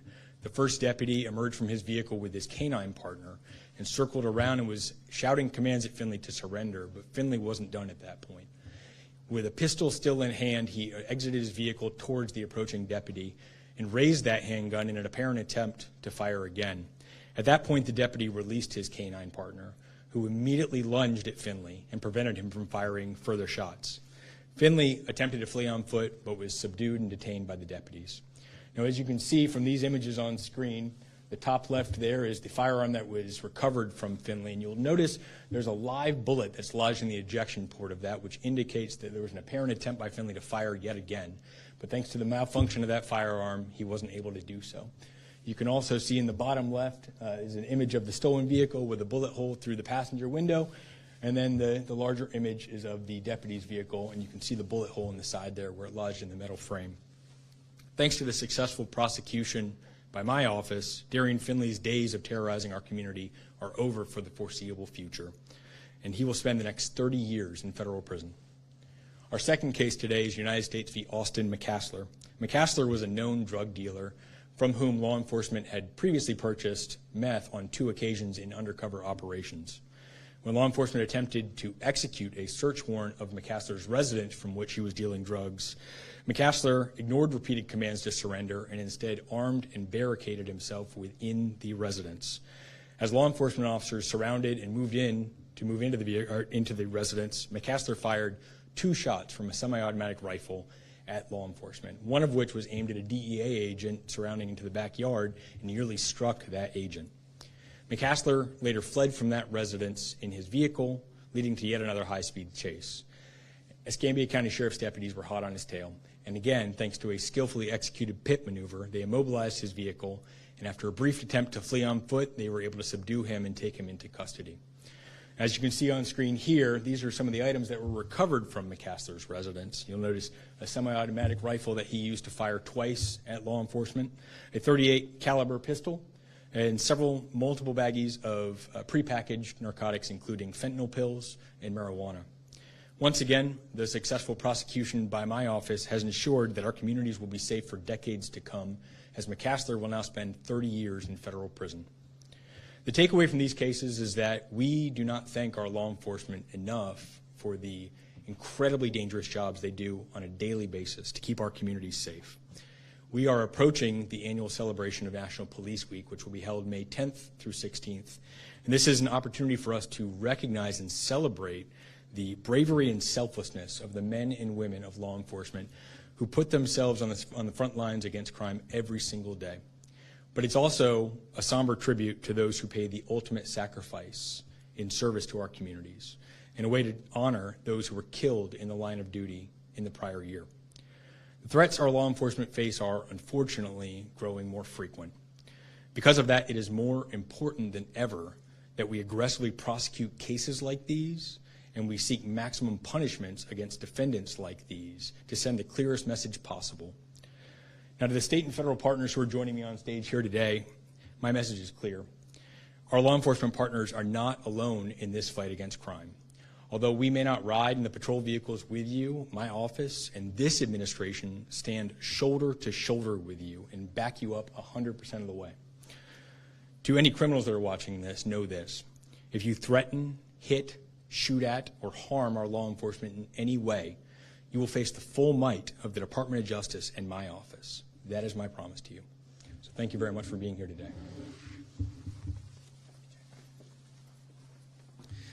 Thank you, Jack. When I hear of that stories where they're shooting at, trying to kill law enforcement officers, whether federal officers or local officers, I smile with a sense of pride, not because they tried to shoot and kill one of our officers, but because they weren't successful, because we understand that this is a dangerous job, and we survived not just to tell about it, but to testify about it, which was why they're going to do a lot of time in prison. Next speaker is Deputy Commissioner Vaden Pollard from the Florida Department of Law Enforcement. Thank you, Sheriff, and thank you all. The partnerships are excellent out here in West Florida. I do want to say thank God for law enforcement, because they got both of these threats off the street, and then prosecution has put them away for a very, very long time. But they're not going to impact our communities. I'm proud to stand here with all of our partners today. When individuals seek to harm or even kill one of our own, they will be held fully accountable as seen with these announcements that you've heard. Law enforcement officers are more than just uniforms and badges. They are parents, neighbors, coaches, and friends. They run toward danger when others run away, but every shift carries risks, from unpredictable encounters to the mental toll of the constant adverse environments they can be in. If we allow threats, intimidation, and violence to erode our ability to serve, it will weaken the foundation of public safety. Protecting our law enforcement officers, it is paramount. It starts with support and continues with holding bad actors accountable, and with the entire arm of the law always working diligently to put a stop to bad actors. FLE continues committed to working with our partners on every level. We continue to support those who took an oath to protect our communities. And it's an honor, again, that I'm here with everyone today. Our message is simple. An attack on one officer, one deputy, is an attack on the safety of our entire community. We will not tolerate it, and we will continue to take full action to stop it. Thank you. Thank you, Vaden. Now we'll hear from Chief Deputy Randy Tift from the Santa Rosa County Sheriff's Office. Thank you, Sheriff. This is a good day, and mostly because all of our law enforcement officers involved in this incident are safe. They got to go home to their families. Everybody standing up here took an oath for public safety, and that's what this is about. These incidents, getting these two people off of the street, is about public safety. It's about eliminating future victims. It's about reducing overdoses in our communities. It's about getting the drugs off of the streets, putting people behind the bars that are endangering the citizens of our counties. We're going to come after you. As you can see, there's a great partnership with our federal partners, our state partners, and the sheriff's departments, police departments. We're going to work together. We're going to continue to work together to put all of these people that are endangering our deputies and our law enforcement officers in the First Circuit and puts them in danger. We're going to get them off the street. And we appreciate U.S. Attorney's Office for their strong stance on these criminals and against crime and against someone who does something toward our law enforcement officers. So I want to thank you. I want to thank all of our partners. And for the ones that are out there doing what these two did, we're coming for you. We're not going to stop until we get you all behind bars and make sure that our citizens and our communities are safe. Thank you. Thank you, Chief. Our thought is that the criminals, the violent criminals, will have a hard enough time if they're being investigated by in any of these individual units, whether it's the police department, the sheriff's office, the Santa Rosa County Sheriff's Office. But imagine what we have here when we have this partnership. When we have the kind of partnership where the U.S. Attorney will call and say, how are we doing? When Ginger, Miss Madden will call and say, how are we doing? How do we get the best sentence that we can possibly get? We tell our recruits to come to the sheriff's office, come in local law enforcement, and you have a front row seat to the greatest show on earth. We don't always tell them, Larry Richardson, that when you turn a car in a pit maneuver, they might just shoot through your car door, but you survived, and we're glad you did. What you showed that day was commitment and courage. Even though the guy had a gun, you didn't stop. Thank goodness for the canine as well. So again, what you've seen here is partnerships. What you've seen here is aggressive investigation, aggressive prosecution, and aggressive sentencing. So we really do appreciate that. If there's any questions, please just ask the question and try to pinpoint exactly who you have the question for. Any questions? Sure, for Mr. Heekin. Okay. Mr. Heekin, first I want to thank your office. You're putting out 100% more information on your prosecutions than perhaps your predecessor did. But based upon this volume of information we're getting, it seems you're making a lot of prosecutions against repeat offenders in West Florida. How does the decision arrive between whether this is a state's attorney case or whether it's a U.S. federal case? Well, first off, I'll give complete compliment to Ms. Bowden-Madden, who is a phenomenal partner in our fight against crime. We are on the same page. Oftentimes, it is a close negotiation between us as to who would be the better avenue for to pursue maximum justice, and that's the ultimate goal of any prosecution, is making sure that we are taking the worst of the worst off the streets for as long as possible. Sometimes the state has that opportunity. Often the federal system has better resources that we're able to pursue those increased sentences. We can also pursue and build larger cases in ways that I think the state might be a little more constrained in their resources. But we are unified in our fight here. This is not an either or. We each have the opportunity to pursue justice, and we are unified in our pursuit of that right now. Any more questions?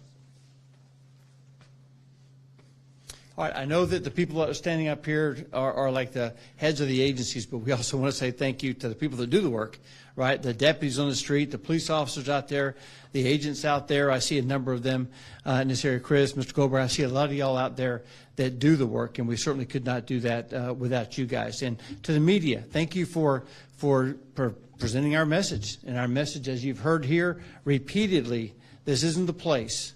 And our area, Escambia County, Santa Rosa County, this region is safer today than it was a couple of months ago. And we continue to strive to make it safer and safer. So thank you all very much for coming.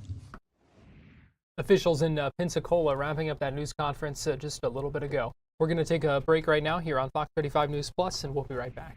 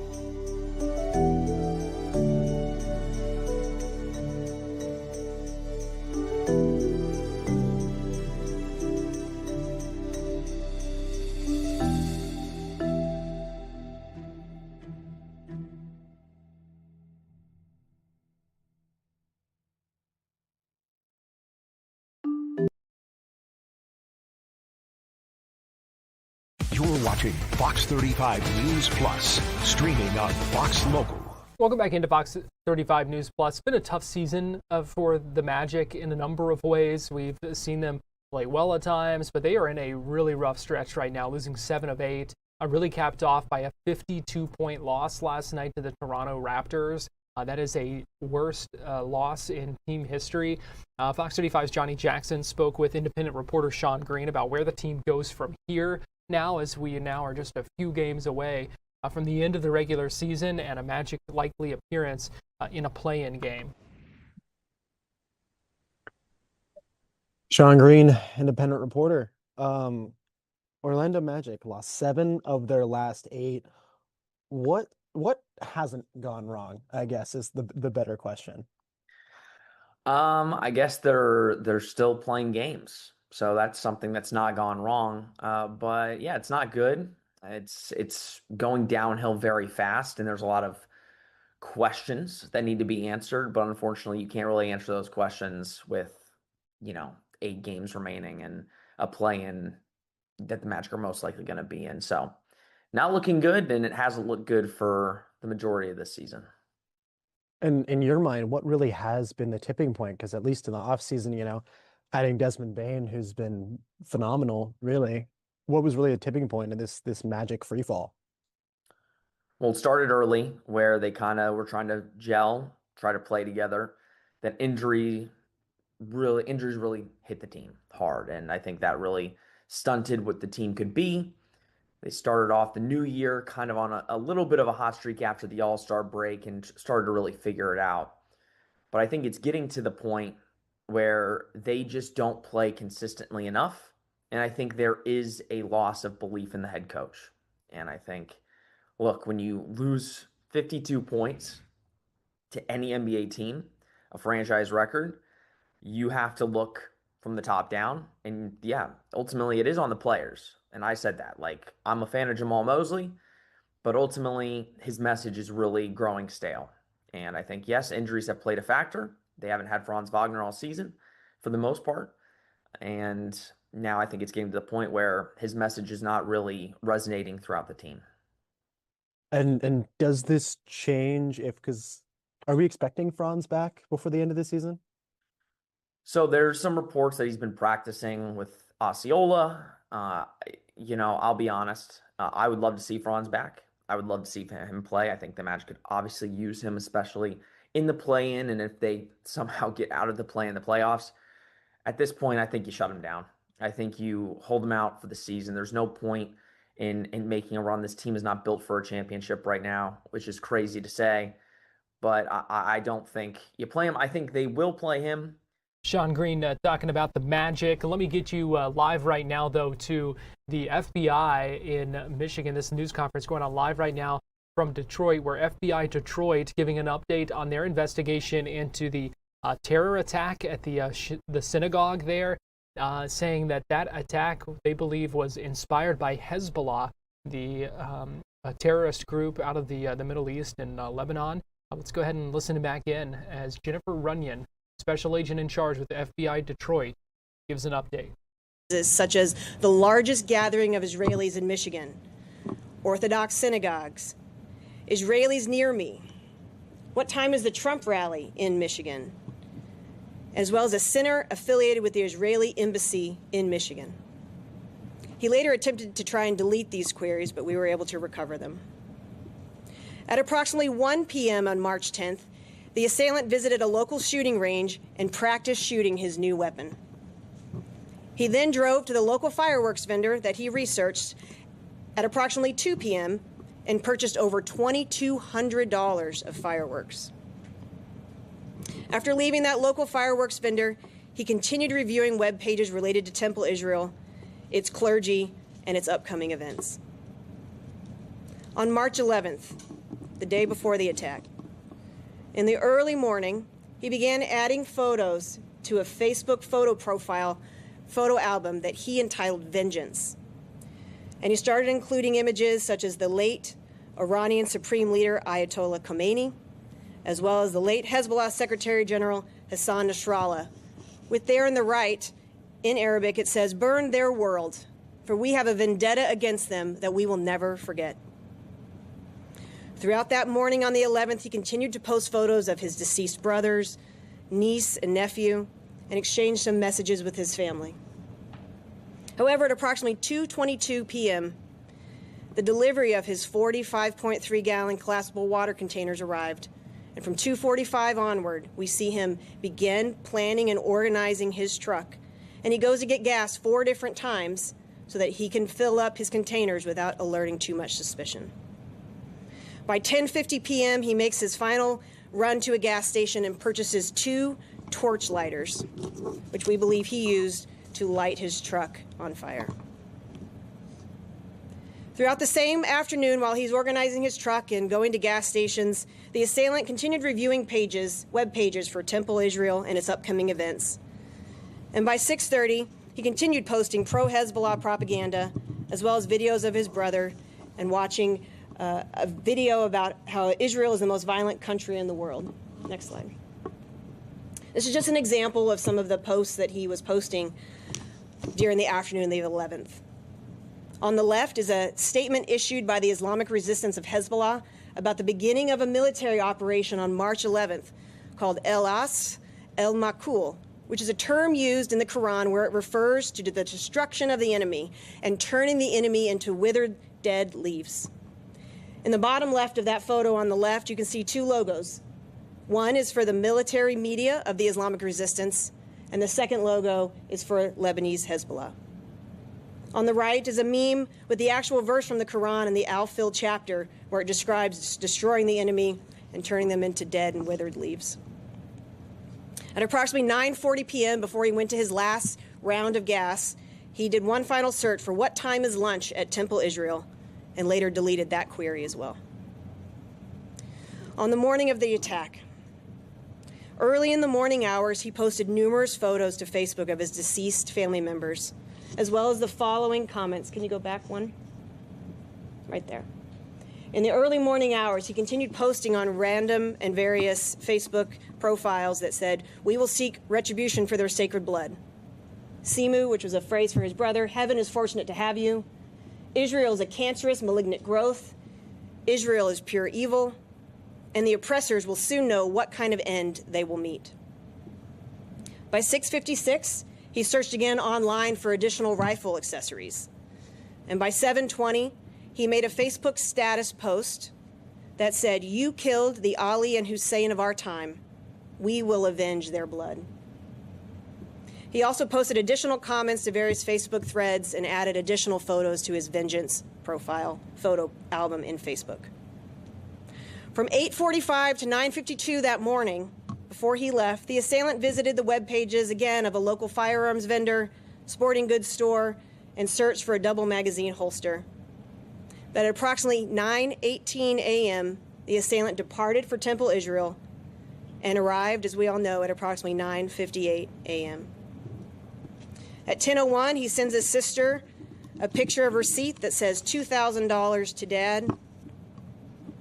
And by 10:12, as he's sitting in the parking lot, he posts 4 videos, which were taken as he was driving to Temple, Israel that morning. In the background of these videos, which I'm just providing screenshots of, are Arabic anthems playing in the background that have the themes of resistance and military defiance and impending dawn.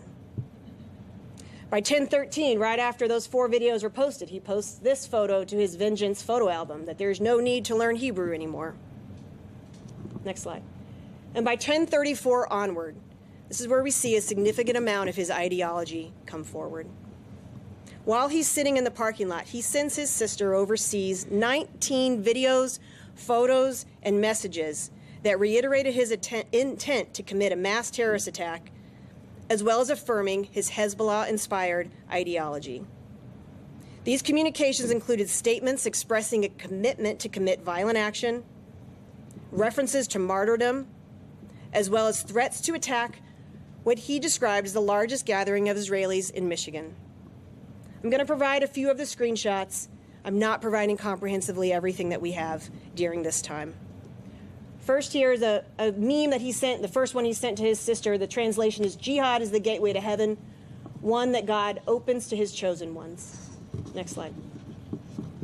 Next photo he sends her in order is a photo with the verse from the Quran overlaid there in yellow. "For such he has written faith in their hearts and strengthened them with a spirit from himself.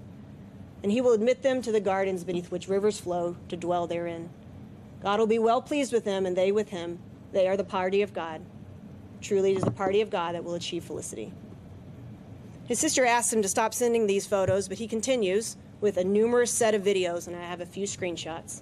This first video and the screenshot is him sitting in the car with the same upbeat anthem from earlier, and it's called "This People Sends You a Call." And the chant in the background while he's holding the gun praises the south of Lebanon, the Hezb, the fighters, and those who die for the cause. He displays his weapon at the end of the video and says, "We rely on God."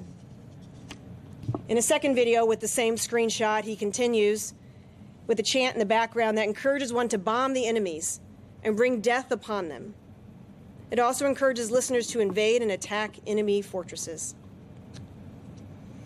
The next video screenshot, the next video he sends, is him listening to Hezbollah Secretary General Naim Qassem talking, And the Secretary General is saying that the listeners have one of two choices, victory or martyrdom. Qasim praises the Mujahideen in the field for giving the rest of them courage and determination. And the Arabic writing at the top in yellow says, "I remain committed." The bottom video screenshot is a video of him with the upbeat battle song in the background. The song mentions it's time for slaughter and bloodshed, and there's no time to draw back. While he's listening and recording himself driving, he yells, "Allahu Akbar," and then interrupts to declare his total devotion to God, saying that he is answering the call to heaven. Next slide. This photo, which I believe is out in the public, is a text up on the upper part. It's a verse from the Quran.